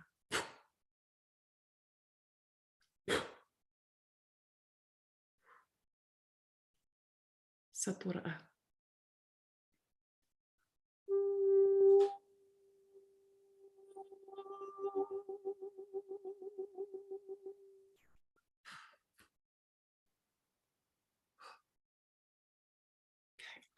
Yep, I've got a download coming in, so I'm going to be doing some activations here right now. Please just, if you wish to have them, there's going to be some healing, they're saying. We're going to do some purification activations. And yep, got some elemental things coming in as well because the fairies are flying in. My hands are really starting to, they're really going right now. So if everyone wants to receive them, all you have to do is say, I accept this healing from Kilina, accept these activations. Have your hands, palms facing up on your lap, be open and ready to receive. And also, please, what I would like you to do is say, I now align and drop into my divine sacred heart. You should feel your heart chakra opening. Pa'era urnama aki.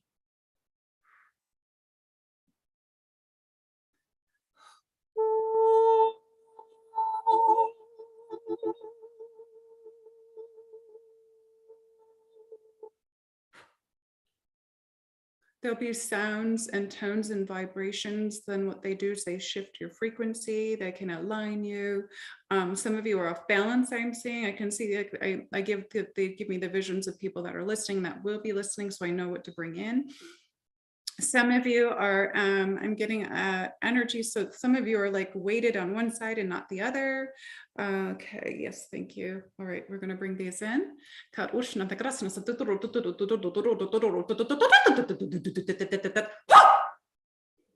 allow that to open. That went to the solar plexus for some of you, to open up that, to allow yourself to let go of the control.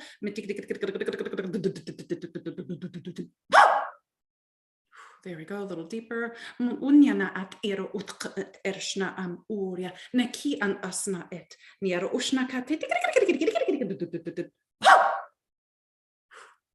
they're really working on some of you with the solar plexus. So what I'm feeling is some of you are really, you want to control the outcome of things. So when we want to do this, we're not allowing ourselves to live from our divine will, which is God's will. So they're really, when I do the whew really loud, that's like God sending through this like light that just goes right to the solar plexus to like open it up more.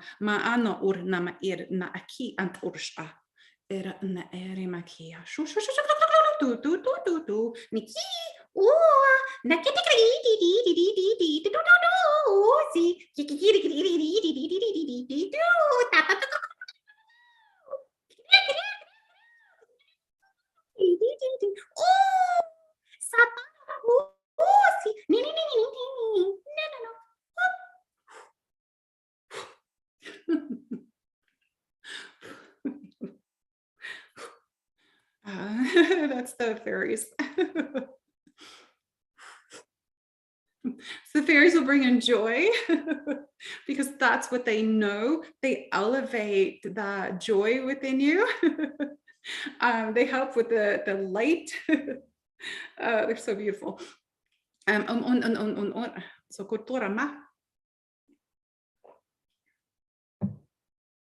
Okay, yeah.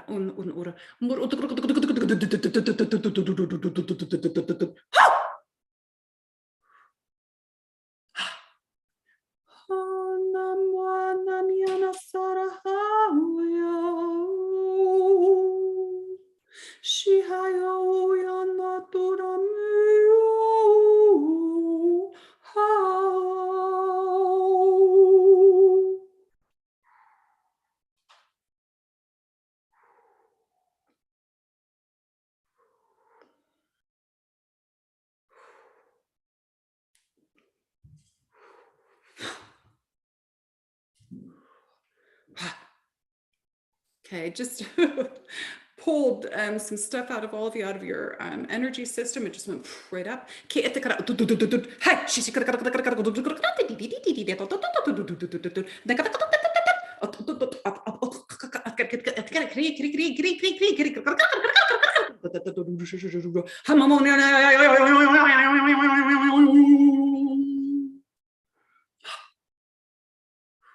Allow.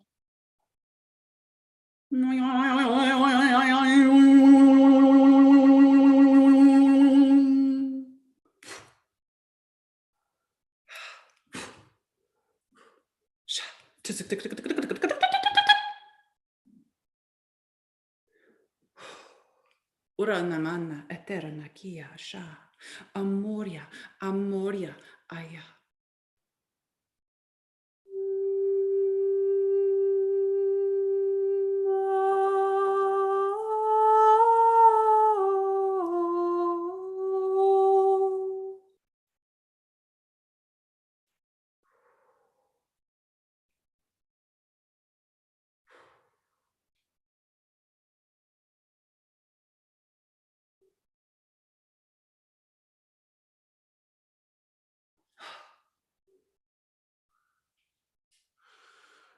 Thank you.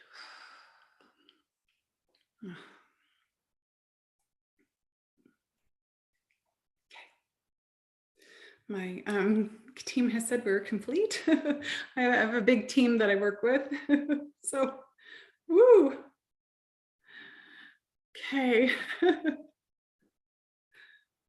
Whew.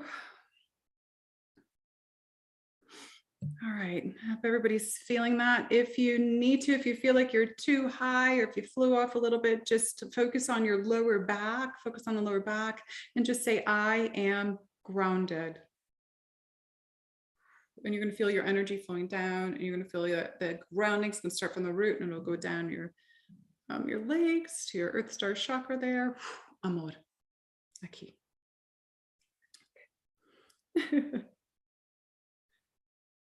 All right.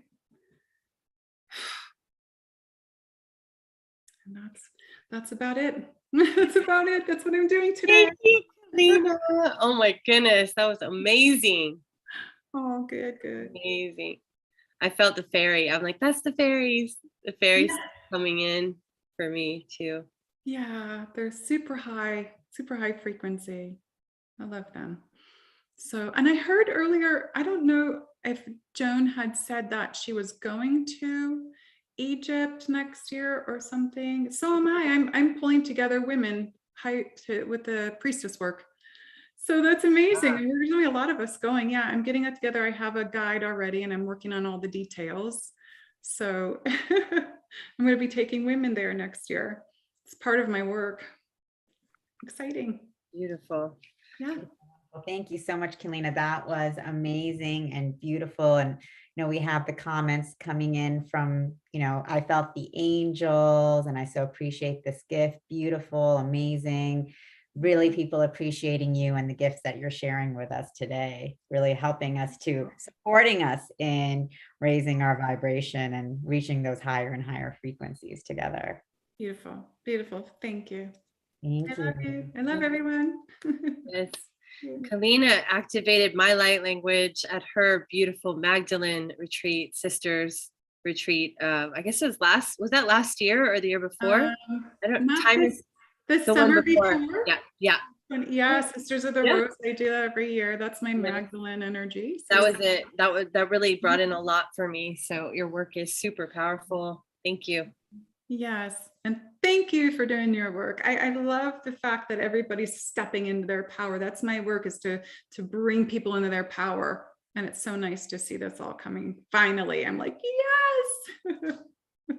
We're doing it. Thank you. Oh, beautiful. Wonderful. Well, thank you for bringing us into the multidimensional realms with you, Kalina. That was so powerful for all of us, and just supporting us in this remembrance. I loved it. Oh, thank you. That's how we live. Hello, Neil. Kalina, hi, Kalina. Thank you so much for all of that. My And that's pleasure. amazing. I love that you're taking a group of women to Egypt. That's going to be really powerful, activating the goddess energy. Oh yeah, they've been showing me Mhm. for years that I need to go back there. I remember so many Yes. sites in Egypt. So it's the Wow. time now. So 2023, spring I'm telling 2023. seriously, like there's something going on. I mean, like I've been into Egypt information for like 20 years, but then in the last year, something shifted where I had to be there, and I'm meeting all these people who feel the same way. I And feel that way. I've been telling people Egypt's calling its people back right now, you know? Yeah. Yes. Mhm. It just Absolutely. keeps coming up into the field. There's so many Egypt trips. I'm like, okay, I think Yeah, I know, Spirit's right? telling me to go to Egypt too. Yeah. So One of it's you. coming. Definitely. Wonderful. Thank you for everything you do, Kalina. Thank you. Yeah, beautiful. Thank you. Mm. All right. And now go ahead, Nicole, go ahead. I was just I going to was introduce. gonna say, I said, who's up next? I'm I know, right? excited. Well, I was thinking we should probably do a joint introduction because you've been working with Tangela so closely.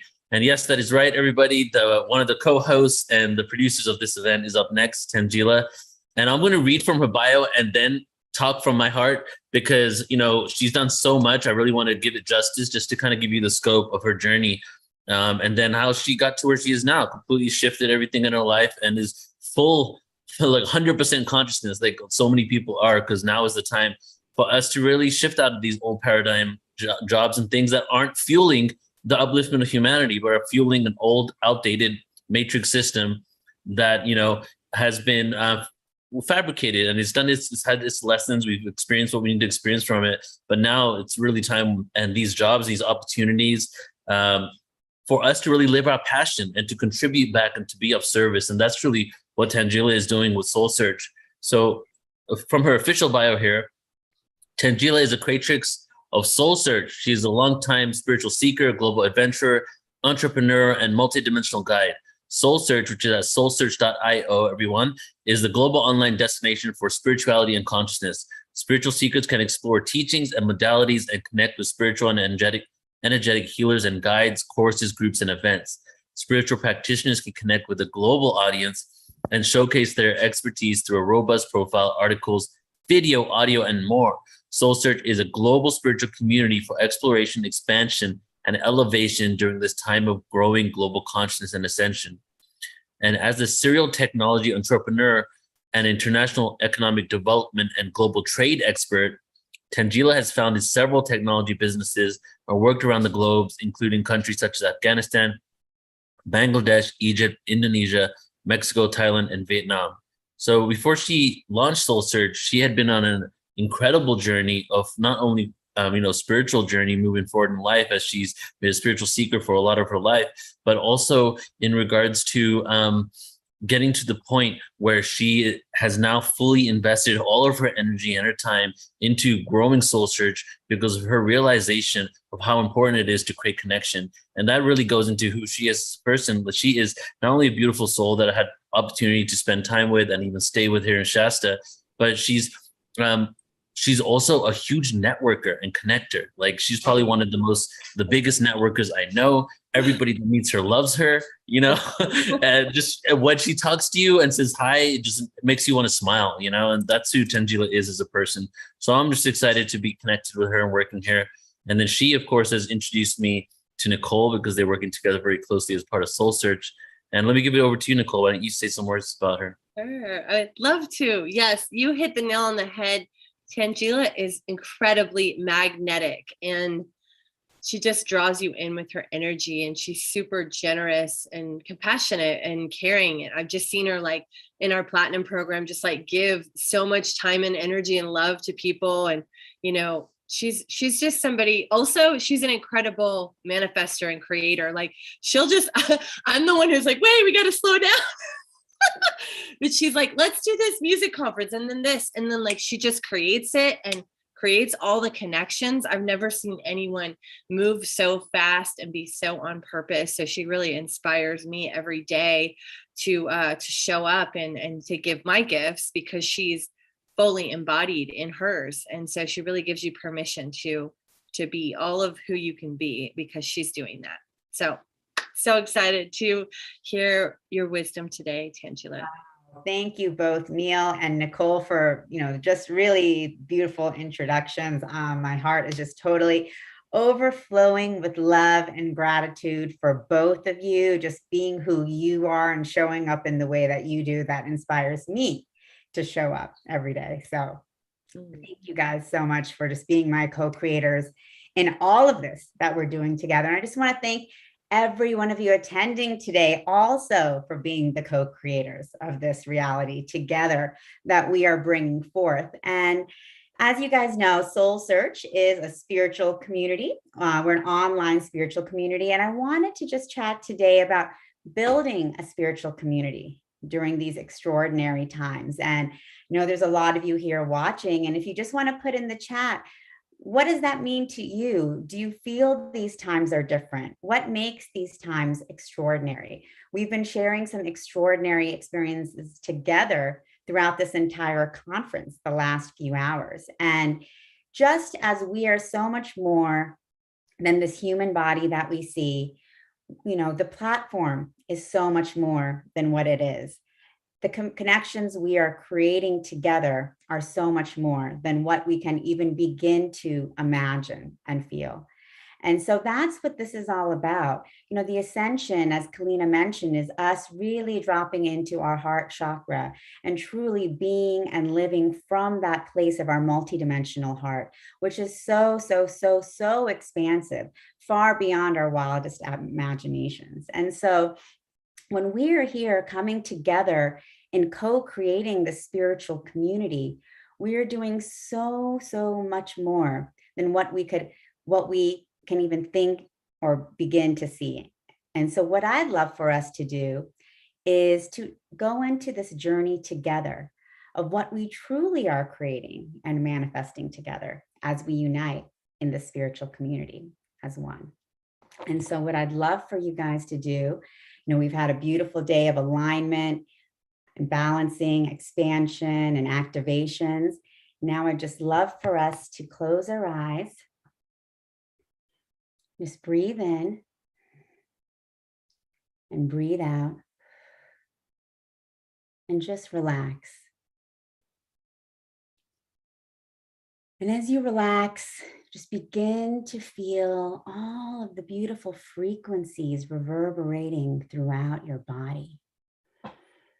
Feel the frequencies of light of who you are that you've generated throughout this beautiful day that we've generated together. Feel them radiating in every cell, in every strand of DNA throughout the physical realm of your body. And as you feel the reverberations of that radiant light, feel the platinum diamond white light of who you are, grounding down into the crystalline core of Gaia, connecting with her everlasting support and wisdom, an immutable cord of strength and power. And feel that diamond platinum light pouring up through your body and through your crown into the cosmos, connecting you to all there is and all there ever will be. And as you feel yourself rejoicing in the eternal cosmic being of who you are, begin to feel around you all of the beings of your multidimensional self, the fairies, the elves, the elementals, the angels, the dragons, the galactic guides, gods, goddesses, ascended masters, all loving, rejoicing, celebrating together as one, in unity consciousness and ultimate power. For this is who you are in your multidimensionality of your soul, eternal and endless, ever expansive, ever connected, across space and time. And so as you connect, rejoice, be in light and love with all of these beautiful aspects of yourself, fractals of light of who you are. Feel all of these aspects of you coming together as brilliant diamond strands of light coming and flowing in through the cosmos, lighting up your crown, in through your crown, lighting up your third eye, in through your third eye, lighting up your throat chakra, and then into your heart.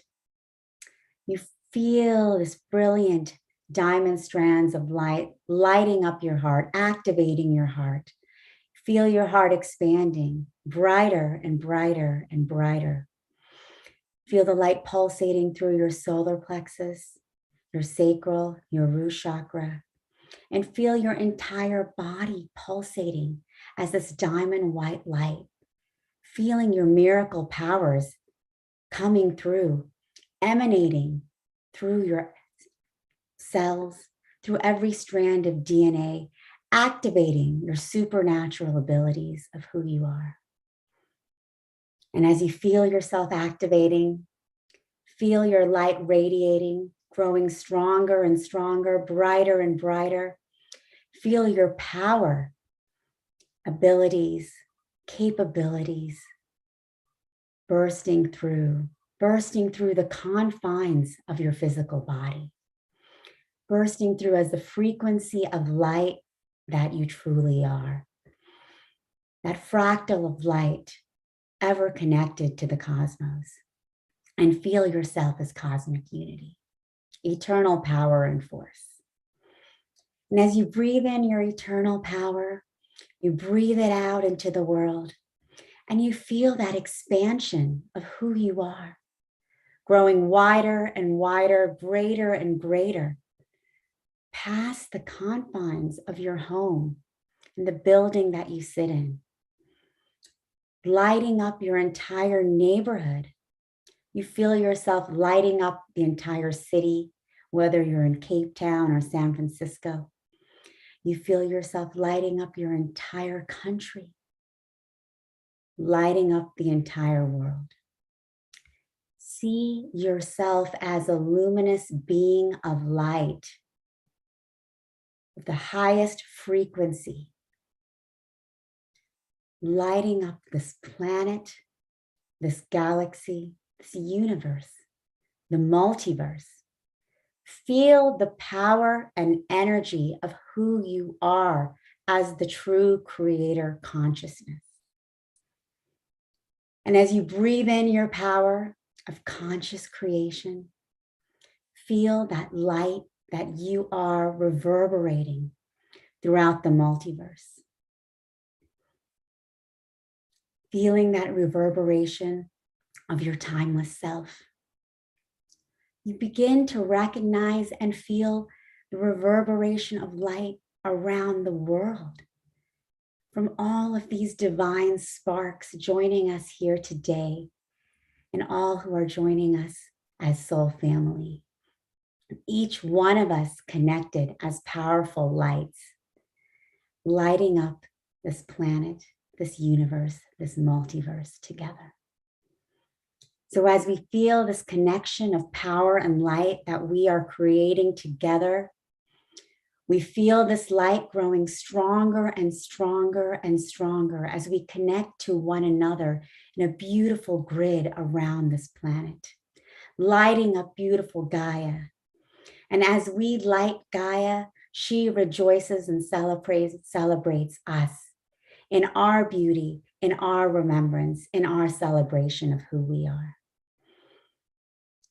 And as we breathe forth this power of unity consciousness, we begin to bring this light to every single person, being, mineral, animal on this planet, bringing them our love, our light, our joy, the highest of frequencies that we are creating here together. We go into the hospitals, lighting up those who are sick. We go into the slums of India and other countries, lighting up those who are destitute. We go into the places of war, such as Ukraine, lighting up those who cower in fear and suffering. We go to those who we know and love so well. We bring them our light, our love, our joy, our forgiveness, our compassion. And as each one of us, we go around the world bringing our light, bringing our frequency, and we feel the vibrations shifting. We feel the frequencies rising. Each and every place that our soul is now going. Picture yourself of where you would like to go, who you would like to help, who you would like to heal. And send them your love, send them your light, and know that they are healing. They are being helped. They are rising in their vibration and their consciousness is shifting. Whether or not they know what is happening, they're feeling the shift. They're feeling a rise. You are creating this. We are creating this.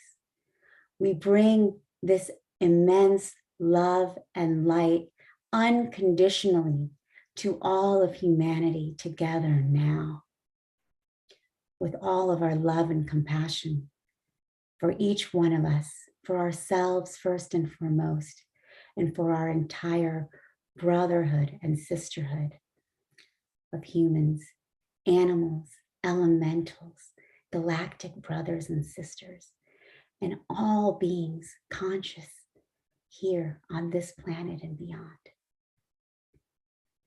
And we feel the reverberations of the vibrations that we are creating here together. Feel the expansion of our light in this moment. Feel the expansion of the planet together. Feel the planet shifting. Feel all of us rising. Feel all of us creating. Feel the universe changing. And as we breathe in this beautiful light and power of who we are, we bring forth this shift together, this enlivening, this ascension, feeling the power of who we are as the all-powerful creators of our own reality. We feel the community of our beautiful souls, the community of light that we are creating here together. And we feel the expansion of this community of light of who we are across the planet, across the universe, across the multiverse.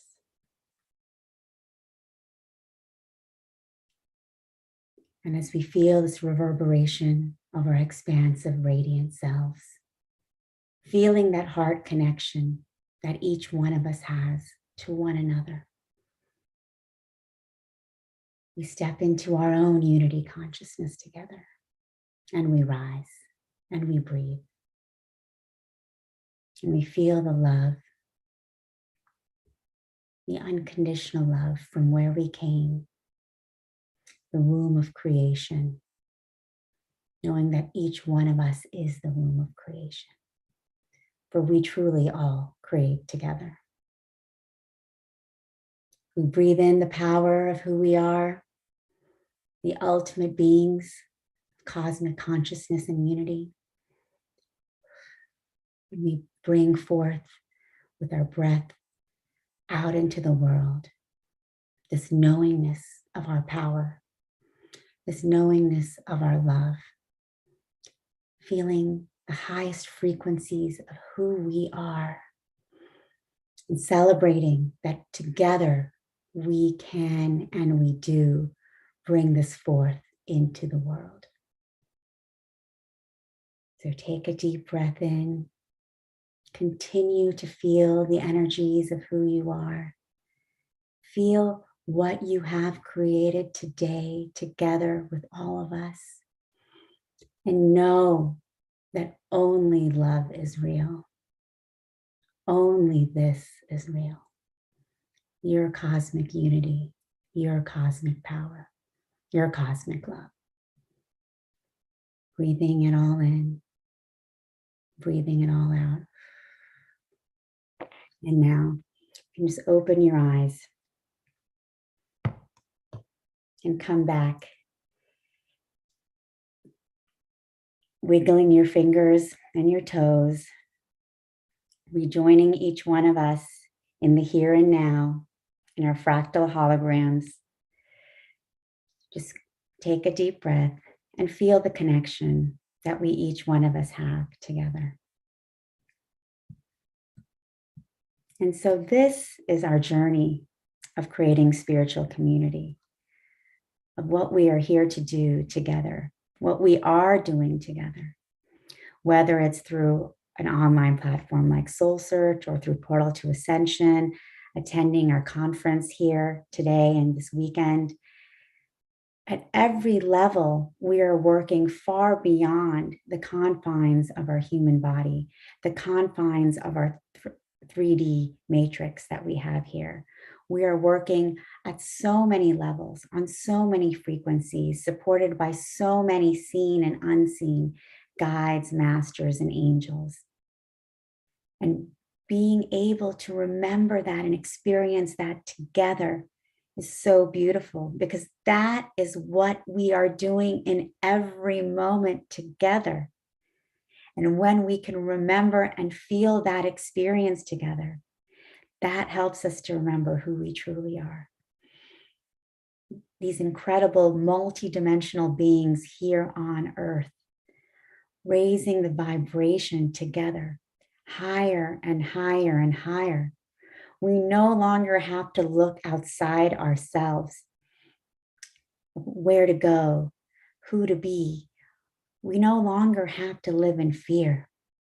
We can choose love in every moment when we can remember who we truly are, the conscious creators of our own reality.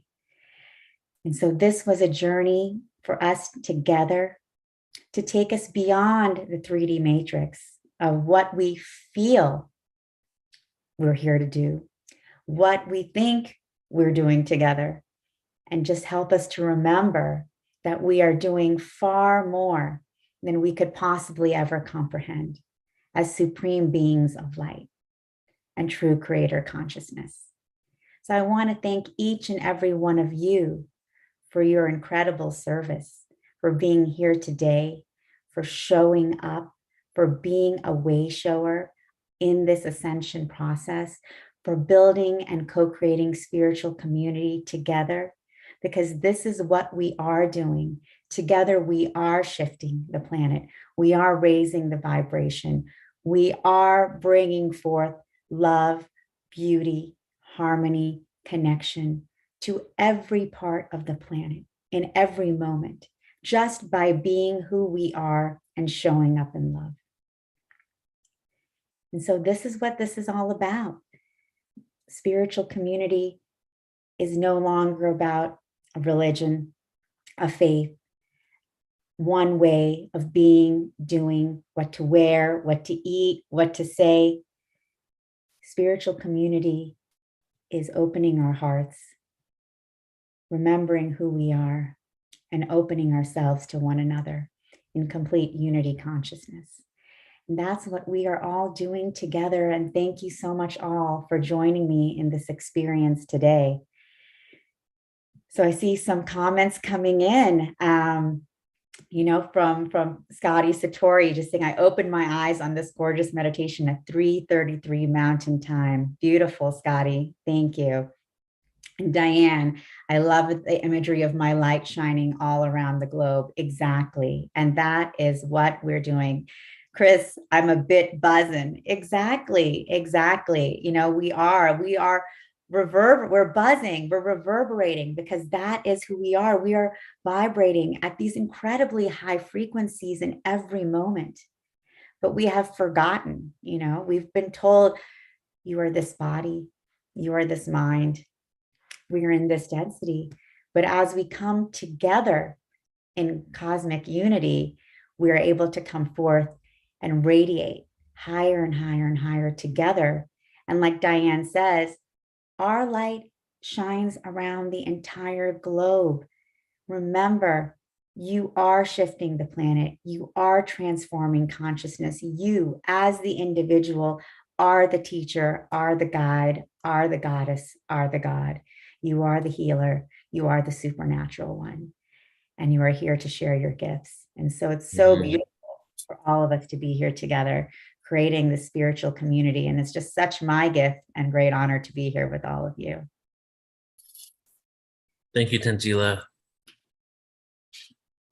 I wanted to ask you, I mean, you really kind of explained it through your meditation, but what is your, like, if I was to ask you, what's your intention with Soul Search, and where do you see it growing? Like, what do you see with the work that you're doing, where it's going to be in the future? Do you have a vision for it?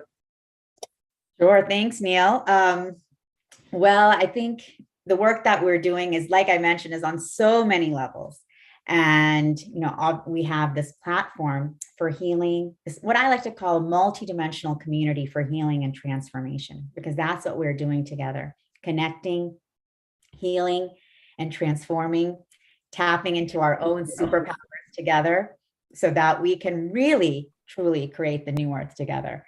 So that is really what Soul Search is all about.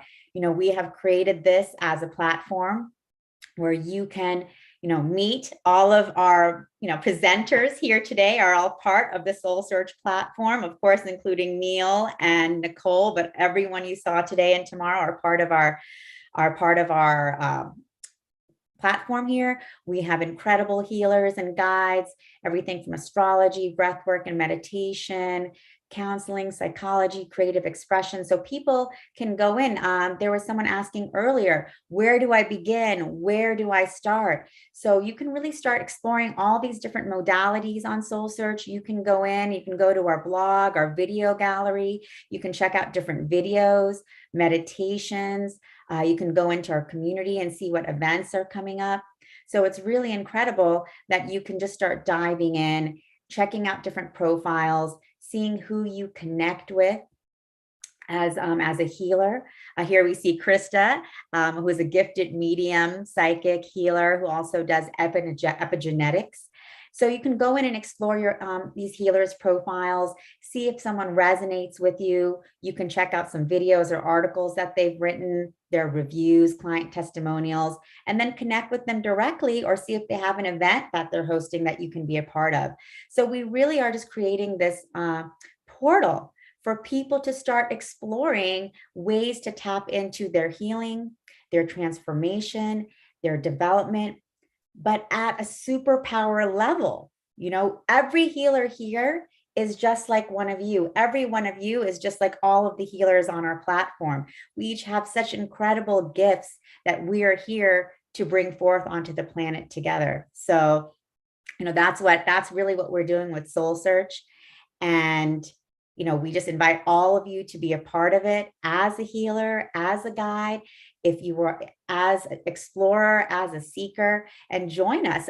We are just getting started in bringing forth these gifts to the world, and for, you know, supporting our entire planet in stepping into our supernatural abilities and powers together. So that's it.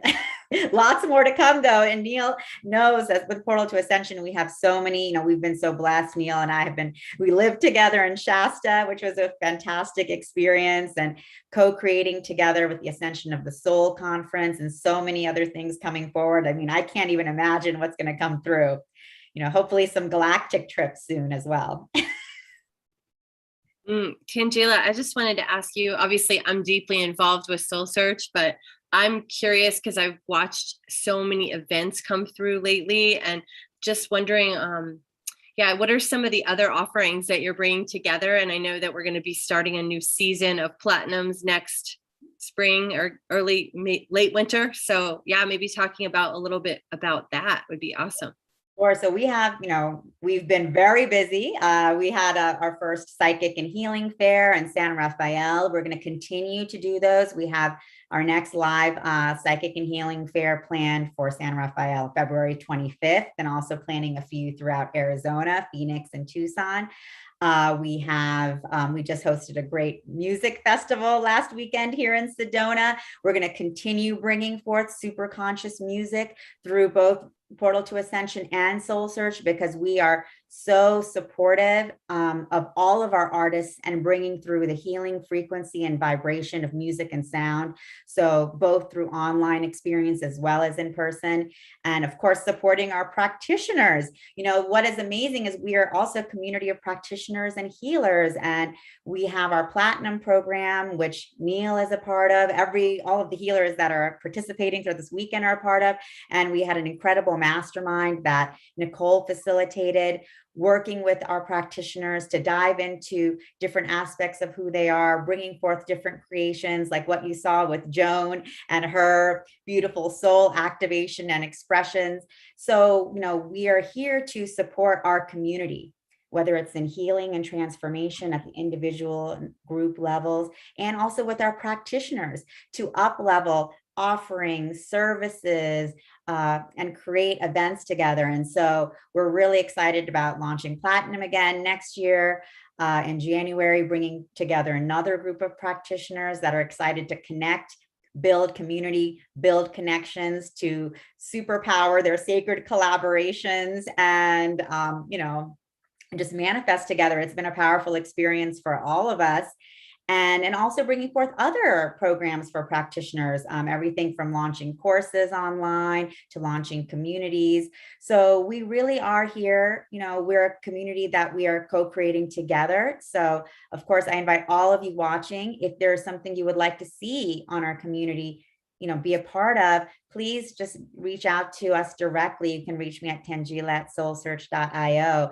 And, we're happy to take in all of the beautiful ideas and feedback and offerings you all have and continue to bring it forth into the world together. This is a conscious co-creation and sacred collaboration amongst all of us. Yes. And how amazing is it that, you created a platform that happens to be a platform that features other practitioners. So like you create your whole foundation of this business is literally a collaboration platform where we're all getting together to share our skills, talents, people that do similar things, people that have modalities that you might not even heard of. So it's really what's needed. I said the other day in our call with Alan and Nicole that, this is the new yellow pages, right? But what should we call it? It's got to be something different than that. I guess we'll call it Soul Searches. The diamond light pages. Yeah, right. Yeah, this is the directory that's really going to matter for when we're awakening and going through things. We got things that we need to transcend, challenges that we need to confront. And as we do these, we can start shedding the layers, if you will, so that we can be the caretakers of ourselves, firstly, right? We need to take care of ourselves, have compassion on ourselves, each other, and the planet. And that's what it's all about, right? Being of service to ourselves and each other really just reflects on the planet. And that's what you created. So just say, I've said it to you like a million times. I feel like the boy cried wolf every time I say it. But you're doing amazing work, Tangela. So thank you for everything. Thank you. Thank you. And thank you for all your support, Neil and Nicole. I could not do this alone. It takes everyone here and, powerhouses like yourselves bringing this forth. And just to let everyone know who's watching, like I did, like Neil mentioned at the beginning, I had several technology businesses. I'm an international trade expert. Even though I had the download to bring forth Soul Search, I didn't want to. I didn't want to. I was too scared. I was too trapped in my paradigms of who I was and where I was living, what I was doing. It was just so outside the realm of my identity. And it did take a huge dark night of the soul for me to give birth to Soul Search and bring it forth into the world. And that's okay. That's part of the journey and part of the process, for so many of us, having to really shed all these layers of who we think we are then to embody who we truly are. So. Who who we think we are to embody who we truly are. I love that. Thank you, Tangela. That's a timestamp right there, Tangela. Yeah, I know, right? I was like, have I heard that before? I'm like, no, this is original. This is 100% Tangela right here. Journey. I mean, that is the journey that we're all on. Straight That's up. what Ascension is about, because we have been taught that we have to be in this box of, whatever our profession is, where we went to school, who we're marrying, who, all of these things, like where we're from, like what our religion is, what our culture is. And we're in these boxes that creates who we are. We're like little box people. Yeah. But we're not box people. We're radiant beings of light. So, but for us, for our radiant light to shine through like we did today during that experience together, we have to burst through all those boxes. And that can be scary and it can be difficult. And for me, I was resisting it all the way. So it was very painful, but it doesn't have to be. And that's why we have Soul Search, because we want you to know that you're completely supported in this journey process. And, we all go through it together. Exactly. Thank you.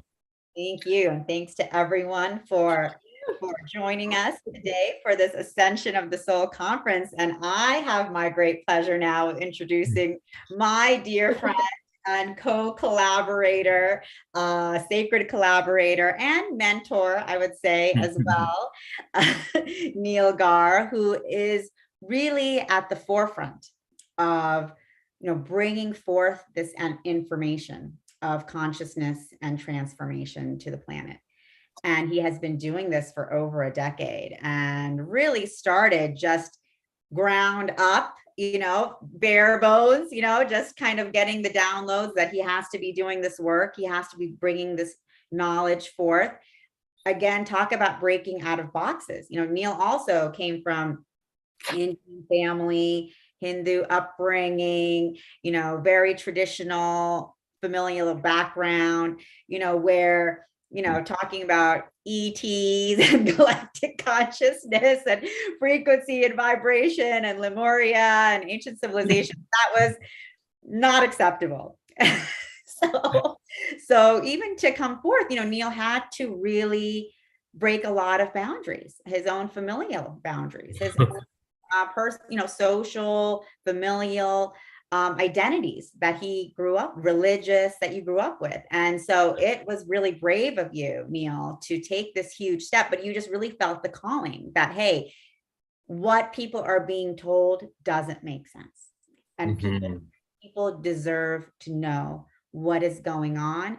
And I'm going to create a platform where people can come to get this information, to get these downloads, to get these activations. And so Neil has created the largest online events platform for spirituality and consciousness. He's bringing forth information every single day with hundreds of events, both online and in person, from everything from ancient civilizations to our galactic origins, to our ET realities, DNA activation, just so much more. I mean, every topic. And he brings together the most cutting edge speakers and experts. And he also is one of the most cutting edge speakers and experts in this realm.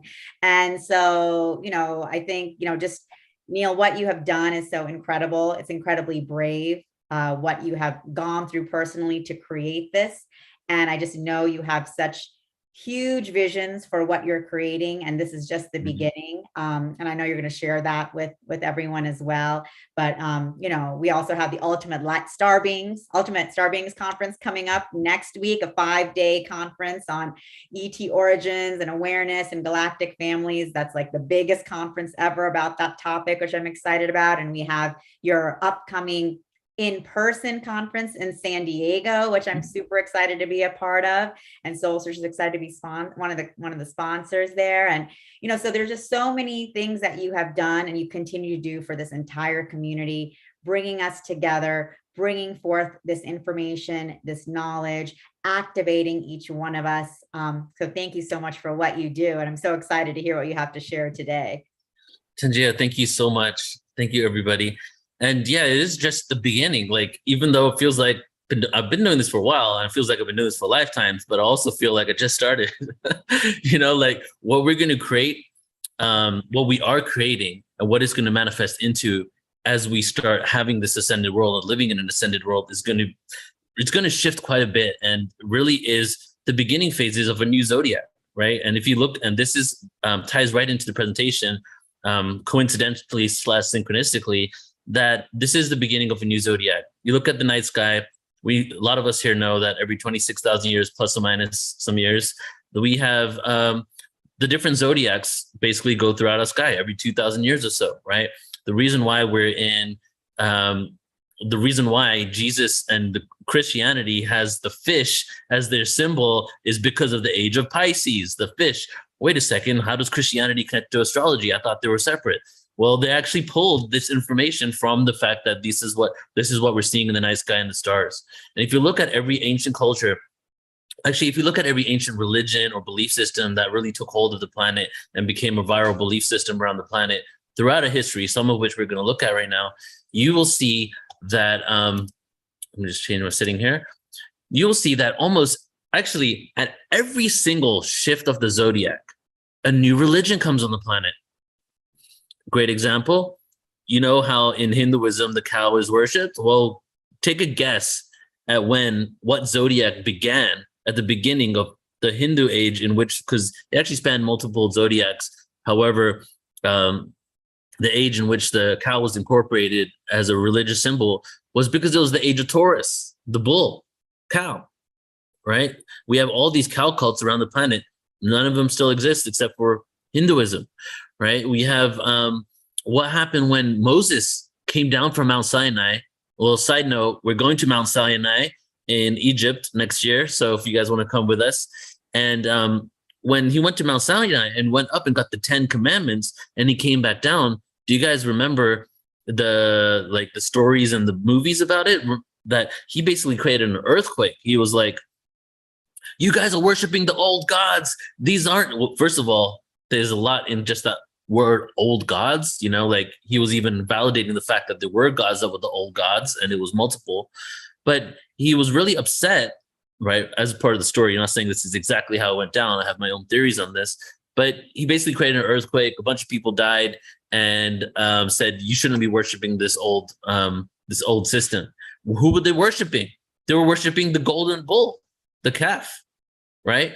They were worshiping the old zodiac. So, but what had happened with Moses going up to Mount Sinai, a new zodiac was coming. He went to Mount Sinai, that happens to be a volcano, and spoke to God or whatever being he spoke to, and that being gave him the new covenant for the new zodiac, the new religion. This is what it's going to be. Choose one God out of the many. I am the one God, and then teach your people, right? So we see this shifting in zodiacs occurring that goes in alignment with different religions and belief systems and spirituality. So what's occurring now? Well, we're leaving one zodiac into another once again. We're leaving the Piscean age and going into the Aquarius age. And in the Aquarian age, this is a new belief system that is at the beginning phases. So now circling back to the beginning of this, I started talking about the fact that this is the beginning of an age. So we might have been doing this 20 years, 30 years, 40 years, 50 years, but we literally were just setting the precedents for 2,000 years of this evolution, right?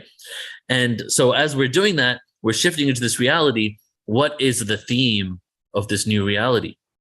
Well, as I like to call it, is basically the religion of no religion, non-dogmatic spiritualism, the law of vibration and frequency. This is the new belief system that we're going into. Just to keep it simple, obviously it goes way deeper than that, because we also have the opportunity for full remembrance, recall for past lives and ET lives. So what I'm going to do here is I'm going to kind of freestyle it in regards to the fact that I've spoke about the Yuga cycles, which is my presentation today, the cycles of time. I'm going to speak about it through 3 different presentations. And I love doing this freestyling, just grabbing presentations and just seeing how it pieces together. So I got 3 presentations up in which I've put aside certain slides within each of those presentations that all fit hand in hand. So I'm going to go ahead and share my screen, and we're going to start with the first one here. So this one is from my, let me do a setting thing. Okay, this one is from my presentation on galactic origins, dimensions, and black holes. So I'm specifically showing you this. Here is how we're going to flow. I want to talk about the Milky Way galaxy, what it looks like. What are the light years from stars to stars? What kind of rotations are we going through? What are some anomalies? How does it all connect together? And maybe even while we're doing this, you can kind of look at it and be like, wait a second, this looks like a really intricate clock, a clock within a clock within a clock. The way that these things work, and they go in alignment with each other and rotate around each other with perfect synchronicity and perfect amount of time and years that pass by. So just to really just show you and welcome you and introduce you to your home galaxy. And then after we've done that, we're going to go into ancient India and talk about the Ramayana and the Mahabharata and connect that to the cycles of time. In Hampi, India, specifically the place we're going. And then after that, we will go into the flood story and the cycles of time and flood.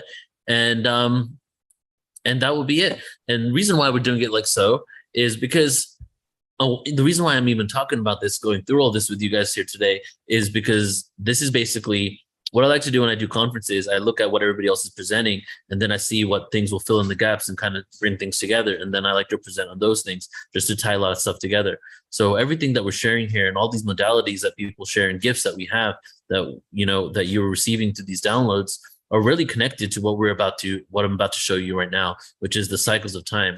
And the fact that it's inevitable. We are evolving. Our consciousness is expanding. So once again, welcome to the Milky Way galaxy. So our galaxy is speeding through space and Earth, traveling through space about 1.3 million miles per hour. And we're going 25 miles per second closer to the center of the Milky Way galaxy. So we've been told conventionally. We're also traveling alongside our local cluster galaxy, 375 miles per second towards the Virgo cluster, which is an enormous collection of galaxies around 45 million light years away. And usually I show this image later, but I'll show it to you first, since even Deborah Juicy talked about this, the photon belt and the understanding of the Mayans. And 2012, right? So in 2012, as we all know here probably, that there was a belief that we were shifting. There was a shift of ages occurring, right? A mainstream conventional movie, Hollywood style, went down. Oh, they try to say it's the end of the world, but it was not the end of the world. So it's all a farce, right? But we know, and if you actually look at the scriptures, it doesn't say the end of life and existence. It says the end of ages. Ages. Well, that is where the misunderstanding is now. The end of ages. Oh my God, we're going to die. Well, this means the end of one age, Piscean age, the beginning of a new age, Aquarian age, even the end of one dimension, the beginning of a new one.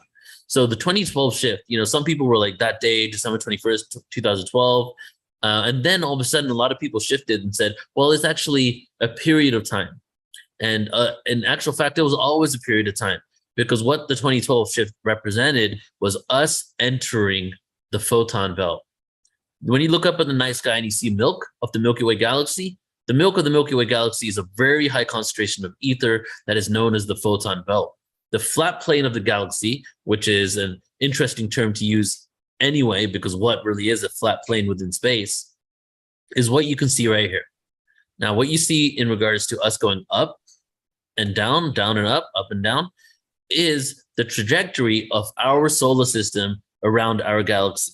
So not only are we rotating around the galaxy, as if the black hole in the center of our galaxy was the sun of our solar system, doing the same thing, but we're also doing a Fibonacci spiral up and down over the photon belt, under the photon belt.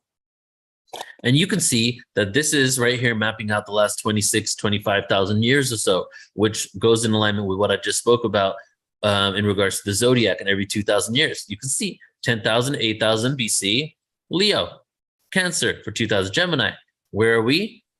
4 BC, the Christ conscious Piscean age starts. 2,000 years later, boom, we hit the photon belt. Photon belt, we go through a bath of vibration and frequency and ether, right? Which has also scientifically been proven, because ether is actually a scientific term for something that really does exist. It's not just an esoteric term. It's been used since the early 1900s, late 1800s. And they know this existed, and they even speculated in the 1900s, that early 1900s, like 1920, that the ether could be coming from another dimension of space, right? So definitely we're in alignment with a lot of cosmic truths and esoteric truths that we understand today.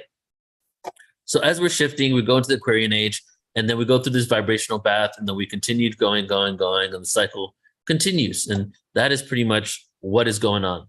Now, side note / disclaimer, many people believe that we are breaking free from this cycle of allowing this trajectory to also affect our level of consciousness. The trajectory might continue. However, will our consciousness drop again in order to be remembered once more? That is where, I guess you could say controversy, but it's not really controversial. It's just a discussion and a debate, really. It's really like, what are we breaking free from this construct? Can we continue for tens and hundreds of thousands of years evolving rather than going through this evolution? So here is your galaxy one more time. And first of all, let's take a look at this, because as we're talking about cycles of time and zodiac and the equinox, precession of the equinoxes, really want to talk about the galaxy, because all of that, zodiac, the precession of the zodiac, equinox, the solstices, all of that is in alignment with what our galaxy looks like and our position within it. The distance from the end of the galaxy to the black hole in the Milky Way, in the center of the Milky Way, the supermassive black hole, is 30,000 years. The distance from Earth, right, from Earth to the Milky Way galaxy, which is the constellation of Sagittarius A, which is the entrance to the Milky Way galaxy, is around 26,000 years, the exact same as this. So we're seeing these numbers repeat. You'll see it a few more times. So I'm just going to quickly go through this because I want you to see there's galactic weather, right? There's, for example, in the photon belt, it's a very high concentration of ether. The temperature of all the planets increase. Around 10 years ago, Russian space scientists had released an article in which they said the ether level of the planet of our solar system is increasing. We're moving to a part of the galaxy with a high concentration of ether, and the heat, the temperature on every planet is increasing. Now you have some controversy because this is the disconnect between climate change based on human involvement on Earth and the esoteric belief that it's actually a heat rays within our galaxy and it's not actually directly connected to the climate change that we're creating here, right? I'm not telling you which one's right or wrong, but I'm just showing you how the galactic weather is actually contributing to a lot of experiences we're going through.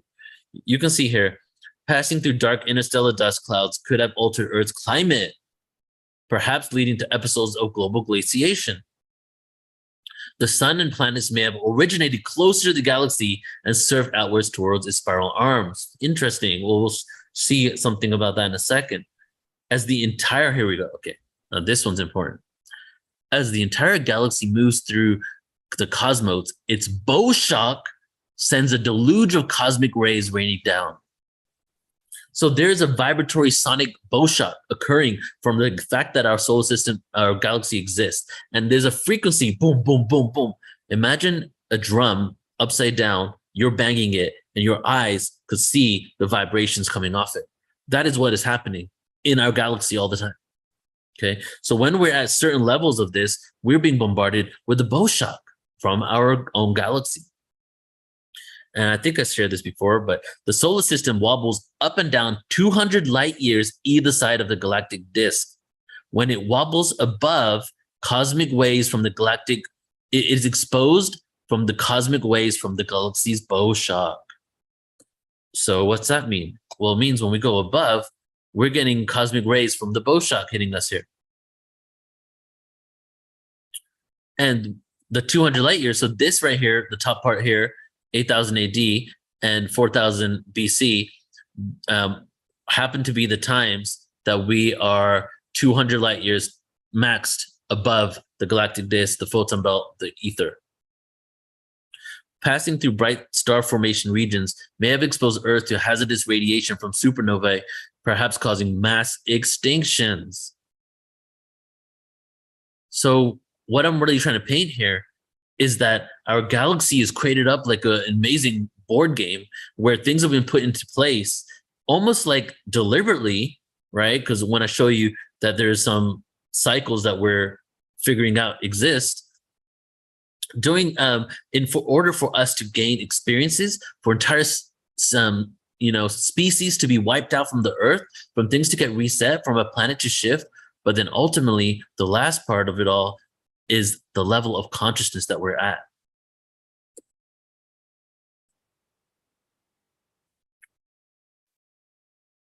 Since we were talking about the Milky Way galaxy's supermassive black hole, we should really talk about, just about that a little bit. So let me just talk to you about the galactic core.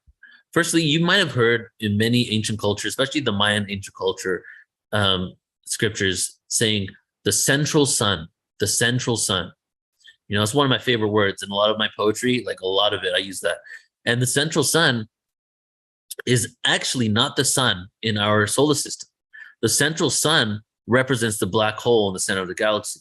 So in a lot of cultures, when they're talking about God being the central sun, or that's where God's throne is, they're talking about the center of the galaxy, which is the void, which is the exit point from this dualistic experience.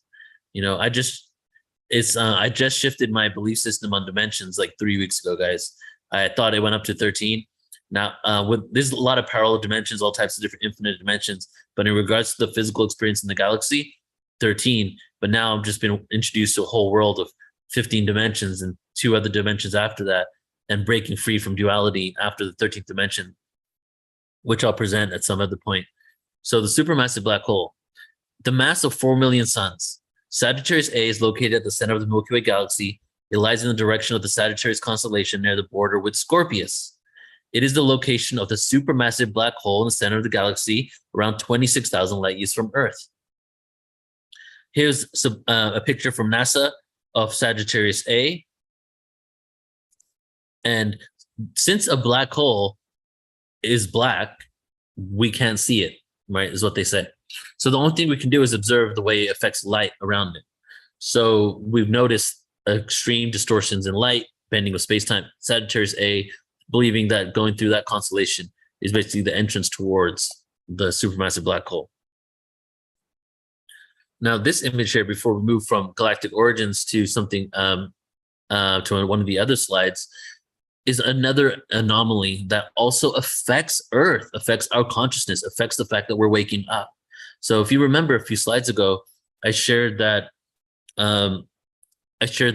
new evidence suggests that Earth started closer to the supermassive black hole, kind of like where the sun is right there. Well, there is a galaxy that has been colliding and integrating with our galaxy for quite some time. I'm not sure if you guys, were taught this, getting, being raised as I was in my classes on science, is that in like millions of years, if not, I don't even know if it was billions of years, we're moving towards the Andromeda galaxy. The Andromeda galaxy is moving towards us. So eventually we're going to collide and integrate with each other. And it's going to be many, many, many, many, many, many ages from now. And that's what we've been told is going to happen, right? However, did you know that we are already colliding and integrating with the galaxy in this moment? And actually, it's been happening for 8 billion years. And the galaxy is a dwarf galaxy called Sagittarius. And some of the evidence now points to Earth originating in that galaxy and then coming into integration into the Milky Way. And the way it occurred was that this galaxy had a collision course for ours, and the solar system was picked up and near the black hole inside of the galaxy, and then slowly moved out towards the position we are now. One of the main reasons why this belief it exists, and there's evidence for this, is that the way our solar system, I'm going to show you a little visual here with my arms. The way our solar system is where was I? I read a comment and I lost my train of thought. So the galactic arms, and okay, the way our solar system is, so here we have the galaxy, boom, right this. Our solar system is lodged at an angle that is not the same as any other solar system around us. It looks like we came in and the gravitational pull of the Milky Way galaxy, of the supermassive black hole, pulled our system in, but we never balanced out to be completely straight, and we're at an angle compared to the rest of the solar systems. So that is partially the reason why we are believed to have come from Sagittarius A. So the next slide here is going to show you the over 8 billion years, what occurred to this galaxy and how it integrated with Earth. And I'll comment as we see the graphic visual. 8 billion years ago, 5.7 billion years ago, 3 billion years ago, 1.9 billion years ago, 1 billion years ago. One more time. Current situation, boom. 8 billion years ago, first Sagittarius passed, 5.7, 3 billion years ago, passing again second time, 1.9 billion years ago. Third passed 1 billion years ago, boom, infinity spiral being sucked in with the gravitational pull of the Milky Way. So now that we've kind of showed you the galactic weather really is what that is, that there's so many different elements that are going on, so many different things that are occurring within our galaxy that we're not aware of because we can't see it, right? That is actually affecting our experience on Earth. Now, we are going to go and talk about Shiva. Let me do a time check first. Okay.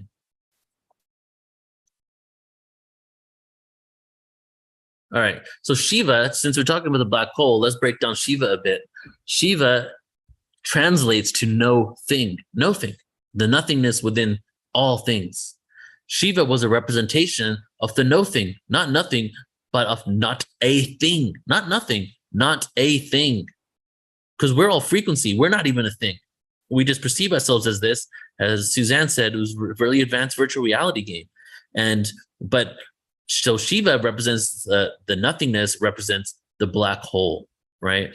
And the Kali Ma, the female aspect of Shiva, the destructive force doesn't represent destruction, but together they represent recycling through the center of the black hole. Now we have another god, just like the central sun. We have Shiva also having a representation of the black hole. So it kind of went like this. I'm oversimplifying it. A lot of ancient cultures that were very advanced, black hole worship, if you will, right? More like reverence for the black hole. And then it started becoming sun worshiping, and it became very limited with our sun and our trajectory around the sun, which further ingrains us into linear time. When you go into black hole reverence, right, for lack of a better explanation for that, when you go into black hole understanding and spirituality, you start getting secular time, because now you're not talking linearity based on distance from the sun, but you're talking about the cycles that we're taking through our galaxy, through the photon belt over and over again, 26,000 years around the Milky Way galaxy. So a lot of ancient cultures that held these truths speak about the black hole in a metaphor, if you will. Okay, so before Shiva, let's see if I want to skip this. Yes, I do. Okay.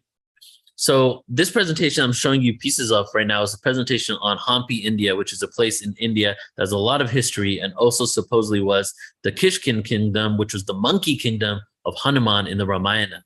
It was once the richest cities in the world when it was at its peak.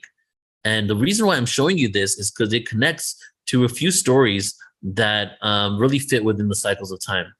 So astronomical, archaeological, historical, scriptures, and more point to the following dates for the Mahabharata and the Ramayana. Do check out our Ancient Indian Origins 2-day conference. It was 10 hours a day, and we go one of the most epic events we've ever done. Like a 2-hour presentation on all types of scientific, intuitive, spiritual, archaeological information to prove the dating of the Mahabharata, and another separate 2-hour presentation specifically on the Ramayana. And those, for everybody on youtube.com/portal2ascension, are being released in its entirety next week. All 10 hours, they're going to be streamed 2 days in a row on the YouTube. So check it out there. So the Mahabharata took place around 5,561 BCE. The Ramayana took place around 12,209 BCE, right? Which is a time that we were supposedly very primitive, because we were told that the cradle of civilization started in Babylon around 6,000 BC, but they weren't even really advanced until a little bit later. So this really shifts the dates.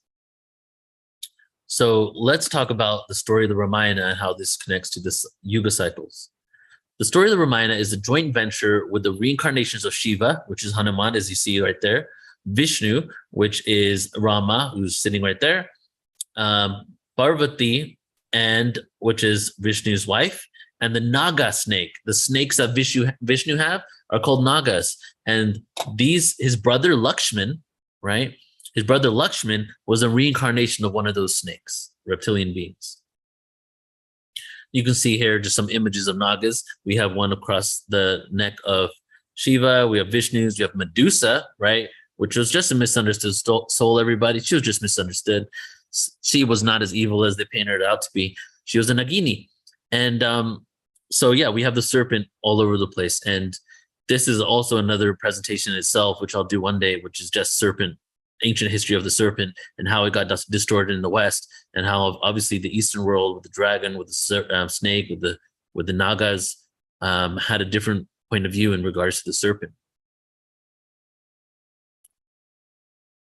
So in the Ramayana, it conventionally believed to happen in the Treta Yuga, right? That's what we've been told, the Treta Yuga, which is, I'm going to show you the Yuga cycles in a minute, but evidence points to it being written down in the Treta, and multiple disciplines of research point to the story occurring in the Satya. So instead of happening in the Treta Yuga, which is the age after the Satya Yuga is the golden age. Probably heard of it because we're talking about that all the time in the consciousness community. It was written down in Treta, but it looks like it probably happened in Satya Yuga. There's 7 kandas or books. The story connected to Hampi happened in the Kishkinda Kand, which is the monkey kingdom, passed down orally for thousands of years before it was even written down. In the story, Lord Rama fought in Hampi, which is in the south. The story is of the rescue of Lord Rama's kidnapped wife Sita. And the Indian New Year's, which is called Diwali, is the representation of Rama coming back after being banned from the forest, into the forest, and also coming back with Sita after saving her from Ravana, which is the demon god. Hanuman is believed to have brought rocks from all over India to build a bridge from Hampi to Lanka to save her. Lord Shiva, who married goddess Pampa, which is the daughter of Lord Brahma, in Hampi. So there's a lot of connections to this area. And here is the moment we've been waiting for, which is the cycles of time calendar. So now we're going to connect it a little bit. So there have been 2 versions of the cycles of time. This one is the one that's most circulated now.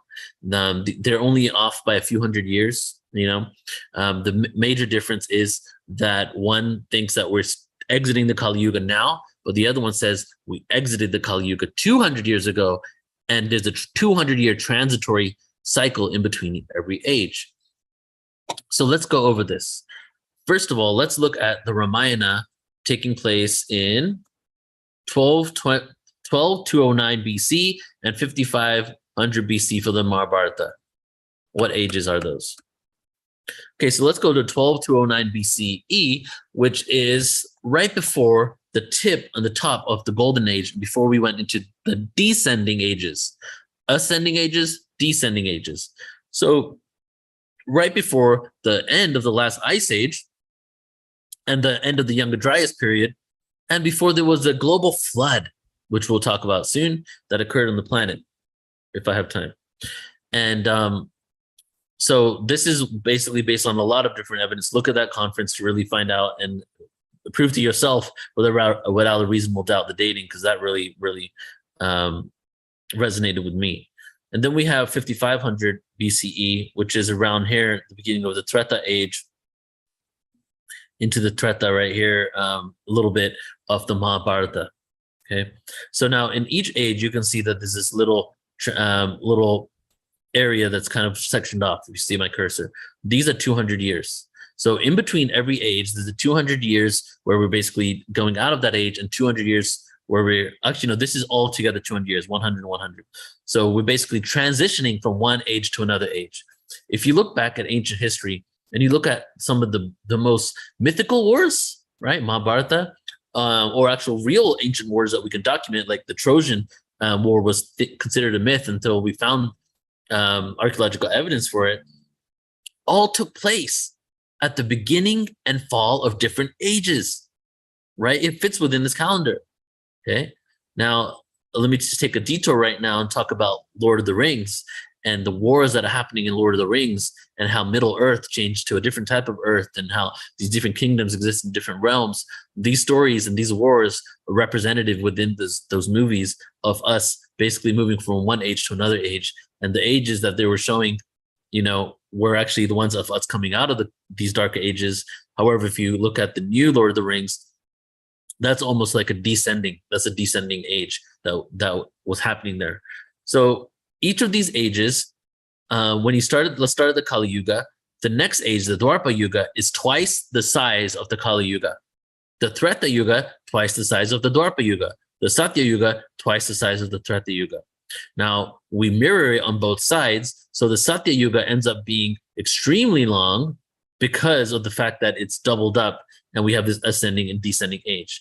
There was a cataclysm that occurred at that time. And then we also see the rise of ancient Egypt, through new geological studies. The Sphinx is at least 11,000 years BC, 10,900 BC. So we see the rise of these very advanced cultures with some advanced architectural knowledge, spiritual awareness, but we also do not see evidence of great civilizations before them. Well, that's because that was the end of the last ice age, and there was a huge reset that occurred on the planet in which great civilizations and the technology pretty much got wiped out. And then the descendants of these individuals went and started creating communities all over the world. So we have the 200-year transitory phase. So the theme of the Golden Age, every ancient culture that's ancient enough talks about these ages. The only culture that has the dates is in India. All the rest of them give you the themes of the cultures. For example, if you look at ancient Greek texts, in Greece, they talk about what type of man, right, existed in that age, what the personality traits of that person was. Whereas in the Indian text, it goes a little deeper into the dating.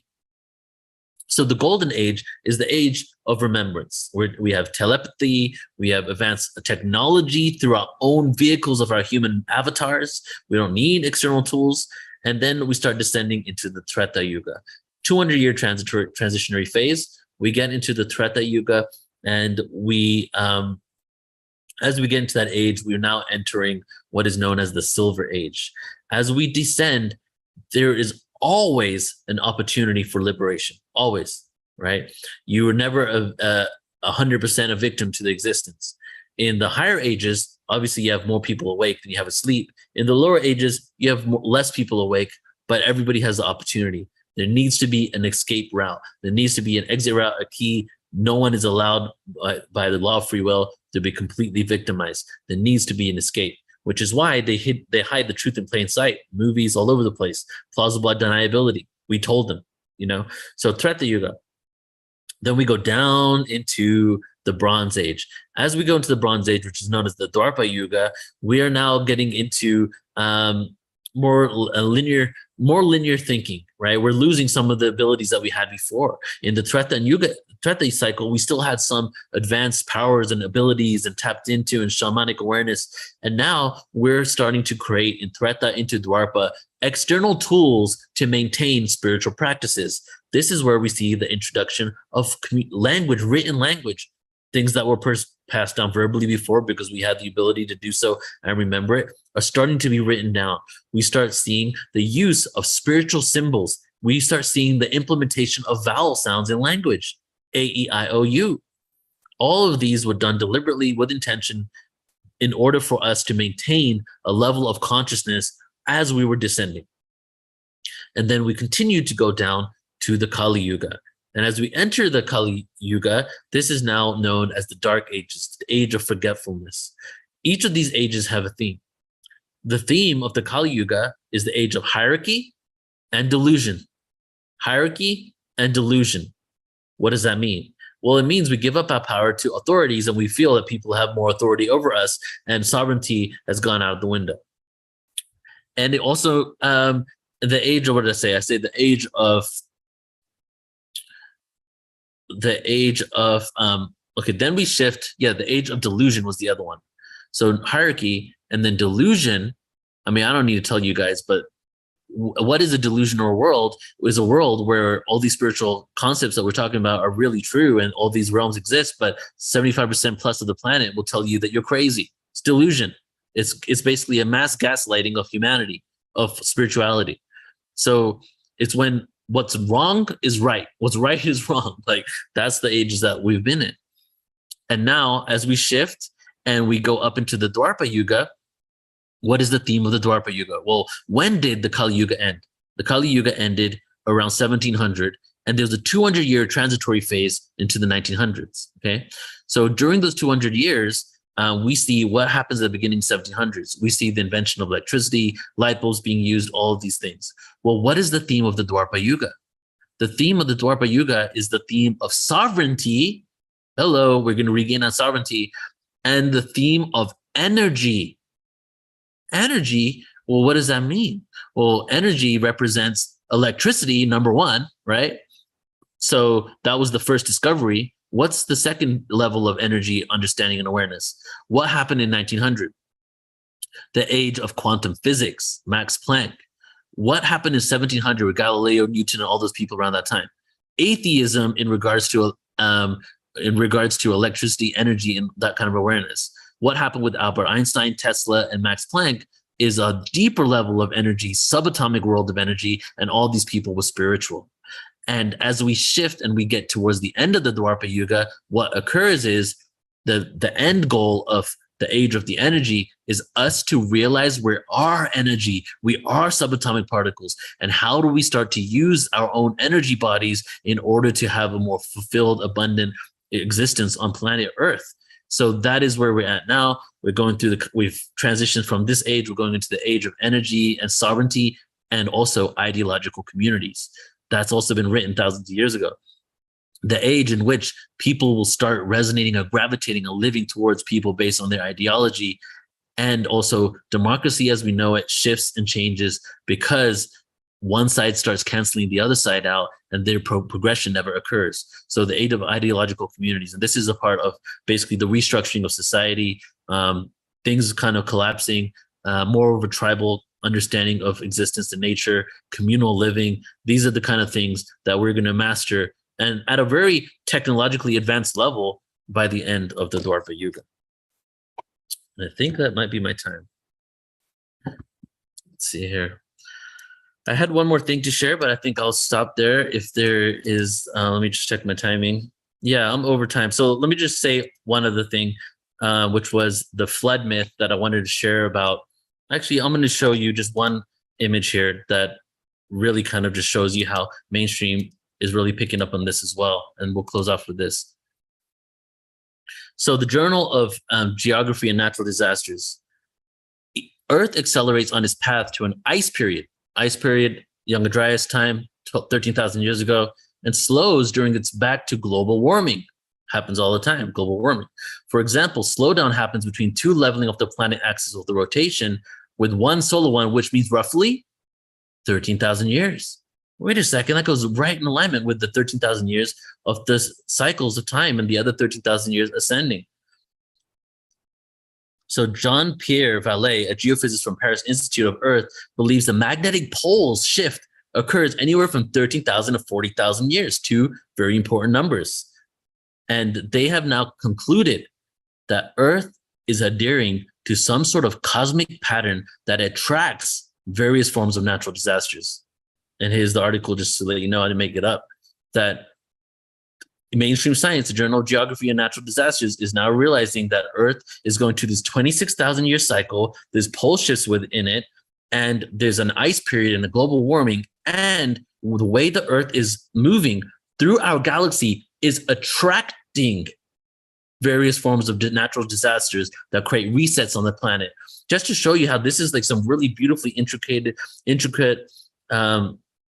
I don't even like to use the word board game because it sounds so like non-organic, you know, but basically things have been put into place within this maze in this galaxy in such a way that it is inspiring an evolution, inspiring and devolution, inspiring devolution, because the devolution is also a part of the experience. The devolution isn't better or worse than the evolution. The devolution is what is needed in order for the evolution to even occur.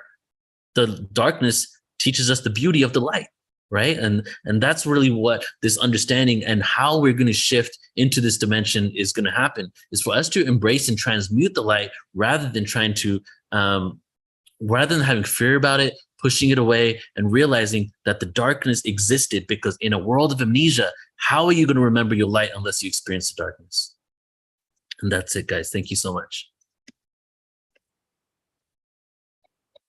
Wow, Neil, thank you so much. That was just so comprehensive, mind blown, incredible.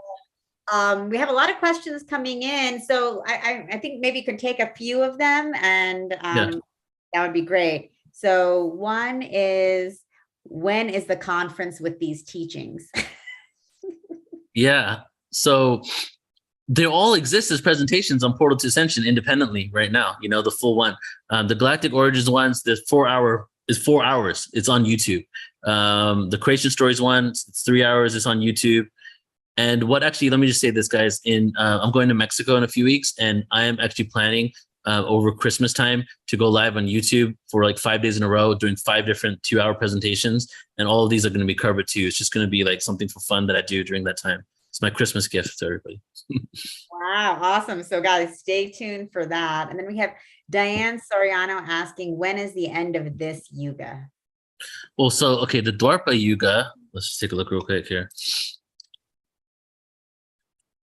700, 2,000 years. So 1,700, 2,000, 2,700. Wait, actually, no, wait, 2,000 years. Okay, wait. So 1,700 plus 2,000, 3,700. So 3700, that's the year. Wow. Okay, great. And then Marilyn Donkersley, she has her hand up. So Marilyn, do you want to chat us a question, or do you want to pop on? Can ask you to, you want to pop on Zoom and ask your question to Neil?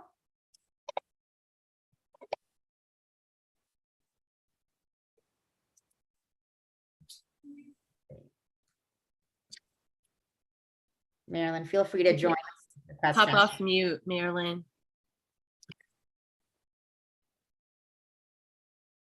She might have just put her hand up by mistake. Oh, okay. All right. So we'll move on. But that was well, there's a question right here. So let me just answer this one real quick.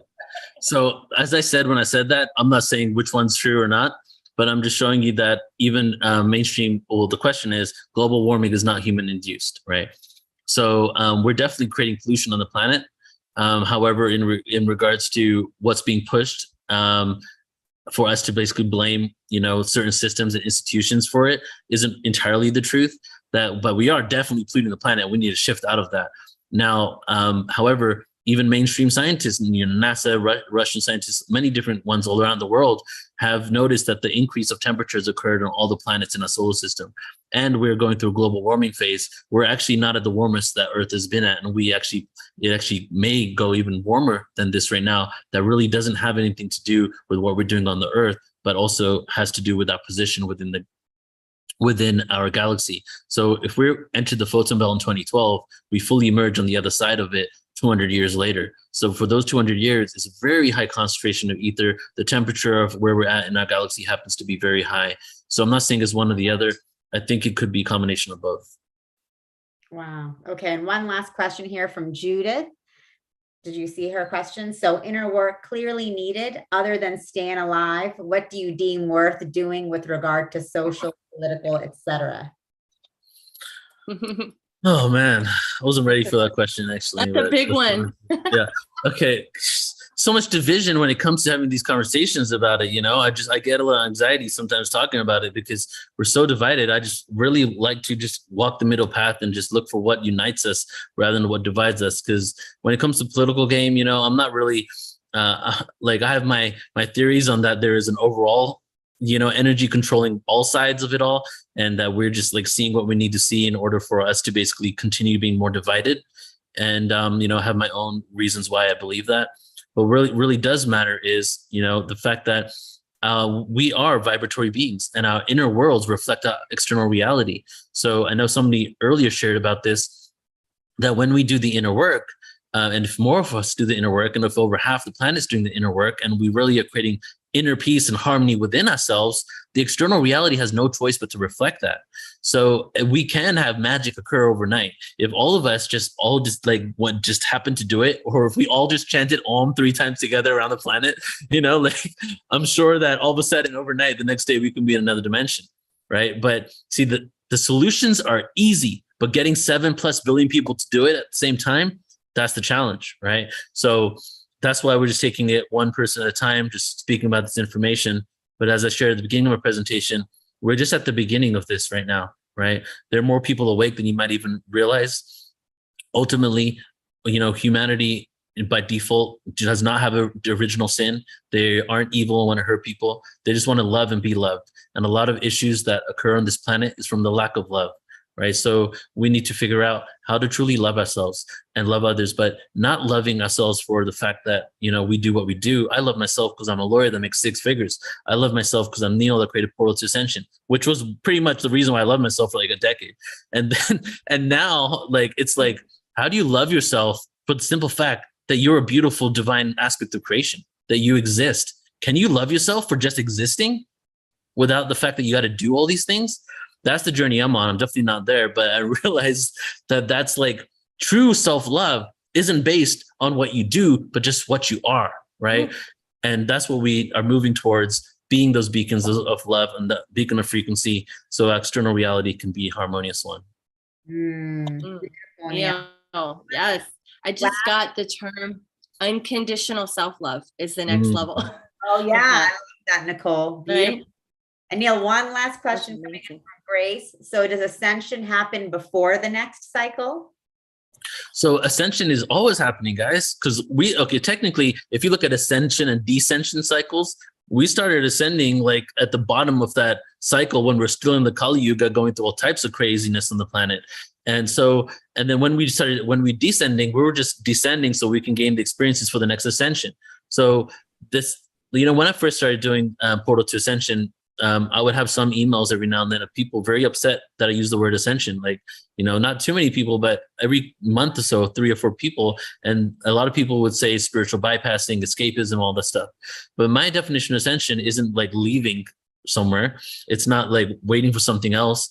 The only way we can live in an ascended reality is by finding the beauty of the moment, finding peace in the now, right? Everything within existence is paradoxical, right? And so the paradox is, the only way we will ever inherit a reality on earth that's ascended is by finding the beauty in this present moment. Because the more we're looking for something else in the future, the universe is one big Xerox machine. It's an unconditional, non-biased Xerox machine. It's literally going to copy whatever you put out there. So if you're going to keep putting out there that we're not there, when are we going to be there? That's what the beautiful universe is going to give to you, child, right? You'll be like, I gift you with that more of we're not there yet, right? So how do you get to a point where you realize you are there, and how do you start enjoying this moment? And, and that's what I feel the true ascension is. Wow. Amazing. Well, thank you, Neil, for this exciting presentation. Mind blowing. Wow. Yeah. Shauna's saying this is so high, blows my mind, and I love it. So great. So thank you so much for your wisdom, your knowledge, giving us a whole download on these Yuga cycles of time. I mean, I just have to actually go back and re-listen to this presentation. Yeah, it was that good. It was so damn through magic. So interesting, Neil. Thank you. The Yuga cycles was my COVID hobby.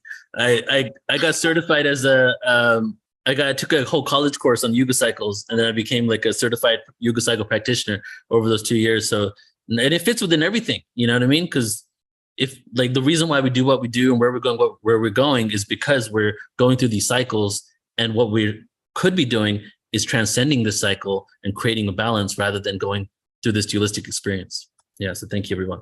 Exactly. Thank you. Okay. Without further ado, shall I introduce our next beautiful guest? Awesome. I'm so honored and excited to be able to introduce my dear friend, sister, and land neighbor, India, Zoe Prema. I'm so excited she's here with us. She's amazing. She supports people through their awakening, through their shadow work, or shadow bliss, or shadow play, as we sometimes call it. She's really, really gifted as a seer and a behavioral tracker. And I've actually had the pleasure to work with India with my sacred union. And just, she's really amazing at holding a safe, sacred space to help people awaken to their own part in everything, right? And so that part of awareness of awakening up to our shadow is what liberates us into our light side, and actually allows us to expand instead of continuing to expand and contract and expand and contract. This is that deep work that allows us to liberate into a higher ascended space. So India is amazing. She does workshops, she works with couples, she works with individuals. And she just wrote a book that's coming out in the spring. India, you'll have to, I know the name has changed a few times, so I don't want to get it right. It was Unearthed. I think it's Burning the House Down, which is really exciting. Is that right? Yes, Burning Down the House. Burning Down the House. And I've helped her with her book process, and it's coming out in the spring. Welcome, India. Thank you. Thank you. Oh my God, I'm so excited to be here. And coming on the tail end of Neil, and that was like a lot to take in, even in the last 10 minutes. But it was really awesome. And the thing that he said, which is going to lead me into what I'm going to share today, he said, how are you going to experience the light without knowing the darkness? And, you know, this is all very multi-layered. And it's not just a flat, we are in a multi-dimensional state. We're in a multi-dimensional galaxy. What's happening out there is happening down here. And so for me, the shadow is the foundational piece for expansion, and to be able to hold the frequency, if you will. And this has been my own experience. I mean, I went higher than a kite a few years ago. Everything was in synchronicity. I couldn't believe everything that was transpiring for me. And I hadn't looked deep into my shadow or that layer of it. And I just came crashing. And I was like, oh. And so, you know, I didn't really realize it at the time. And then as time went by, and then I went more into my shadow again and peeling back the layers of the onion, I started to see the universal law of what was transpiring. And there are so many different perceptions, so many different viewpoints. I don't know what the truth is. All I know is what has transpired for me.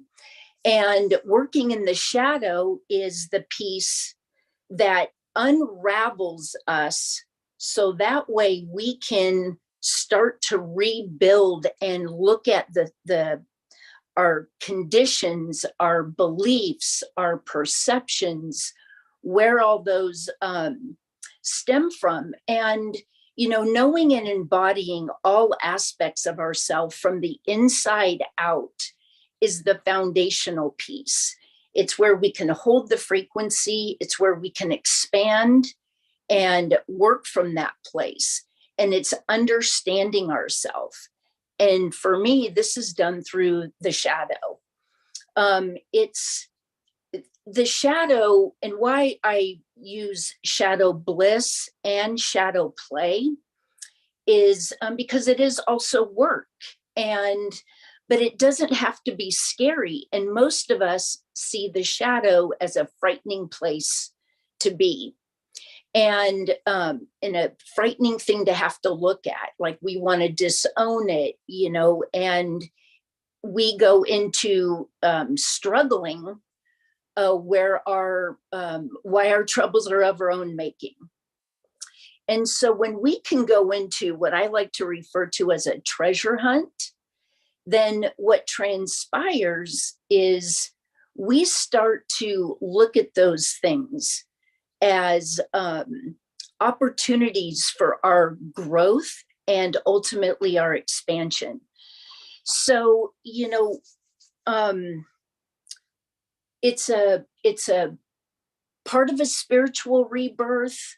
The shadow can also be a part of the dark night of the soul, which is a very deep and profound process. I actually spent 5 years in the dark night of the soul, and the shadow can be components of that. And in my journey within the dark night of the soul that I didn't even know I was in, is that it was a complete and utter collapse of my entire existence. It is a soul rebirthing. And being in it and experiencing that depression, the anxiety, I didn't want to hurt myself and I didn't want to hurt someone else, but I didn't want to go on living. And it was a really scary place to be. I was full of anger. I was full of rage. I was the victim of all of my circumstances consistently. And my theme was like justifying my story. If this happened to you, you would feel this way. If that happened to you, you would feel this way. Even when I had 10 life crises happening in 10 months, I was still the victim of all of it. I mean, I had a nervous breakdown, and the shadow was a part of that, but it was so much of my shadow that my higher self just rattled my world beyond my comprehension. And once I came out of that and started really deepening and deepening and deepening my work, my self-work, I started to see the parts of the shadow and why I ended up in the dark night of the soul. And it's because I wasn't listening. And I didn't know anything about energy. I didn't know anything about vibration. I didn't know anything about frequency. I just was experiencing that life was happening to me. And one day I realized that it was happening for me. And that was when everything shifted. I also started understanding about contracts and agreements when the seed had been planted years before, and things just started to come into alignment for me. And through my process, what I was able to do, which is why I have so much passion with shadow play, is that, I used to live in storytelling. Who did what to me, and who's an asshole, and who's this, and who, and whatever story I was making up. And I just kind of lived there all the time, just my head going. When I started going into my own really deep work and unwinding, over time, what I was able to do is that I would be in a place, and then something would happen, and I would dip into my mind, into my ego, into my judgment, into my arrogance. But I just dip, and then I work myself out of it very quickly, and I come back up, and I'm like, okay, this is mine. This is mine. I don't live in that place anymore. And that is a part of sovereignty as well. We have the physical body, the emotional body, the spiritual body, the ethereal body, and all the bodies have a part. All of the pieces have a part in our existence. The 3D, the shadow, the energy, the ethereal, the ascension, it's all part of the whole pie. And this is where the shadow comes in, and we give it names and we embrace it, and we learn to love those parts of us, because that's what makes us whole.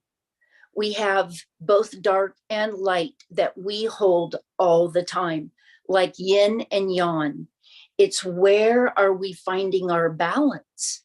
It's when we lean one way or the other, it's where we go off balance. And, you know, what we do, what I do in my work, and I work primarily in groups. And the reason that I work in groups is that the medicine is received by everyone within the group. I work with small groups, and I find it to be more beneficial. I like to get in, help people find the tools that they need to start unwinding. There is a self-awareness process. And the question becomes, how do we come into self-awareness? How do we come into self-awareness? And that's what I teach. I teach, how do we come into self-awareness? What does that really mean? Do you know that you have shadow? And the shadow can look a variety of different ways for people. And I'm going to give you an example of something that transpired, because the shadow isn't necessarily just you triggered me and there's my shadow, right? And I can get into that in a minute. But something came up on an app that I was on this morning, and it's called Nextdoor, and it's a local community page. And so somebody had posted on there that she woke up this morning and 2 cars were parked in front of her house, in front of a fire hydrant. And she went into, what kind of recourse do I have? And I went into, well, where's the shadow? And I say that because this is often what we don't see within ourselves. And it all has to do with control. Control. And it's just like, why are you so concerned that there were 2 people in front of a fire hydrant? Yes, I understand the significance of a fire hydrant, but they're not in your driveway and they're not blocking you in. So the question becomes, why was that so important? How do we know? How did you know that maybe those 2 people showed up in the middle of the night because there was a death in the family, or there was a bad accident somewhere, or something transpired that created those 2 people to pull in front of a fire hydrant? And so when we go back and we look at that, it's like, why does it matter? Because I need to control the situation. By utilizing the word recourse, what recourse do I have? I'm like, that's where I go into, how do we unwind? And it is somebody, I just saw it really quickly. Somebody said, yeah, it is very hard work. But I can tell you this, it is a lot harder not to do the work. Because what happens is that the universe, our higher self, source, whatever name you want to call it, it is going to take charge, and it always does. What happens is that when we don't listen and when we're not willing to do the inner work, our lessons get more and more and more painful. And I know this firsthand. You know, when I had a life crisis and I'm in the dark night of the soul, I didn't get my lesson. I went back to putting my my life back together from the outside. And what happened is that 3 years after my calamity of crisis happening, I had breast cancer. I go through a year of treatment. And then when I start firing on all cylinders, or a few cylinders again, I realized, I was like, wow, I'm not living where I want to be. I'm not what am I doing? And the universe put me in this yoga studio in San Diego County. And my whole world shifted. And it shifted because I was in that yoga studio for 6 days a week for 9 months, rehabilitating my body. And that was when I started to hear a new language. That was when I started to understand the difference between the head and the heart, which also plays a big part in the shadow. Because it's looking at ourselves and realizing, this all comes back to me. I get triggered, and most of us go, you really pissed me off. You did this, or you did that, or you said this, or you hurt me, and we attach these things that the other person did. Those triggers are such beautiful medicine for us. That is where we receive the medicine or not. It is a fork in the road. And what I mean by that is that when we get triggered, doesn't matter who it is, when we get triggered, we automatically go outside of ourselves. We go into the linear way of seeing it. What the circular way and the trigger opportunity is to receive the medicine is to stand back and go, why am I really upset here? Or why am I angry? Or why am I feeling jealous? Or why am I insecure right now? Oh, that has to do, and we start unwinding. We start unwinding. This is why I said earlier that our troubles are of our own making.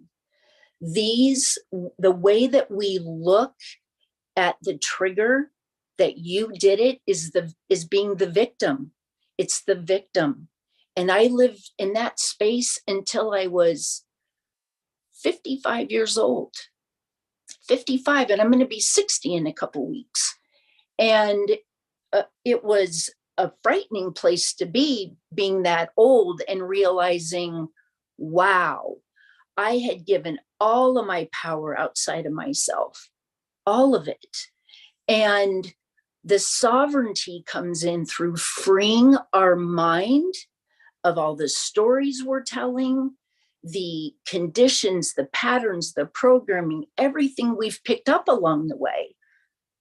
Sometimes we know why, and sometimes we don't.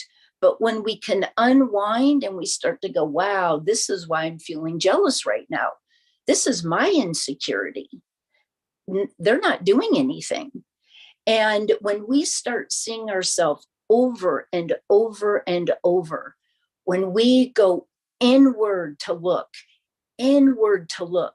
we start to realize that we have work to do. When we stay outside of ourselves, then we know that we will never be able to understand that we are the creator of our reality. And this is where the freedom and the sovereignty is a part of it.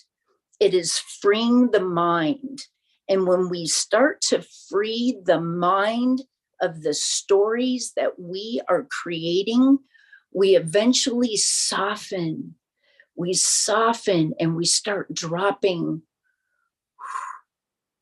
down into the heart, down into the heart. And then we start to have more mature conversations. We start to listen to people differently because we're softer. We can have more compassion because when we have compassion for ourselves, we can have compassion for others. We cannot give away what we don't have. And when we do the inner work, then we have more opportunity. And Neil said this somewhere, is that then we turn around and we share. We share, this is what the wounded healer is. I did not set out on this path.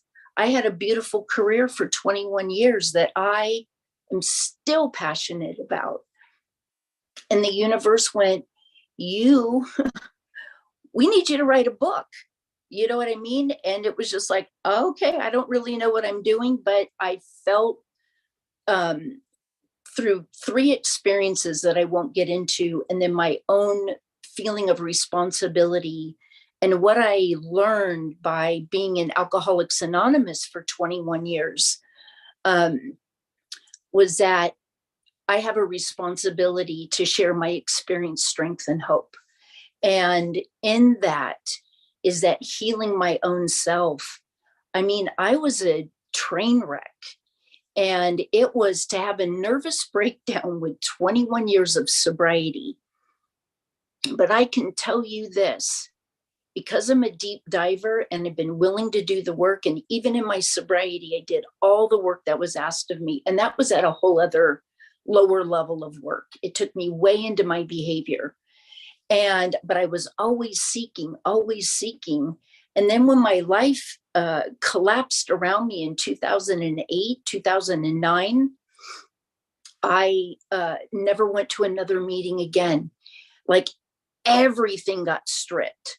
People, places, things, money, stuff, my 17-year relationship, my mom died. I mean, everything was wiped out. And I was 47 years old, standing looking in the ocean and saying to myself, I don't know who I am without all of my labels. Like that scared the shit out of me more than anything else that was transpiring. And what transpired for me is that I knew I was on a spiritual journey. Even though I was so into 3D, I had this sense of knowing that I was on a spiritual journey. And fortunately for me, I will be 35 years sober in February of 2023. And I say that because it was so important that when we do the inner work to the best of our ability, when things get crazy all on the outside, the roots of our tree is in. We are in alignment with who we are, and we don't get, we're not getting blown all over the place. And this is part of freedom. It's part of sovereignty. It's part of being in the heart. It's part of ascension. But we have to do the work if we want to do the work. If you don't want to do the work, you can choose to stay where you are. That is okay. That is okay. The place that I arrived to in all these different layers of things that were transpiring that came to me through some really deep shadow work. I mean, it was brutally painful. And I don't have to go down so far anymore all the time. I'm like, oh, I recognize this. And so the beautiful thing that happens is that I no longer live in storytelling.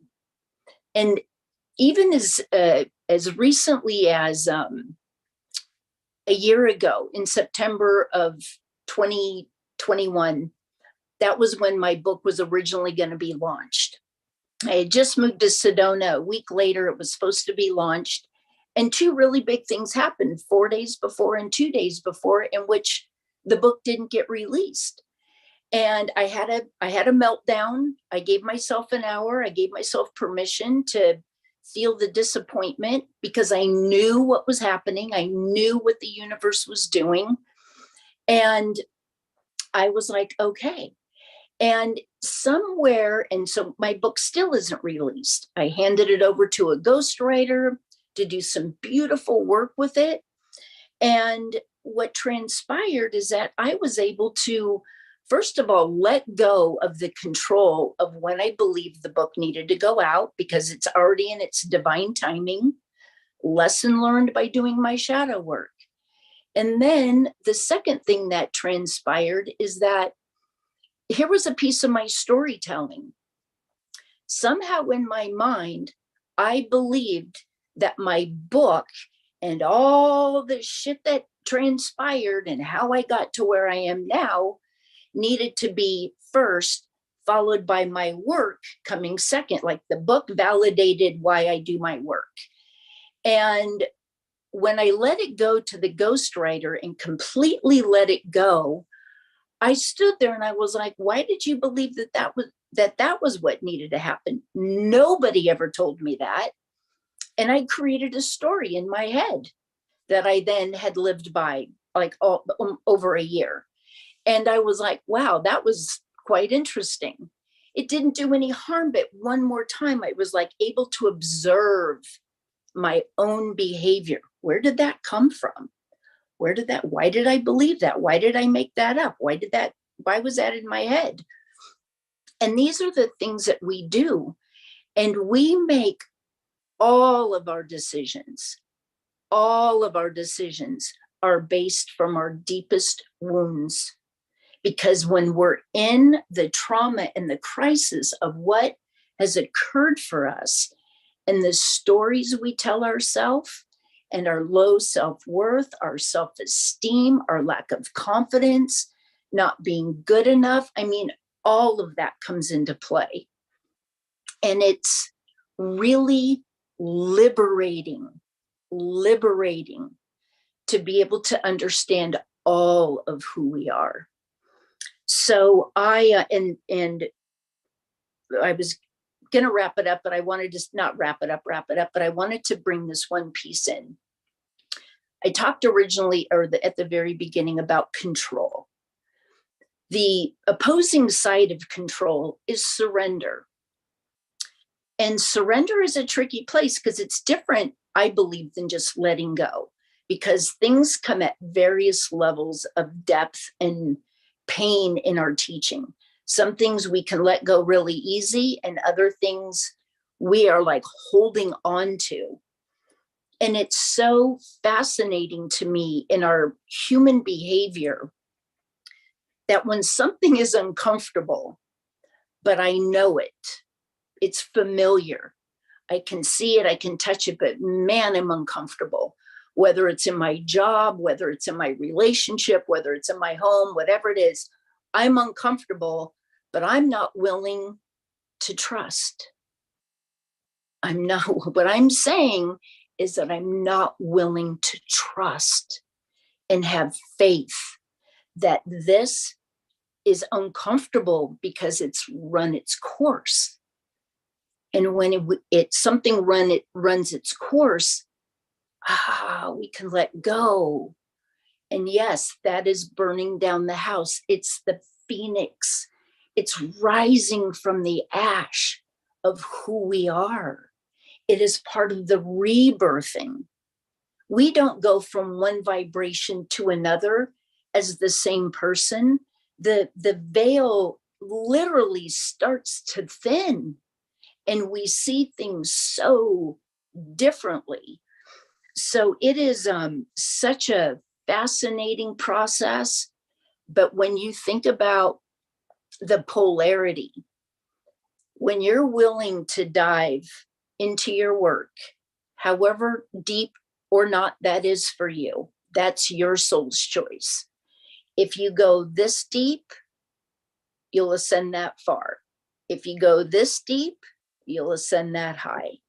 It's the polarity. It's like being in love, deeply in love.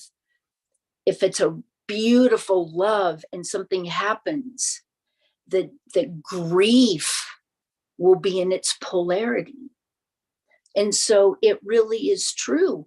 You want to sow a field of mediocre seeds, you will have a mediocre harvest. And so I would love to encourage you to get in there, to do some digging. I love this work. I have been so deep in that process, and spending 5 years in the dark night of the soul was no joke, but it was where I have gained the insurmountable amount of wisdom that no longer holds me hostage. Instead, I get to think about my dreams. I get to create. I get to support people in their journey, and watching the light bulb come on. So that way you're receiving your own medicine.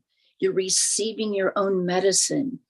And surrendering is the most beautiful and the most powerful gift you can give yourself that I can give myself. And for me, the surrendering, the deep surrendering is something that is very sacred. It's between you and your creator, you and your higher self, you and God, whatever that is for you. It is a very deep process. And when that transpires, that's where the ascension comes in. It's energy. We don't move ourselves into a higher ascension. The energy moves us into a higher ascension.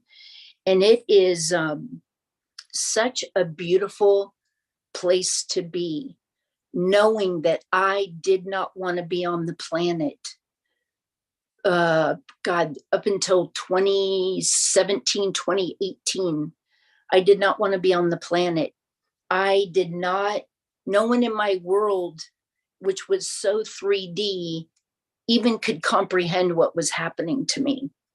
And so I wasn't supported by anyone, but that was so necessary for me to just go on a complete and utter redirect. And it has been an ungraceful journey, a very ungraceful journey when I didn't have the tools. And I used to sit in session with my own coach for several years, just so enraged with the system and with this and with that and the institution and the medical and the boom and the bang and the D.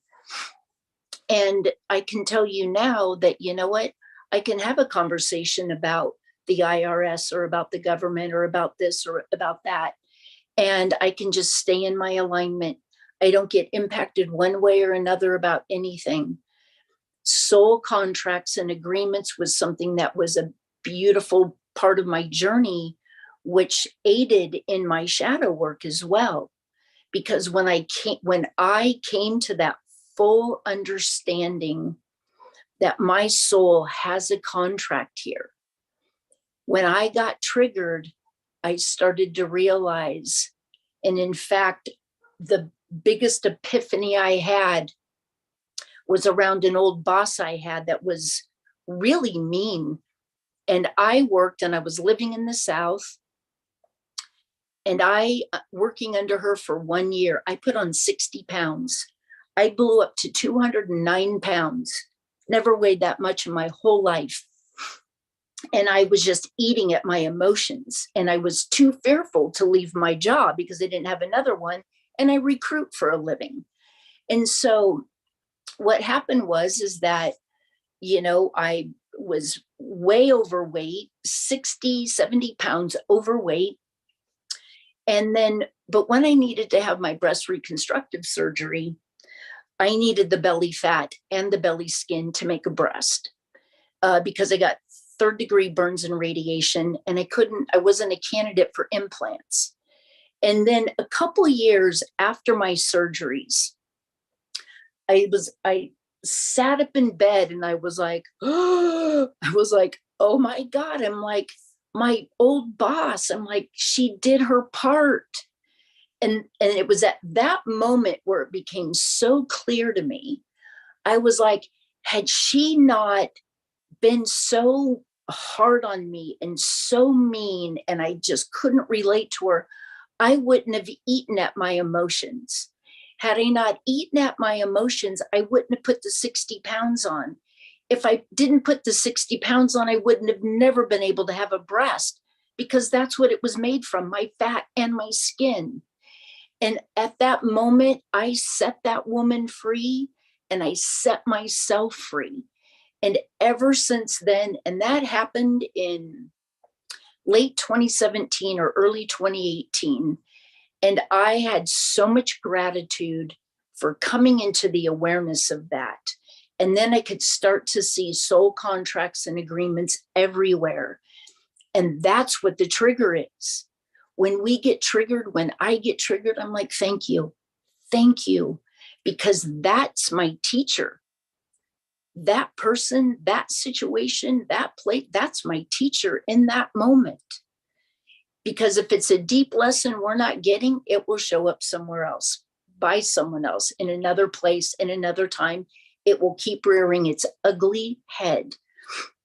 So the trigger comes, and that is where we have the opportunity to receive the medicine. When we do that, that's where the gift comes, because the gift is the wisdom. And then next time we're in that situation, we go, I know what this is. I know what's happening here. And then we start unwinding ourselves. And this is the beauty of the work I do.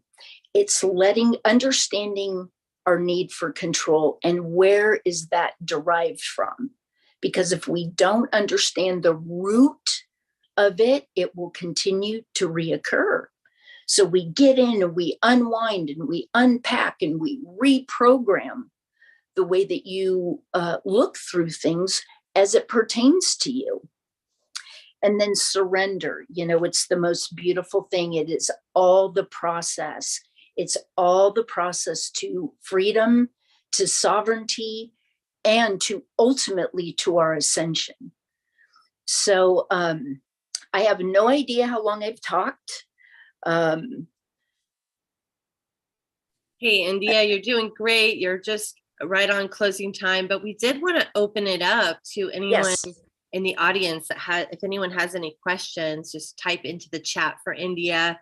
It's funny, as you were just talking, I just thought about the most recent thing that came up for me, and I was thinking about it differently, because I'm like, what is the medicine in this? Why did this happen for me? So I was really in that process with you. So thank you for the deep wisdom. And I've had the pleasure of receiving your medicine.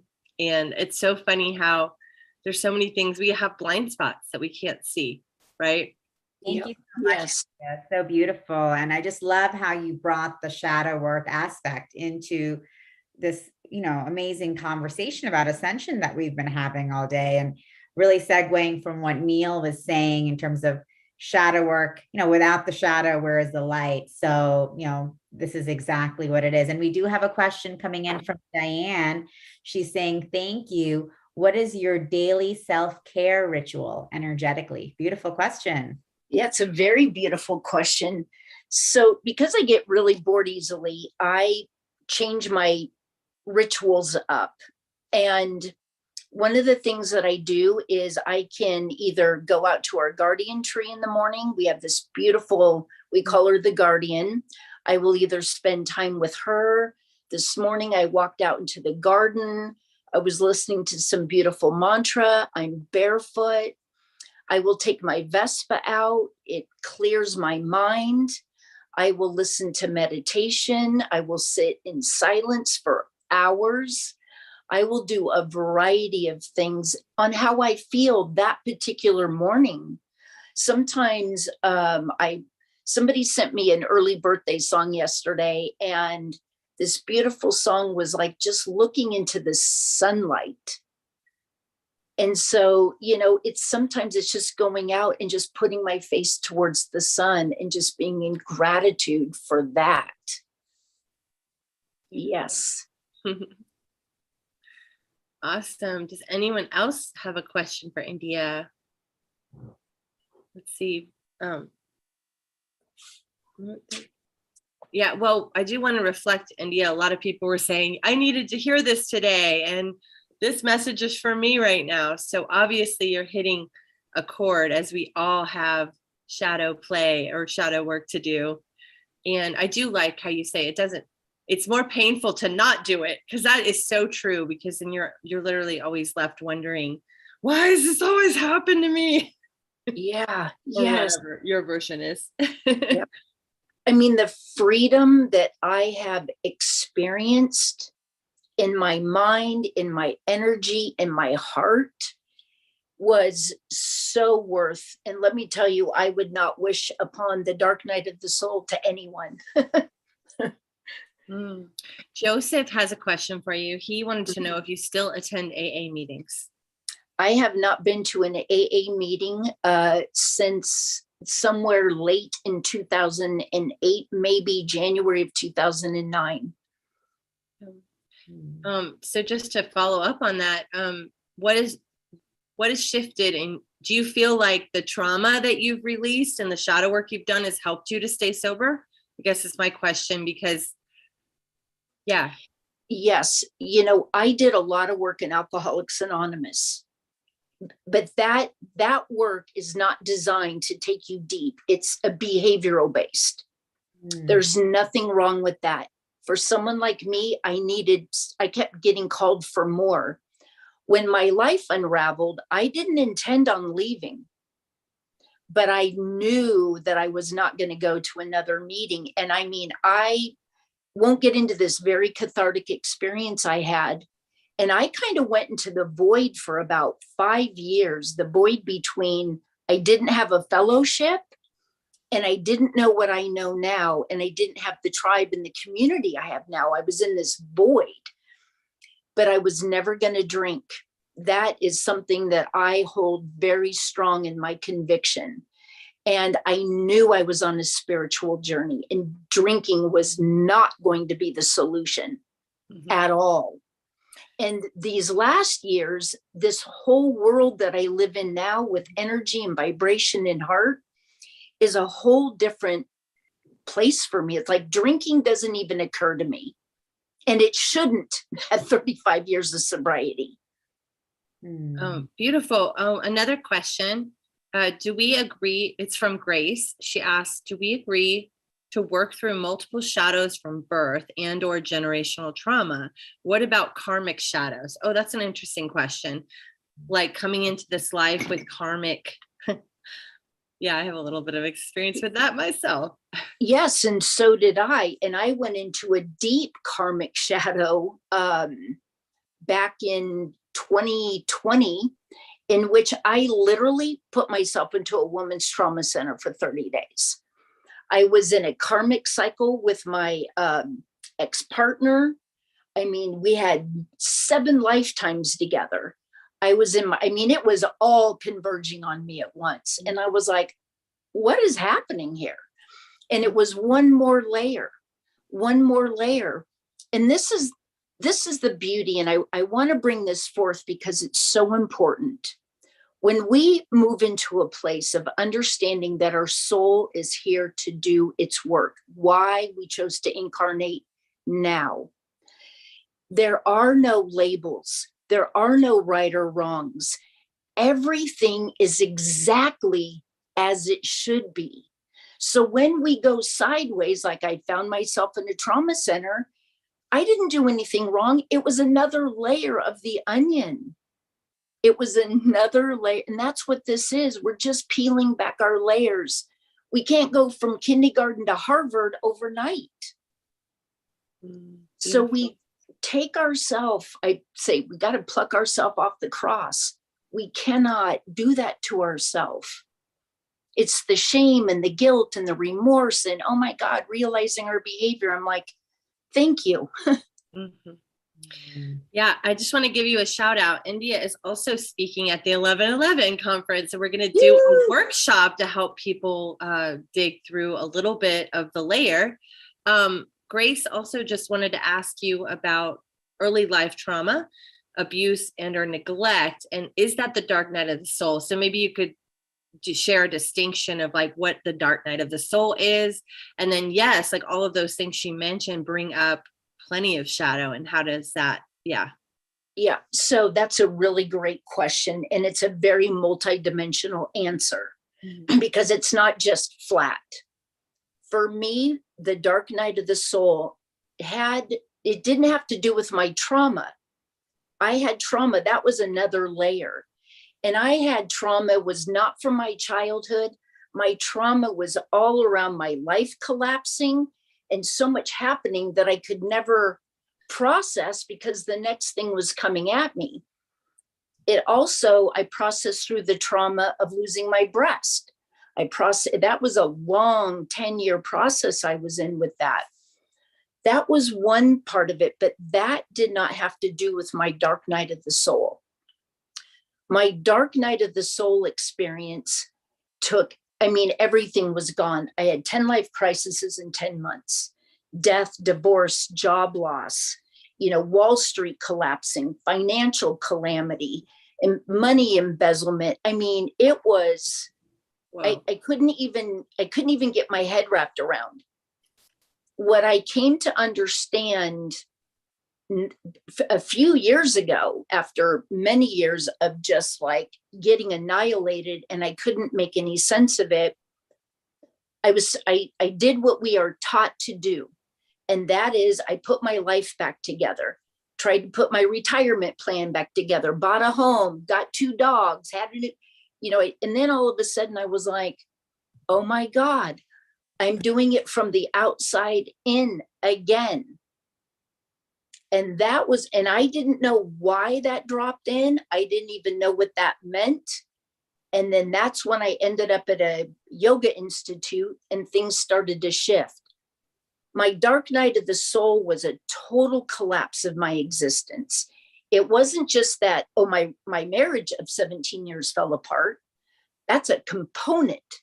It was when my relationship fell apart, my entire financial self came into almost ruin when Wall Street collapsed. It was like losing my job. It was my mom dying. It was all these things happening at the same time that it literally created an opportunity for a soul rebirthing. Beautiful. Thank you, India. Well, Diane says this is so beautiful and inspirational, and I think we can agree. And just we're so grateful for you, and you're amazing. One more thing, India, just to go back to Grace's question, what about the early life trauma and abuse or neglect? How would you put that in with the dark night of the soul or with shadow work? How does this play in? Just because I think it is an important question. It is. And I will tell you this, I am not a trauma therapist. I can take people very deep in their shadow, very deep in their programming. But when there is trauma involved, it's why where I do my work, I have a trauma therapist that I work with, because that is a place that I am not trained, and it can do some damage to people. So I am not a trauma therapist, but that is a beautiful question. So thank you, Grace. Wow. Well, thank you so much, India. This has been really beautiful, very heart opening for us, because this is part of the ascension. We are human, and we're here having a human experience, and that includes the chaos of life. Yes. Mm-hmm. But it's so interesting, because when we talk about like dropping into the heart, it's just like, well, how do we do that? We don't just wish our way in there, not with baggage. Mm-hmm. Not with all this stuff we're bringing forth. So let's open the bag and let's start taking. What's in that bag? Lightening the load. What's in that suitcase? I love the part where you said if you go up this high, like it basically, because that was the experience I had when my boyfriend passed away 12 years ago. Was like all of a sudden it was the deepest grief I had ever been through, but it actually really expanded my capacity for expansion and love and really appreciating life in a whole different level. So that's totally been my experience of like, when we go through these things, if we are able to move through the shadow and really receive all the gifts, then we're able to go deeper, and we're able to go higher and wider and lighter and all of it. So, India, this is so beautiful. We have Dana next, but we have about 10 minutes, right, Tangela?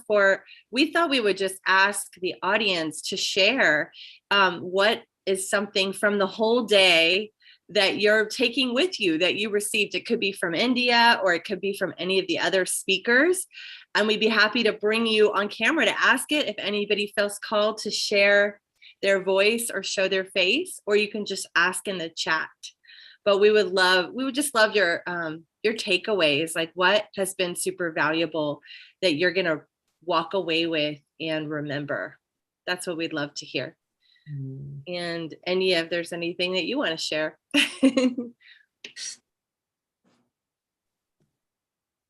Grace said, psychic surgery. Yeah, just drop in the chat if you guys have anything to share. We'd love to hear. And anything that you all are feeling about Ascension. What have you learned? Has anything shifted for you? Do you view Ascension differently after coming in here and being with us for the last few hours? So we just would love to hear your thoughts or reflections. And I don't know if Nicole or India, you'd like to share your thoughts and reflections on Ascension, what Ascension means for you, and what this day has been. And I see Diane coming in, that we can shift from healing to service in the world.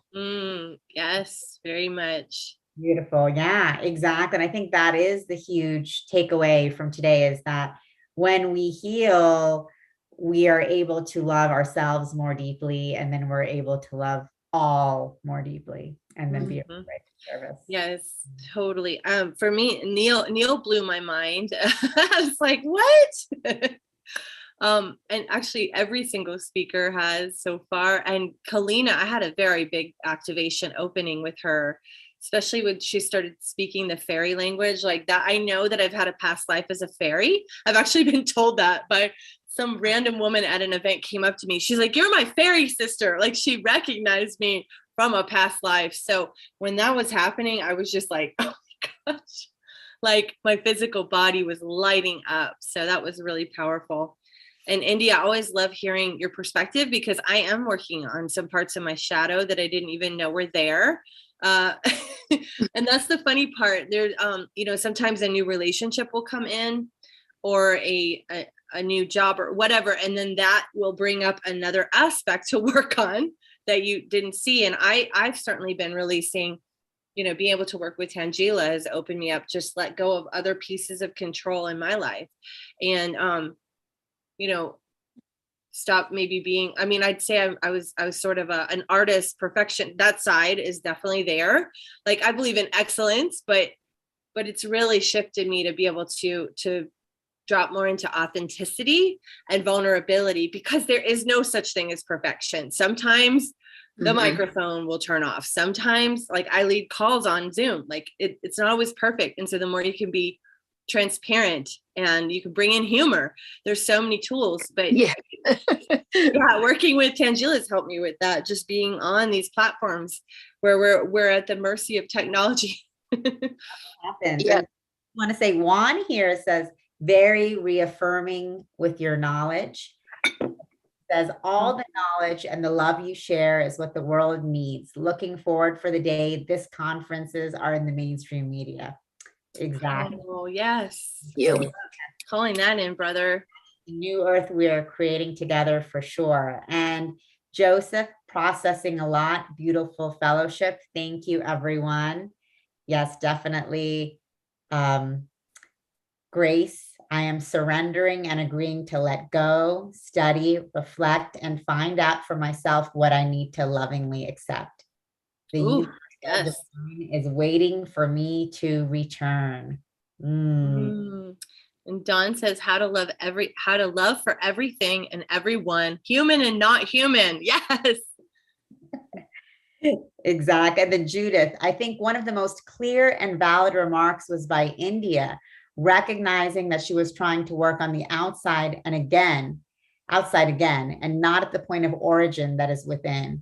All the work of the soul is, in my estimation, an inside job. Yep. Trust me, if it were an outside job, the world would be in a much different place. So right. So Neil said this earlier, our outer reflection of what's happening on the planet is the collective of what's going on internally. So true. It's so true. Someone asked earlier, like, well, what should I be doing? I do think that doing our shadow work is something that we can all be doing to contribute to this global harmony that we want to create.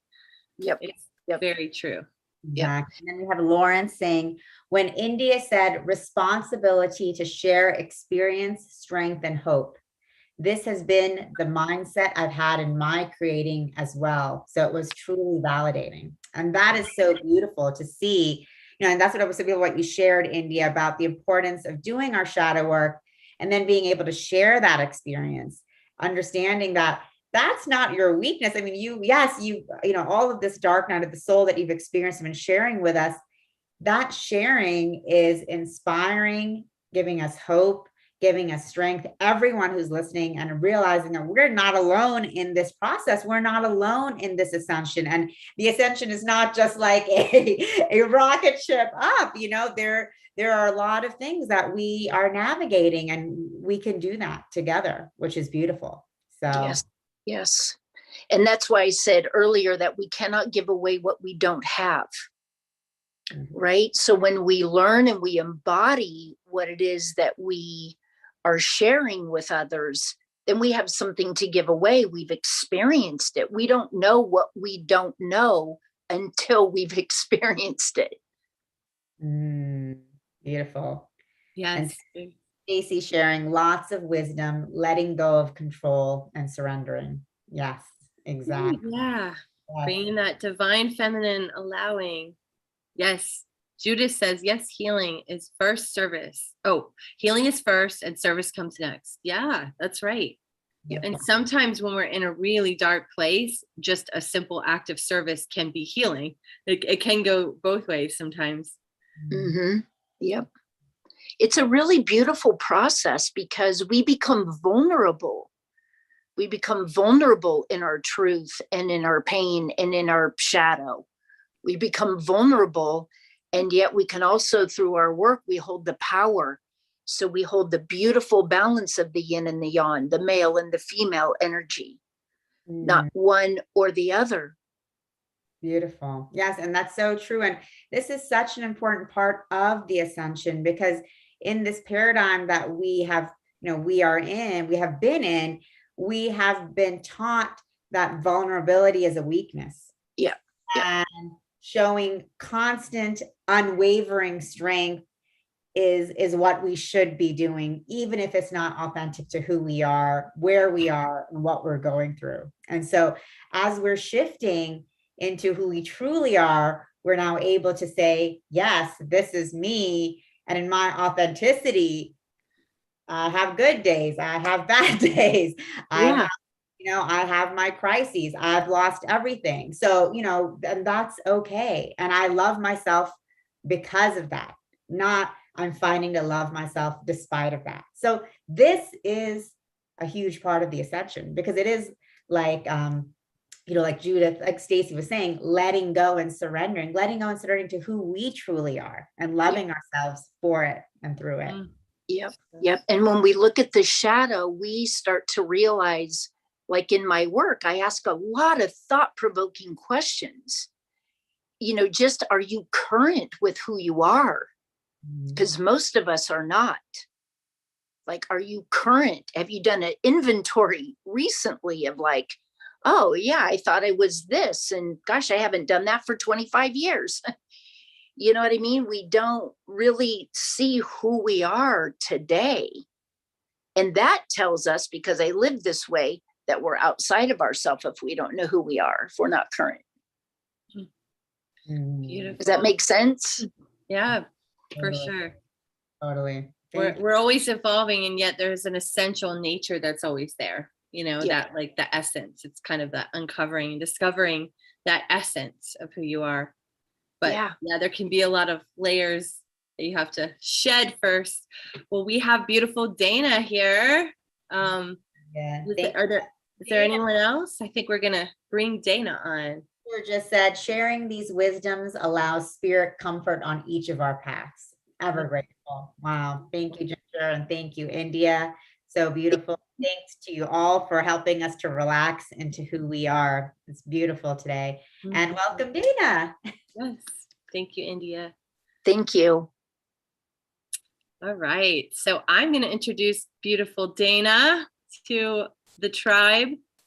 Dana is the person that you want to connect with when you are ready to cut ties with the conversations, behavior patterns, limiting beliefs, and habits that are no longer serving you. Her vision is for humanity to return to the remembrance that the body is a temple, that the kingdom is found within. This deep connection is optimized and activated through the synergy of superfood nutrition, cellular cleansing, and holistic practices to revitalize the soul, while detoxing from foods, thoughts, energies, and relationships that bring anguish to the mind and create dis-ease in the body. She works with all kinds of amazing clients, Fortune 500 CEOs, executives, professional athletes, their children, celebrities, and many well-known influencers. She mentors other coaches, facilitators, and spiritual practitioners who are fine-tuning their craft. Dana offers a unique blend of life coaching in combination with shamanic practices, healing through frequency, ceremony, and Reiki to support her clients in receiving an instantaneous cellular upgrade, DNA repair, mindset reprogramming, connection to self and the creator. She offers both live and remote sessions to groups and individuals. And as a plant-based ceremonial chef, she follows indigenous dietas and understands how nutrition optimizes the body and clears the vessel. Dana, welcome to this amazing conference. We can't wait to hear your wisdom, sister. Thank you so much for that introduction, Nicole, and thank you so much for having me, Tangela, everyone. I feel so grateful and honored to be here. It was so beautiful to listen to everyone's comments and to be part of this conversation. And India, like, it's so amazing how we all weave this web together. And so she was speaking about shedding layers and divine masculine and feminine, and really taking inventory for yourself, within yourself, to see what's necessary, what gets to shift in order for you to experience ascension. And so the title of this workshop is Soul Cleanse to Ascend.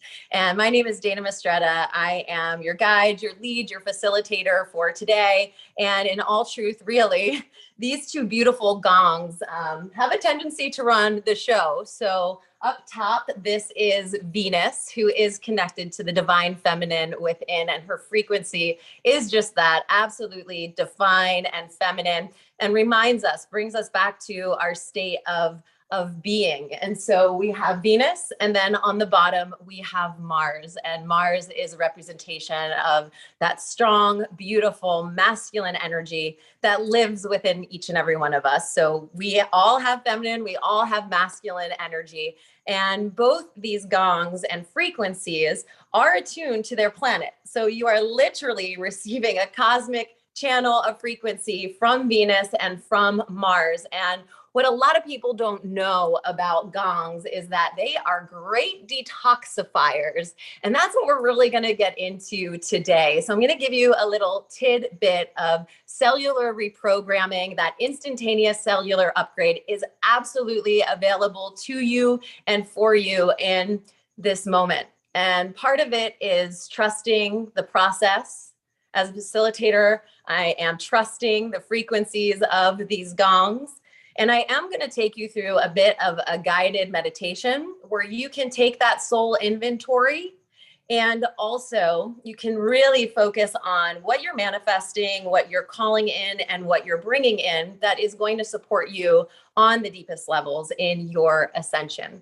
And so before we go into our meditation, I do just want to peel back the layers and get a little science-y on you with you. So a majority of the time, whether we know it or not, we are operating on what is called our sympathetic nervous system. And that is our response to trauma, our response to stress. Like, who wouldn't agree right now what's going on in the world? There are so many stressors that could be potentially surrounding us, conversations that are going on globally within the United States. It could be being a busy parent or at your jobs.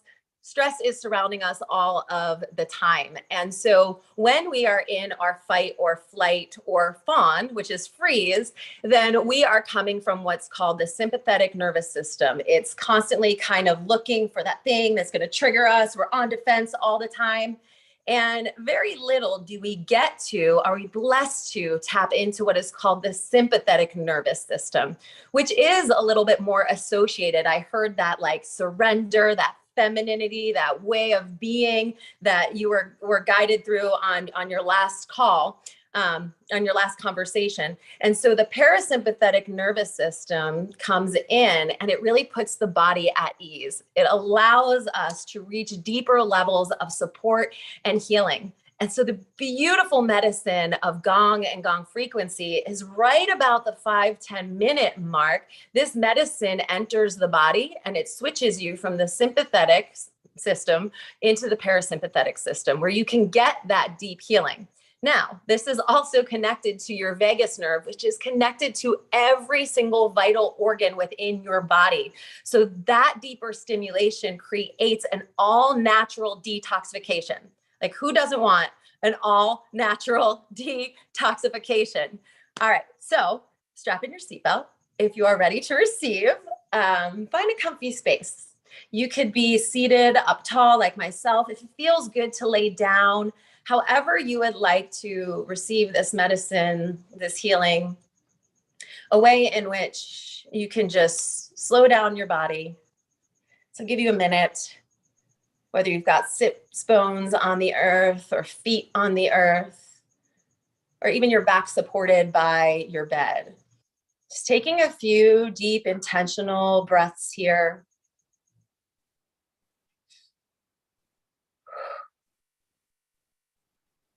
And bringing your focus, bringing your attention, bringing your awareness to the exact place where your body touches the ground or the surface below you.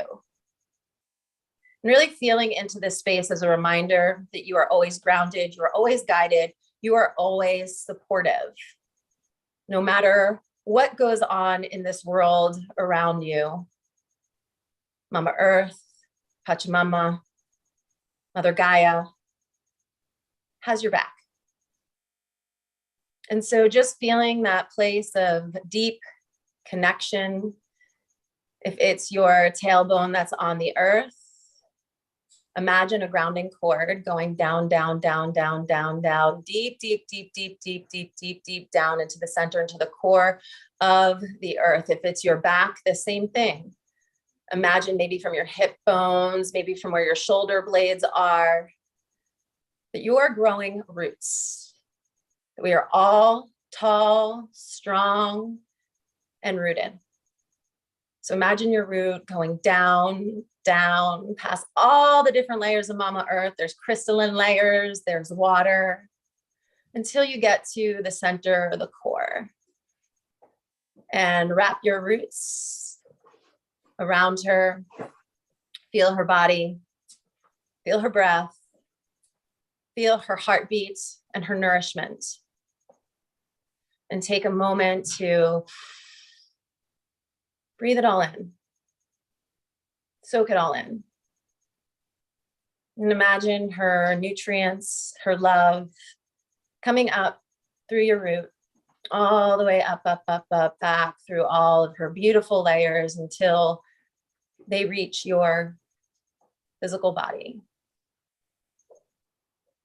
If it's starting at the tailbone, imagine that energy coming all the way up your legs, coating your knees, your hips,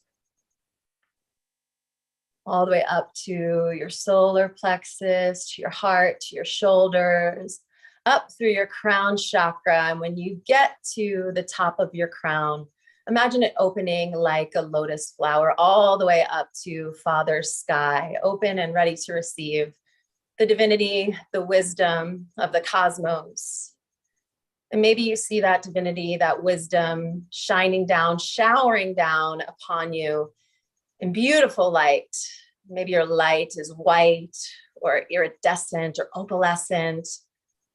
Just imagine being bathed in that white, beautiful light coming down through the top of that lotus flower, each and every petal, absorbing every drip, every drop, bringing it into your crown. Imagine that white light going down your eyes, your nose, coating your throat chakra, your shoulders, coming into the heart, all the way down to your hips, and to your feet.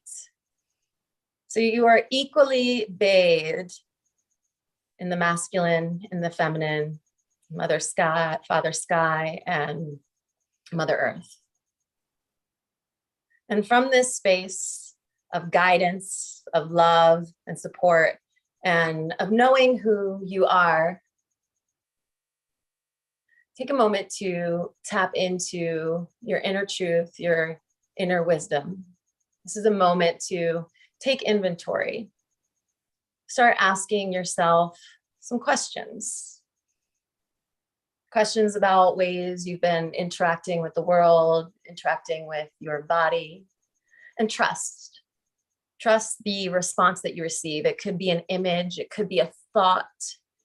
You could actually feel different movement or energies within your body. Just giving yourself permission to tap into your own truth, your own inner knowing. And asking yourself, what choices have I been making that I know, like I know are not serving my body? What foods am I eating that create inflammation, are more dense in nature, Maybe those sugars that really elevate and spike my heart rate. Where am I making choices that are not supportive to my soul physically? Lack of movement, stagnation, really just tapping in and asking and listening. And now asking to be shown, what would a healthy, more supportive choice look like when it comes to my movement, when it comes to my physical body, when it comes to the nutritional choices that I get to make, that I'm blessed to make, because there is so much abundance on this earth. Can I make a choice today, tomorrow, and the next day that will support my highest self? She knows, he knows what's necessary to ascend. Where have I been listening to him or her, and where have I not been? Just asking those questions, see what you receive. And maybe nothing comes up right now in the moment, but maybe the gongs might help to move it along a little bit. So it's all okay. All information is perfect. Just keeping that heart open, keeping your mind open. Now asking your body, what are some thoughts that I've been having that aren't serving me? Thoughts about fear or lack or scarcity, ideas that I'm not enough, what I have to say doesn't matter. Really think about thoughts that aren't supporting you. Places where I worry versus trust, where there's fear versus love. And then again, asking yourself, how can I shift that? What thoughts are supportive to my life force, to my family, to my community, to this planet? What is the truth? What is the truth? And then taking a deep breath in, locking in whatever message you receive in this moment, and moving it into the awareness of your emotional response. Where in my life has there been a circumstance, something outside of me that shifted my emotional state of being, that put me in a place of fight, that put me in a place of flight, or maybe paralyzed me and froze me? So just taking inventory. This is not right. This is not wrong. There is no shame. There is no blame. This is part of the human experience. We've all been to different places within our own journey. So just taking a moment to honor those places. It's a safety mechanism. It's kept us safe from getting our hearts broken again, safe from taking a risk. Might not have ended so great the first time. So thank you for keeping me safe. And now what's the truth? What's the truth of what's necessary for my expansion? Is it fight? Is it flight? Is it fawn? How do I progress? How do I shift my emotions to a state of joy, of love, of happiness? And so just see yourself there. Imagine yourself making those choices, those decisions. What do they feel like within your body to honor your emotional state of being? Just because a circumstance comes up doesn't mean I waver. I'm unwavering in my stance of who I am, who I get to be, of who I'm blessed to be. Now taking it into your spiritual body. How have you been honoring your passion, your purpose, your deep intuition, listening to the voice of the creator, or maybe not listening to the voice of the creator? Once again, no shame, no blame, just taking inventory and asking, seeing yourself honor those choices, honor that walk, honor that pathway. When you hear the knock, see yourself opening the door and walking through. Nice deep breath in.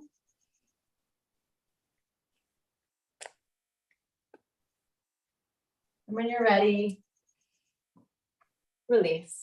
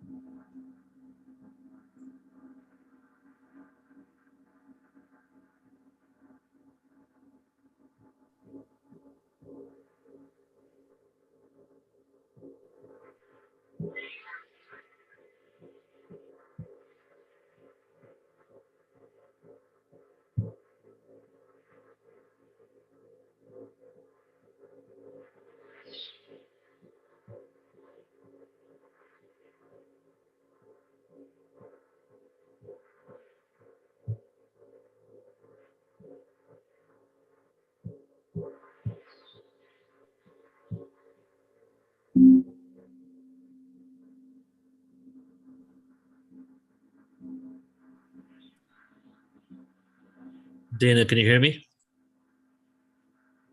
Dana? Sorry, guys, can't get a hold of her right now.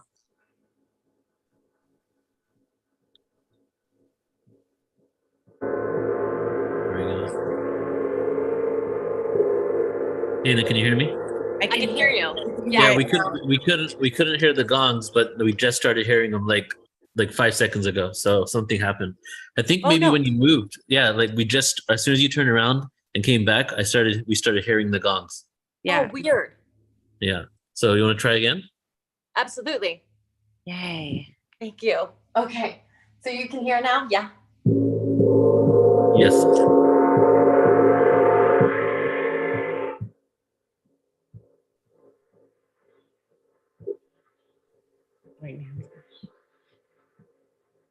It just went out again. Yeah, it just went out again, Dana. We heard it in the beginning and then it went out when you stood up. Huh.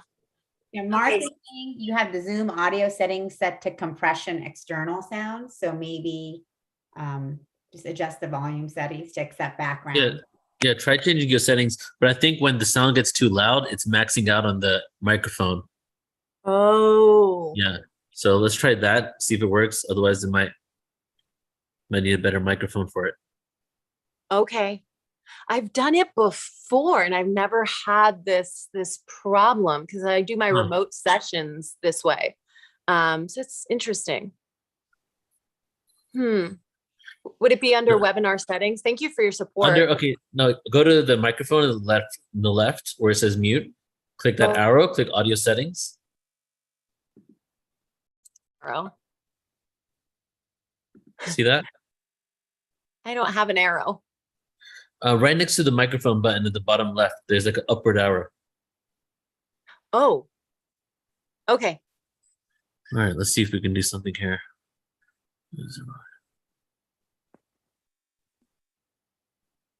Okay, click advanced. All right, I don't even know if that's it. It says screen, photos, iCloud Drive, Dropbox.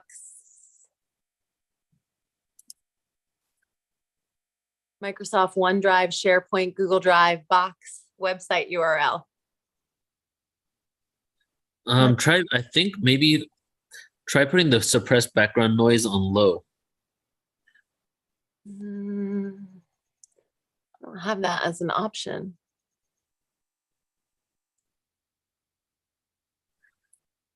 I think we should just try one more time. Let's see if it comes through. If not, maybe we need to move on from that. Okay, I can also let's play try it them a little bit more gently. If the sound is coming through, then I'll just make sure that they don't go up too high. Yeah. Yeah, Okay. it's weird if you've been doing it before and it worked. So try again. Yeah, totally. And Someone's thank you saying play guys. louder. So let's see. Try a few different things. Okay. And thank you guys so much for your support in the audience as well. I really appreciate it. I'm seeing everybody chime in. So thank you. And thanks for your patience. Is that good? Try It's louder. not coming through. Yeah, try louder. Try it louder. Okay.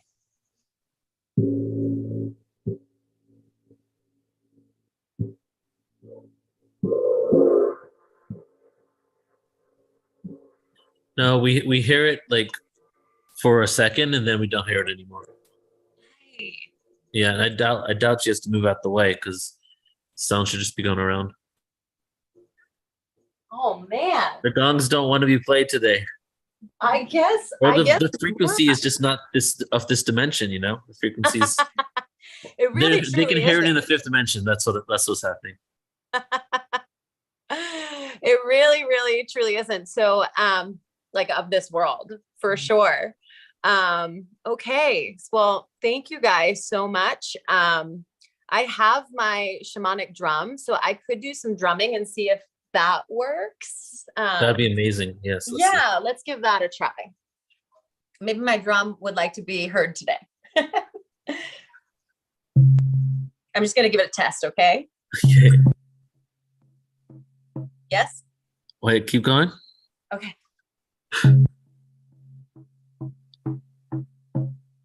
It's not coming through. The first one or two are coming through and then it stops. It drowns out. Brandon, Okay, to adjust the audio settings. yeah, does anybody know what the setting is? Because Yeah, I'm Brandon, sure it's not coming through. advise us. We can actually bring you in and just maybe.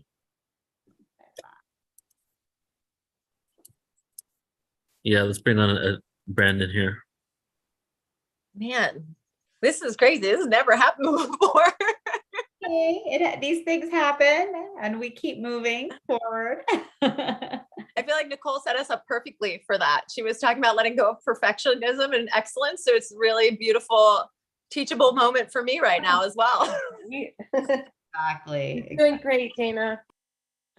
Hey, Brandon. Thank you.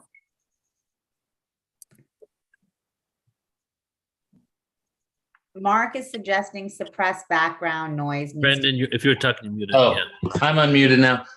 No, so if you click on the mute button and click on there's an up arrow right next to the mute button, and that's where you click on audio settings. On your Zoom screen, Dana.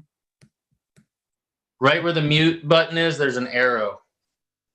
My arrow brings up screen, photos, iCloud Drive, Dropbox, Microsoft Is OneDrive. audio settings isn't at the bottom of that?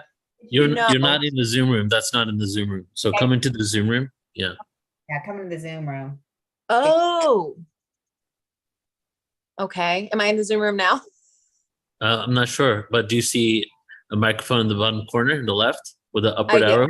Okay, click But that. no upward arrow. If you click on the mute button, it should bring up the arrow. Well, yeah, let's give this another 2 minutes, and if we don't get it working, let's move on to something else. So let's try it out. Because it definitely says there's a suppressed background noise feature going on. Huh. But if you're in the Zoom room, it should be right next to the mute button, or I don't know where the audio settings button would be. I'm pressing everything in terms of like the settings, more background effects, webinar settings. Like I'm going through everything that I see here. It's just one area with a microphone that has an upward arrow, and that's all the audio settings. So the audio settings are by themselves, in one area. It talks about the microphone, speaker, and all that. So Yeah. if you see the actual Zoom room and you see a microphone in the corner, on the left, I do. I totally see the and there's microphone, no and arrow, and that's it. I have no that's other it. option there. Okay. I did just turn on, I went into webinar settings and I noticed that it said always show webinar controls, and that was off. So I just put that on, but I don't know if it's going to update the bar at the bottom until I like log back in. It might not update it, but it looked like there's a control feature that was off for the settings. So Dana, don't worry about it. Let's just continue. So we Okay. Yeah. Okay, beautiful. Well, thank you. Thank you all so much for once again your song and drum in spirit, and we have received the medicine. So yes. So thank you. Not to worry about that at all. Thank you, Tangela. I so appreciate that. Okay, so if you were patiently relaxing, open up, and still receiving, kudos to you. It's a challenge sometimes to stay connected when there is interference. And maybe that was the practice that really got to come through for all of us. How do we stay connected to our heart, to our intention, to our connection with the divine, even when there is static, even when there is interference or side conversations? How do we stay in alignment with who we truly are, and also with the intentions that we set with our vision? Think about that. If you have a powerful vision, I guarantee you there's going to be lots of interference that comes your way. So honoring that practice, being mindful of that practice. And if you got caught up in a little bit of the interference, that's okay. That's okay. So just bringing yourself back to the space that you are in, if you're still lying there on your bed, or if you're still seated on your sits bones, waiting patiently with your eyes closed and heart open, just reconnect, come back. If you're able to journey a little bit, come into your physical body, into the presence of yourself, the presence of the space, the presence of this room. And what I love about Zoom is that it's a beautiful, beautiful connection point. We can gather like-minded beings from all around the world. We can come together in community and in union and dissolve the barriers of perceived separation.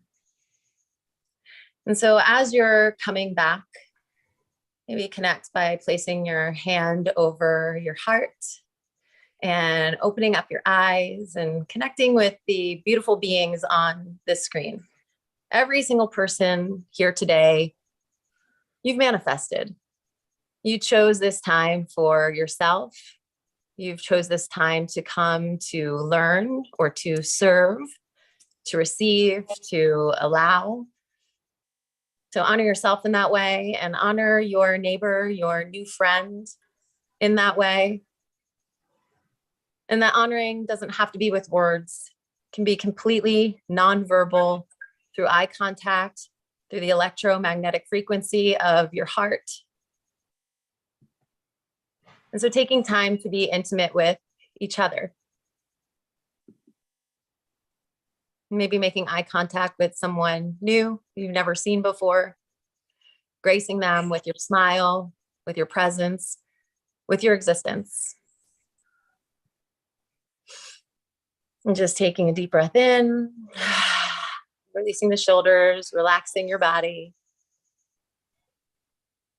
Aho, namaste. Aho. Thank you so much, Anna. Thank you. That was beautiful. And yes, thank you. What a beautiful practice for all of us.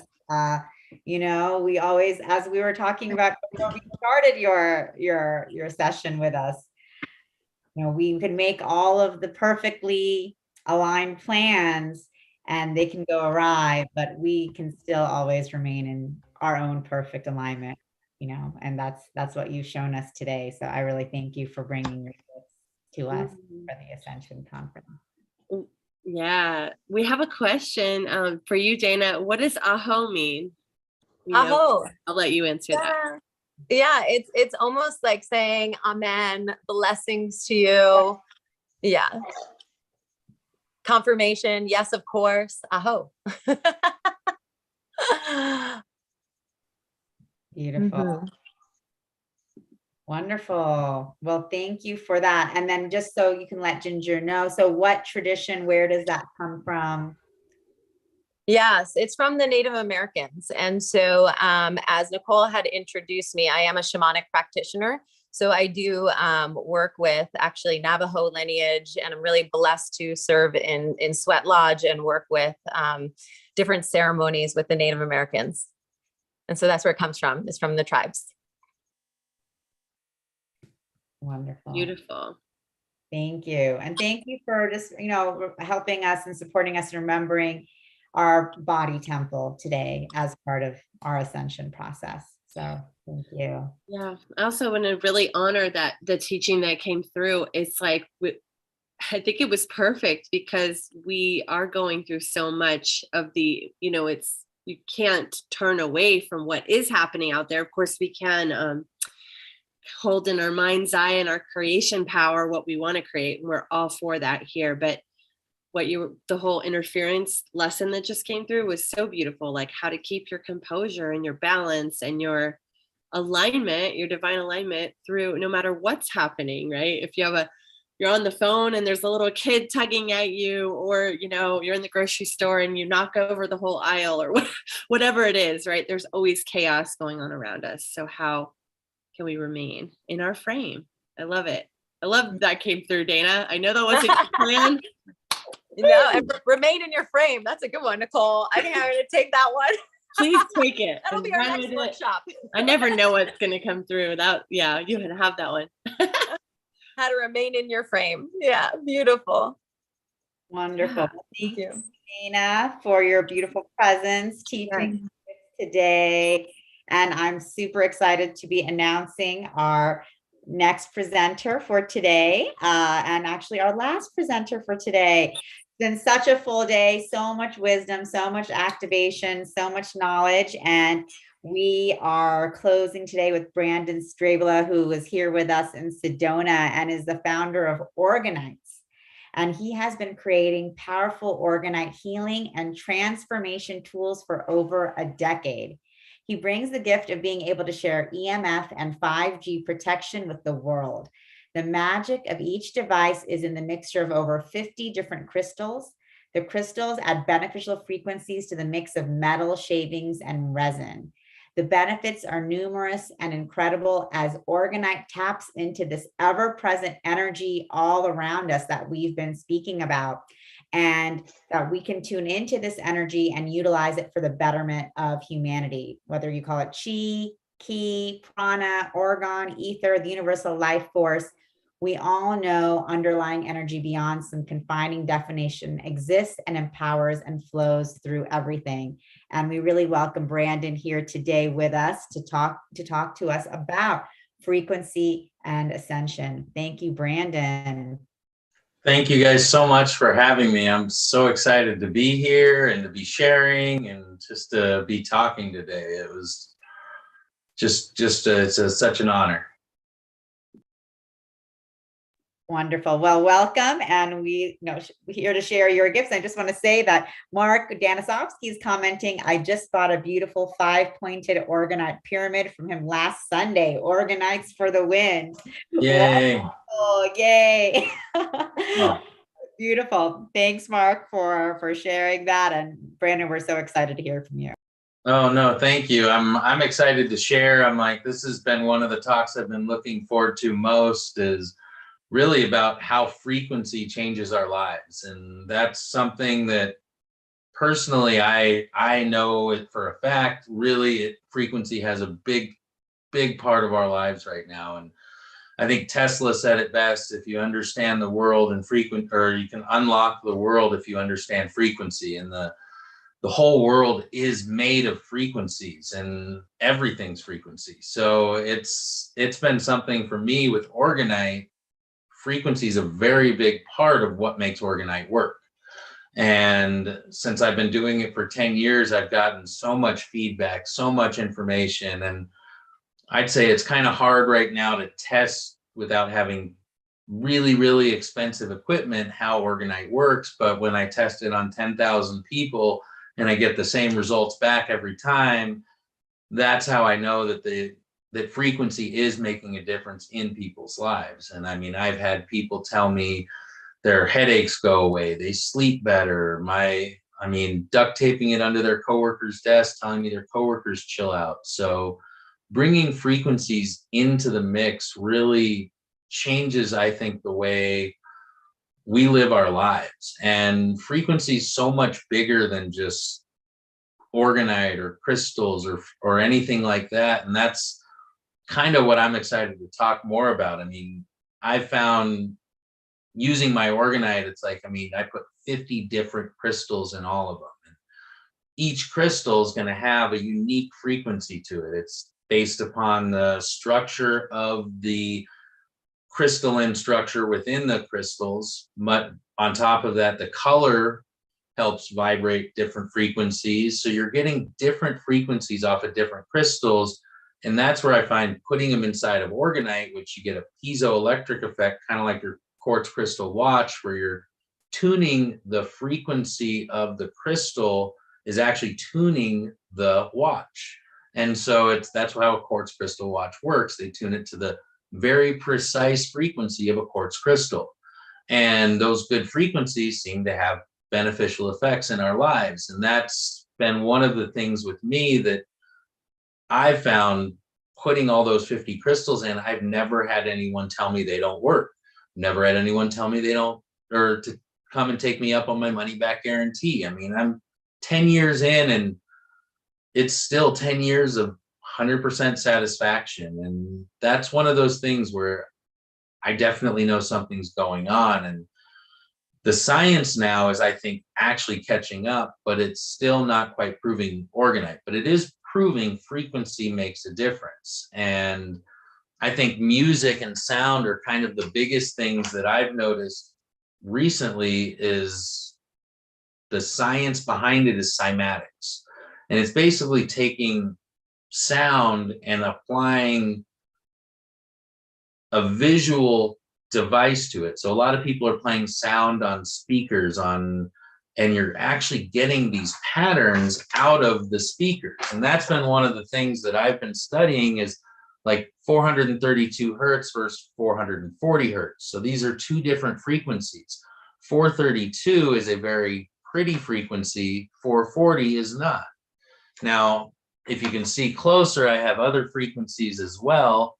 And those frequencies are like, you have A2, the piano notes. So they played these piano notes and they actually started getting these symbols out of water, out of sand, and they're getting them out of all these different materials, but it's showing that at certain frequencies, you get these harmonic patterns. And at other frequencies, you get disharmonic patterns. So we're, in essence, these musical tones can bring us more harmony into our life, or actually create more disharmony in our life.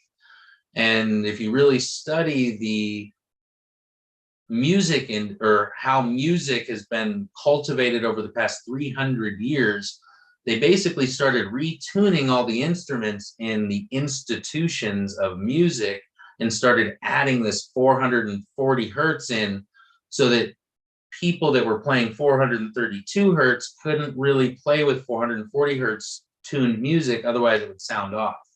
So to play with the institutions, you had to retune your instruments to 440 hertz, till eventually that became the industry standard. So now we're constantly exposed to 440 hertz music, to the point where people are now retuning their instruments, the music, and everything back to 432, and they're seeing profound results. Or even playing the same song in 440 versus 432. I've heard quite a few people perform it on YouTube, and it's like, wow, that 432, you feel it through your body. And that's because it's bringing harmony. It's like we love that frequency. We want to listen to it. It's medicine for us. And if we're listening to medicine that's kind of disharmonic, creating these distortions, even if it's the most positive music, it's not helping us to the degree that it could. And that was kind of one of those things that I learned doing testing music, testing sound. Now you can sing apparently the worst song in the world in 432 and it can still cause disharmony. So it's not just, oh, we're using 432, so it's all good. It's like, no, it's also intention. And that's the other aspect of frequency that I think is one of the most important, because I think we're the most powerful radiators of frequency on the entire planet as people, short of the planet itself being a resonator of frequencies. So that was kind of something that I had to look into. And that was actually my first understandings of frequency, was actually looking into Dr. Emoto's Messages to Water. So with that, he was actually, and this, I got another symbol of all of this stuff. And I think a lot of people have seen this. A lot of people are familiar with this work, but it only shows you different frequencies create different patterns. And you have basically Mozart creates a beautiful pattern. I wonder if Mozart played in 432 looks better than Mozart played in 440. We have peace. We have thank you. I can't read that backwards. Imagine John Lennon, love. And then there's Fujiwara before prayer and Fujiwara after prayer. So the same water taken a picture of creates ugly symbols when it's dirty, but if you pray over it, you create beautiful water. I'm like, and that's one of those things where you can say like love to water or I will kill you to water. And the I kill you, I think, is the most ugly of all the pictures. It's just like, it's disgusting. I'm like, it should make you feel gross inside to say something like that. And that's, it does actually. Oh, there we go. It's actually, there's science proving that if you say these words, that's how the water inside our body will react. And so when we start filling our bodies and our minds with higher vibrational thoughts, frequencies, ideas, it really changes our lives. And that's been something I've applied into my life. And one of the next things that I learned was language, because language is a frequency, how we talk. I mean, Hebrew was something that changed my life more than anything. And I won't get into it too much, but I was trying to manifest using English prosperity. All of a sudden, I come across that Hebrew is a higher vibrational language. I switched to Hebrew and I write shalom everywhere in my room. And it's like prosperity just starts skyrocketing. And I'm like, I had a poster that said my prosperity is skyrocketing with a spaceship, like with a tractor beam of gold bars. So it was something silly, but it was like, I don't care if I end up with half of that. A spaceship or a pile of gold bars is great. So it was like my prosperity wasn't skyrocketing using English though. I end up with $100 to my name, but then I switched to Hebrew and it's everything changed. And I just started reprogramming my subconscious thoughts of poverty mindset. And those poverty thoughts are a frequency too. And they create that frequency. You embody that frequency. So it's our mind and what we subconsciously think, I think, are some of the most powerful frequencies in our lives. And that's why I find like organite and crystals and things that promote new frequencies into our lives to retrain our bodies to more higher vibrational frequencies. It changes the way our lives work. We don't work under the same principles because we're living in an ascension world, a world that I think if we look at quantum physics, it's like the way we look at the world defines it. But if we stop looking at it, an infinite amount of possibilities appears when you look at quantum physics, even just the double slit experiment, where we start watching it and it goes straight. But I bet you there's somebody that could watch that and make it go up because they believe it can, or they can make it do it, or it's the power of our intention, the power of what we believe. And that's a vibration that carries, I think, through the world so powerful, because we're these divine beings that are channeling this divine energy.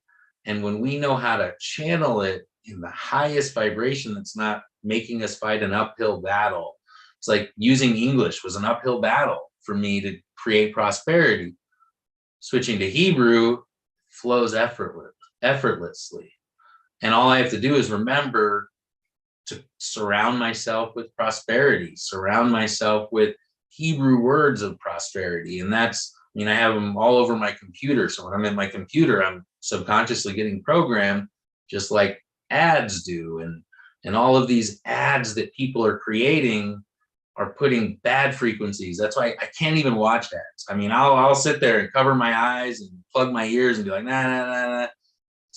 I don't want to hear it. I don't want to see it. I don't want that subconscious programming triggering something within me or reinforcing a trigger. And it's like you start watching these ads and that you find that they're more triggering fears and things like that. That's a frequency too. It's like everything is frequency. Like 99% of my body here is empty space. The thing holding it together is the frequency that our consciousness is literally holding all of this together. The collective consciousness, it's all frequency. And when we decide that we have the power to change the frequency of the things around us, that power just keeps growing. And that's what this ascension is we're moving into higher frequencies where things aren't so dense, where our consciousness can interact with it more easily. And that's what I feel right now is an ascension of the soul, how frequency is changing our lives. Look at the Schumann resonance. The earth has a frequency to it. It's so powerful, but it's been raising. The frequency of the earth is going up. So that's why it's like we're in an ascension time. We can scientifically prove that the frequency that we're vibrating at is going up. Are they testing it? Not really. Can we see the results of it though? And that's where it's like, absolutely. There's no doubt in my mind that people are raising in vibration. Synchronicities are increasing. Flow of the world is increasing. And that's being in the vibration of everything. You start to flow with it. You're not fighting it. You're assisting this creation of this new world that we're coming into.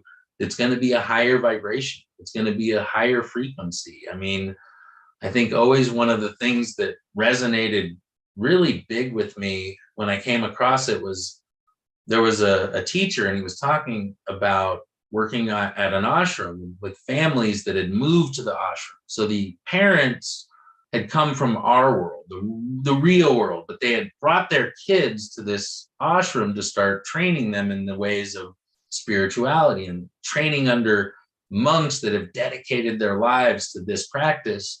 And so these kids just absorbed it up to the point where they had raised their frequency so high that they were vibrating so high that the parents weren't even able to see them anymore. They had literally, because they're at such a high vibration, you're able to see through that energy. It's like an angelic being. It can choose to be there, it can choose not to, but the kids had to then learn how to say, oh, hey, here we are, mom and dad. And the parents had to open up their perception to say, hey, we can see more with our eyes than we're even being led to believe. We can see frequencies outside of ourselves. And that's like, I mean, I've been having a big one with imaginary friends that people grow up with. It's like if kids can perceive these dimensions, these other frequencies, who's to say they're not real? I mean, that's been one of my things. I'm like, wow. And then I'm starting to talk to people. They're like, yeah, maybe my imaginary friend wasn't quite as imaginary as I thought. And it's like, now we could be giving those energies power or whatever. And that's where we have to be mindful of not accidentally inviting in darker energies. And it's just wild when you start thinking it's like it's all vibration. And even the angelic beings and the dark beings, it's all vibration. It's not, I feel, good or bad, but it's like, well, what do you want to play with? You want to play in the higher vibrations, or do you really want to play in the lower vibrations? It's our choice. And these vibrations actually have to respect our choice to the point where if we say no, those energies don't bother us anymore. We have a vibration, a frequency of power that I still can't explain fully. I think there's other spiritual teachers this weekend that'll actually put that into words far better than I ever could. And that's been one of my things, is it's the power that we have within ourselves is magnificent, and it's life-changing. It's an incredible power that I think that we can all possess. We can all raise our vibration, raise our frequency, but the real power comes in integrating everything. So it's not just saying, oh, I'm going to flow all vibrationally good, because then it leaves polarity. It's like the real power comes in bringing that together and understanding I'm going to raise the vibration of everything. The darkness, the light, it's all coming up, and we're going to bring it all up. We're not going to ignore it. We're not going to run from it. We're not going to spiritual bypass it. We're bringing this vibration up. So we have to raise the vibration of even this dark stuff. We have to pull it up. We have to look at it. We have to say, hey, what's going on here? What can we do in a higher vibrational way? So we're not like stringing people up in the streets. It's like, this is higher vibrational thinking. And that's the frequencies that we're operating on. And when we have those higher vibrations, those answers flow through us and it feels good. You use discernment, you check your gut. It's like, that's a vibration too. When it feels bad in your gut, that's like the universe saying, I should look at this a little bit more. And I even got that lesson this past week, is like, listen to your gut. If your gut's saying something, listen to it. And by the end of the day, I knew exactly what my gut was trying to say, but it took the whole day for me to figure it out. And that's one of those things where it's thoughts. Everything is so much important on frequency that if we understand it more and understand how to utilize it and surround ourselves. I mean, we just had a gong bath and drum that was just would have been incredible to listen to, but you could feel the energy of it no matter what happened. It's like the frequency is still there. And for those that are really dialed in, they could probably pop out of their body and go sit in the room and just be like, yeah, I was there. It was fine. It was great. I don't need this technology stuff, because we're more technologically advanced than anything else out there.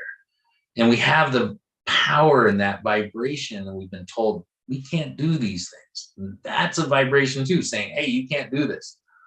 If your vibration says you can't, you're never going to vibrate above that level until you say, psh. Just like the vibration of you couldn't run faster than a 4-minute mile, and then somebody did it, and then hundreds of people did it.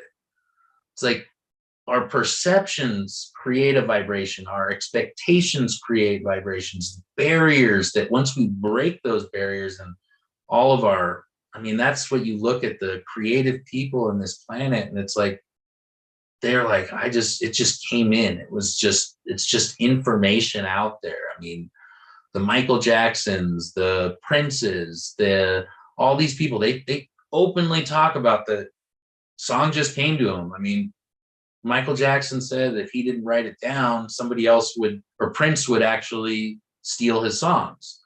So you start thinking, it's like, it's all vibration. It's all out there. And the visionaries, the luminaries are able to go out and grab that vibration that we start vibrating at. And as we keep going higher and higher, all of these new ideas are popping into possibilities. And a bunch of people are grabbing them all at once and saying, we're going to run with it. And so you're seeing all these people doing the same things, but that's what needs to happen. We all need to be doing these things. We need lots more people doing these things. And that's going to raise the vibration too. And we have a lot of people working together. And that's one of the most powerful frequencies. And that was something that I learned with like the Shalom is, yeah, I can say it to myself all day long, but when I say it to someone else, now I'm wishing peace, prosperity, abundance, kindness on that person in a higher vibrational language. giving them one of the best gifts they can. I mean, somebody told me, they're like, aren't Jewish people all wealthy? I'm like, I bet you the ones that have shalom on their walls and say it to each other are the wealthiest families out there. And it's like, I'm seeing that more as my family of shalom supporters is growing. All of our abundance is growing, and we're wishing that shalom onto each other. And it's very powerful when you get together in a collective effort, and that vibration just grows, expands, and now it's an unstoppable force that nothing on this planet can stop because we're united. And it's like, once we've all come together and we're doing that together, it's like, that's what Ascension's going to be, is a collective vibration that's so high that it just creates this new world almost effortlessly, because we have that capacity within ourselves. But we need to vibrate at those levels to get to those steps. So until we bring everyone else up, we're the high ones up here holding up the people. Now everyone else is rising right now, but we're all higher vibration pushing up, and there's a lot still just holding us down. So that's falling away, that's dissolving, and that's creating fear amongst all these people. But that's what has to fall away. And we have to look at that from a higher vibration, say, well, what about that can we do to prevent it from happening again, to make sure this doesn't ever occur again? How do we stop these things from happening again? And we have to look at it to say, well, we can't stop it if we don't even know what to stop. But if we look at these things, then we really raise our vibration, not as saying, oh, I'm just all light. It's like, no, I'm everything. And nothing can keep us down, because we're all in a vibration of saying we choose to be this way. Why? Because we know better now. And that's the thing. It's thoughts, everything, feeling good, happiness, joy. It's a vibration. You share it with people. You can feel when people are happy. You can feel when people are sad. Why? Because we can feel vibrations. And when we understand those vibrations, it changes our lives, because then we can navigate this world, I think, more easily. And people are putting together those maps of how to navigate those energies, how to deal with them, how to get in and out. And that flow is different for each person. It's like, this, I like to go this way and this way. I'm a more extreme person. Guess what? That doesn't work for everybody, but it works for me. And there's nothing wrong with that. And that's what we also have to understand, is each person's on their own path. We can't say, oh, this frequency works for me, it's going to work for you. It's like, no, this thing works for me. It may or may not work for you. But here, if you want to try it, I'd like to offer it, and not feel bad if they say, no, I don't care. And I'm like, cool, that's fine. I'm fine with it because I use it. But if you don't want to, and that's where I have to learn with Organite. So many people every day, every weekend, it's like, whatever. I'm like, that's cool. I still guarantee it. And if you want your money back and it doesn't work, I'll still give you your money back. So please, if you don't want it, great. If you do want it, great. It doesn't matter. Because hopefully me just sharing with them opens up their mind a little, and the next person down the road has an easier time opening up their mind. But if I attack them and say, you need it, they're like, I don't want to talk to any spiritual person ever again. It's like, because we need to go out with spreading the good vibrations. And it goes out with respecting and honoring and knowing how to, when we start feeling somebody's vibrations coming back at us, it's like, I'll back off. Thank you. I'm sorry. And that's how we navigate these frequencies and understand and master ourselves and know that nothing's really bad, but how we express some of those frequencies can definitely be good or bad. But I don't know.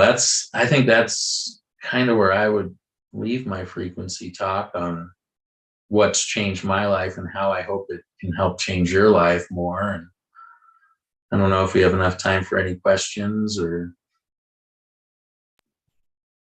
Sure. Thank you so much, Brandon. That was wonderful. And I just love what you were saying, that there really is no limit to our vibration and our vibrational possibilities. And, you know, we can just keep creating and expanding together. So it's really true. It's so amazing. And we had a question coming in earlier when you were speaking. Someone was asking about Hebrew and if that was your language and that's why you chose it, or is it because it's an ancient language? Wanted to answer that. No, I ended up like with $100 to my name a couple Februarys ago, and synchronistically, I'm like sitting there like, what am I going to do? And I open up a book, and right there on the front, the page I opened to was Sanskrit, Hebrew, Aramaic, and Egyptian were very high vibrational languages given to us by higher vibrational beings. And I was like, that's interesting. I'm like, well, I don't know anybody that speaks Egyptian because it's a lost language. And I know a bunch of Jewish people, so I'm going to go with Hebrew. So that was kind of what ended up sending me down that path. And it's changed my life, like I said, more than anything, more than Organite. It's like language. It's like how we use language. Like, are we really going to free ourselves, or are we going to keep weakening ourselves? And that was, I mean, something with language. It's like we say we go to work week. We go to our work week, W-E-A-K. It's the same sound. Our subconscious mind does not discern it. We work week every day. We look forward to our weekend. We're weekend. We're weakened during our weekend. It's like your subconscious mind does not discern these things. It's a vibration, and our language is so sabotaging and so hurting us. It's like that was something with language that I felt was very powerful with frequency, because yeah, it was like, I mean, you start looking at it. I awake in the morning. It's like, no, I only mourn at wakes. I grand rise and it's like, why does everyone hate mornings? Because you're awake, you only mourn at wakes. Your subconscious mind does not discern this. You're literally waking up to a funeral every day on your subconscious mind. So you got a grand rise, and it's like, or something else. I mean, there's all sorts of weird stuff that spiritual people are starting to say, but it's like, stop sabotaging ourselves and our language. And it's like that's a big one for me. And I've been doing a lot more research. I wish I knew more answers to what to say to work week and all this. It's like, no, how about we just ditch the elite English language and start learning a new one? But I don't know. That's a hard one too.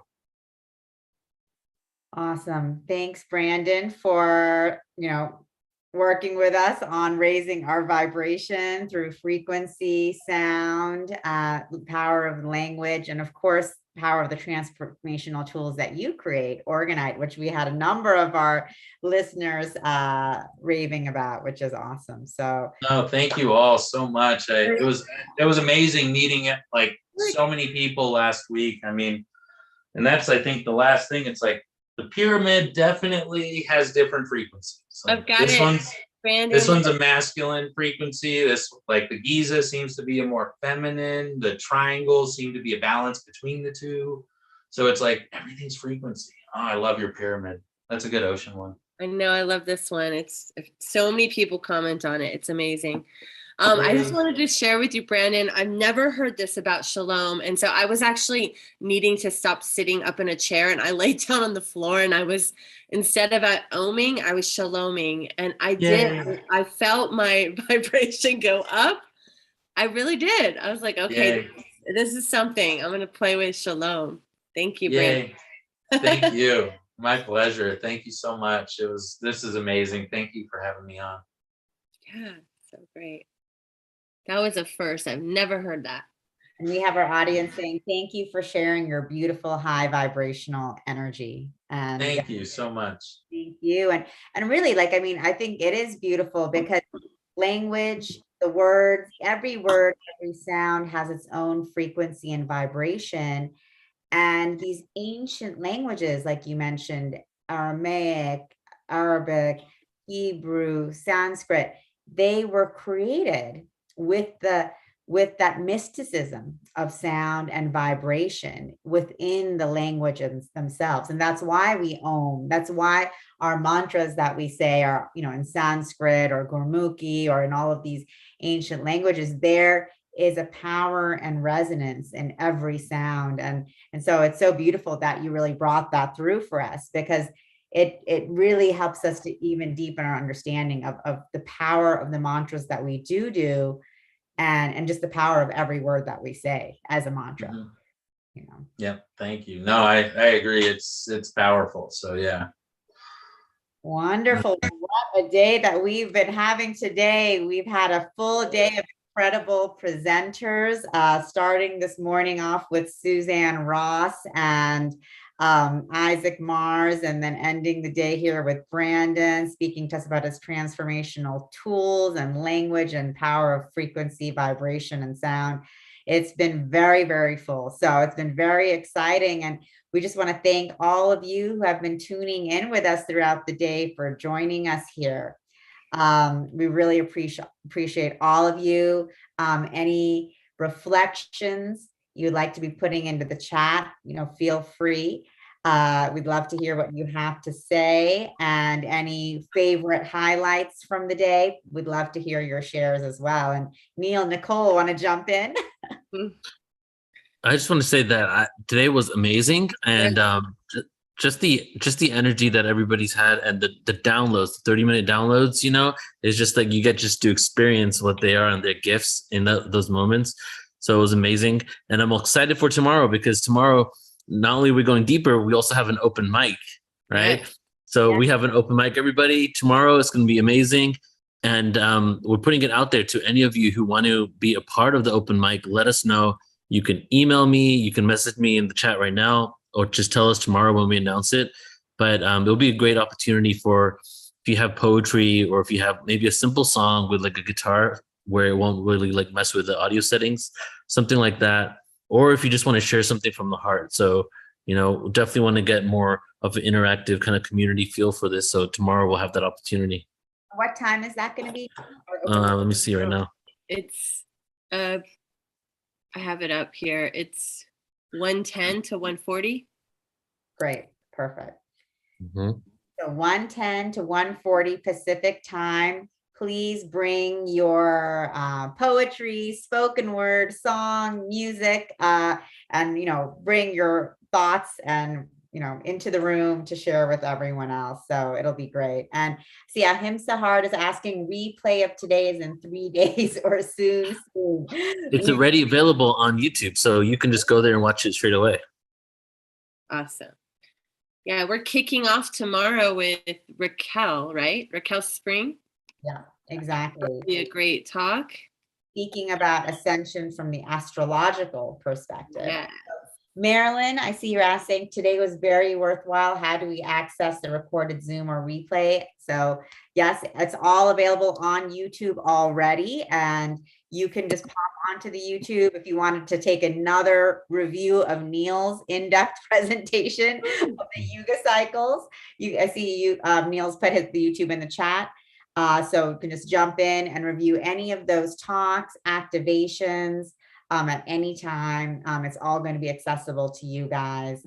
And Chris, I'm so happy you're feeling the fairies today. They're amazing friends for those that are available. And yes, they are our amazing friends, and they have been excited and joyful to be dancing and playing with us today for sure. And we're back tomorrow. Oh, wait, Sahar, did you message me? I will absolutely check out where did you message me, sister or brother? Sister. Yes. Okay. I'll look for you. Awesome. Oh, okay, great. Awesome. Thank you. What a beautiful day. It was so fun to co-host with the two of you also. It was just like great to get to know you better, Neil, and just you too. Wow, your wisdom, your download. Tangela, your meditation, or I don't even know, it was like activation / meditation / journey into Lemuria. It was amazing. Thank you. No, I mean, just the whole day, just so many different activations, downloads, meditations, wisdom and knowledge coming through. It was so powerful. I just feel so activated after this whole day sharing from the heart on how we are all raising our vibration together, because that's what this ascension is all about. And it's just been beautiful for us to do this in community with community. I think earlier, one of our guests, she said, I finally found my people. Exactly. We are connecting our soul tribe, our soul family, as we remember who we are. We connect with Yes. our soul familia, and just so much love flowing today with all of you here, and especially my co-hosts Neil and Nicole and Alan, and of course our amazing community here with us today, raising the vibration together. Like, just thank you everyone for being of service as we took that journey together. Earlier today, we actively were recognizing that we are bringing so much light and love to all of the parts of the world, all of the parts of the universe, all of the parts of the multiverse. So I just want to recognize each and every one here for your great service, your bravery and your courage, for accepting this mission on Earth as an Earth. Yep. Incarnating into the human body at this time and space, and for doing what you do, which is just being who you are. Beautiful. Thank you. Thank you so much. And thank you everybody for sharing your light with us. And before we close out here, I want to just say again, because we had some more comments about the replay, it is available immediately on YouTube, youtube.com/portal ascension, on Soul Searches as well, New Realities. To all of you who are tuning in on other platforms, thank you so much for being here. We're also live in a Zoom room. So if you want to join us for the Zoom room tomorrow, go to portal2ascension.org, sign up under upcoming events, and you'll get the access to the Zoom. And then you can also be a part of the open mic. And if you can't be part of this event, you can still sign up at Portal to Ascension, because we have thousands of hours of content of epic footage, video presentations, documentaries available for free. So please do go check it out. And tomorrow I'm going to share a couple of other events that we're doing as well. And before we close out, I thought I'd share a poem, and then we can close out for today. And just one more thing. Yeah, go ahead. Remind everyone that every single presenter you saw on here today is a part of Soul Search, and you can find them on Soul Search. We had put their links throughout the whole day.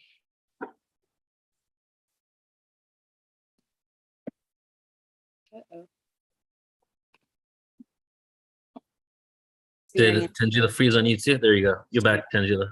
As you're reflecting on your day, feeling into your experiences, or watching the replay, and you'd like to connect with India or Isaac or Suzanne or Nicole or Brandon, you can go on to Soul Search and find out a little bit more about who they are. Watch videos. Brandon has amazing videos on Soul Search.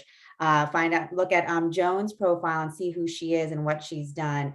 Get to know everyone, and then you can start connecting directly and going forth in your own soul's journey. Everyone is here together as a family. So, everyone is here, and we could easily connect at any time. Thank you.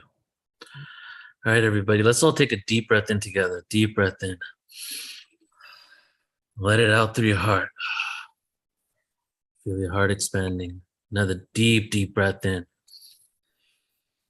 Filling up every cell in your body. Let it out through your heart.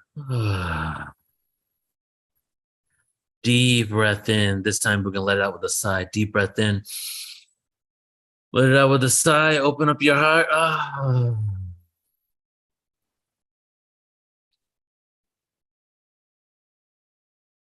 And just continue to breathe normally.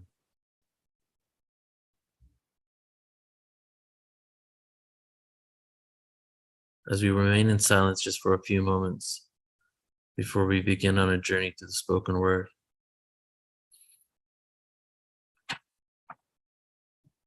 Enjoying the silence.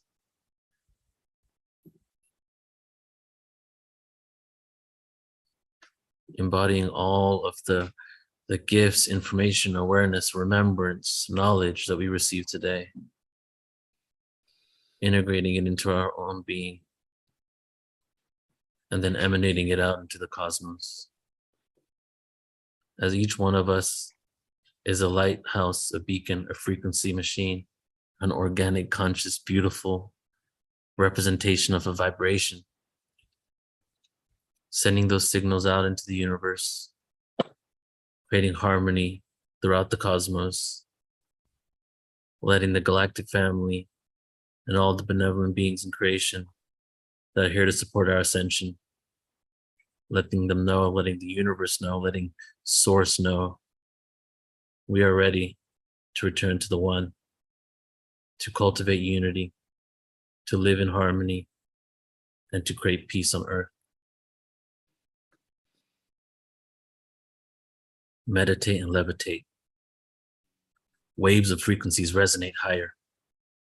I'm connected to the provider, source of cosmic energy. We're going to be one single entity, expansion remedied. Oneness must breathe, exhale and let free. Consciousness to be, experiences of you and me. Souls of interdimensional beings to feel, hear, and see this third dimensional planetary existence. All time can be found in one instance. In this realm of linearity, atoms in anarchy, quantum polarity, the epitome of creation. Facing our egos, acquiring patience, waiting to let go of our nations and join the federation of souls that will take us to the fifth world and join the federation of souls that will take us to the fifth world. But I have one question. Are we one yet? Going back to source, no remorse when reinforce the course that we all endorse. Unconditional love, the highest vibration, a gift from above. Desolation or separation, we must be the ones to say this is enough. You see, the third dimension, it was meant to be tough. There is no captivity, so unlock the cuffs, move away from hate and lust. Our thoughts begin to shift the earth's crust into a straight axis. Just like in Atlantis, stop causing damage and learn to manage self-realization. When people start to vanish, we change our intentions and join the like-minded souls in the fifth dimension. This is the beginning of your oversoul's mission. What is it that you envision for the future incarnations? The Christ consciousness has arisen to the perception of being in this prison, this industrial system. Slumber of opposites.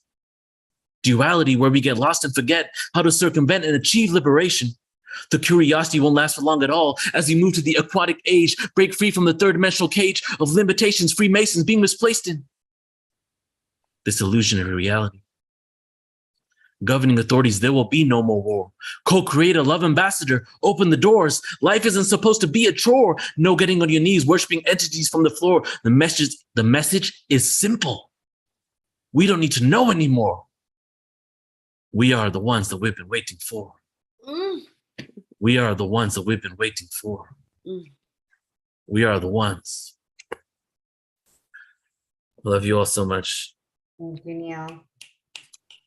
Thank you. We are the ones we've been waiting for. Beautiful. Thank The you all. moment is now. Thank you all for being a part of our community and this ascension of the soul. Neil, that was incredible, bringing us to the point. We are the ones you've been waiting for. So thank you for our amazing presenters today and everyone else here. Thank you for your magic and for being the ones. Love you guys. Love you guys so much. See you tomorrow. See you all Bye. tomorrow morning at 10 a.m. Send you Yes, you all here. huge love and big hugs.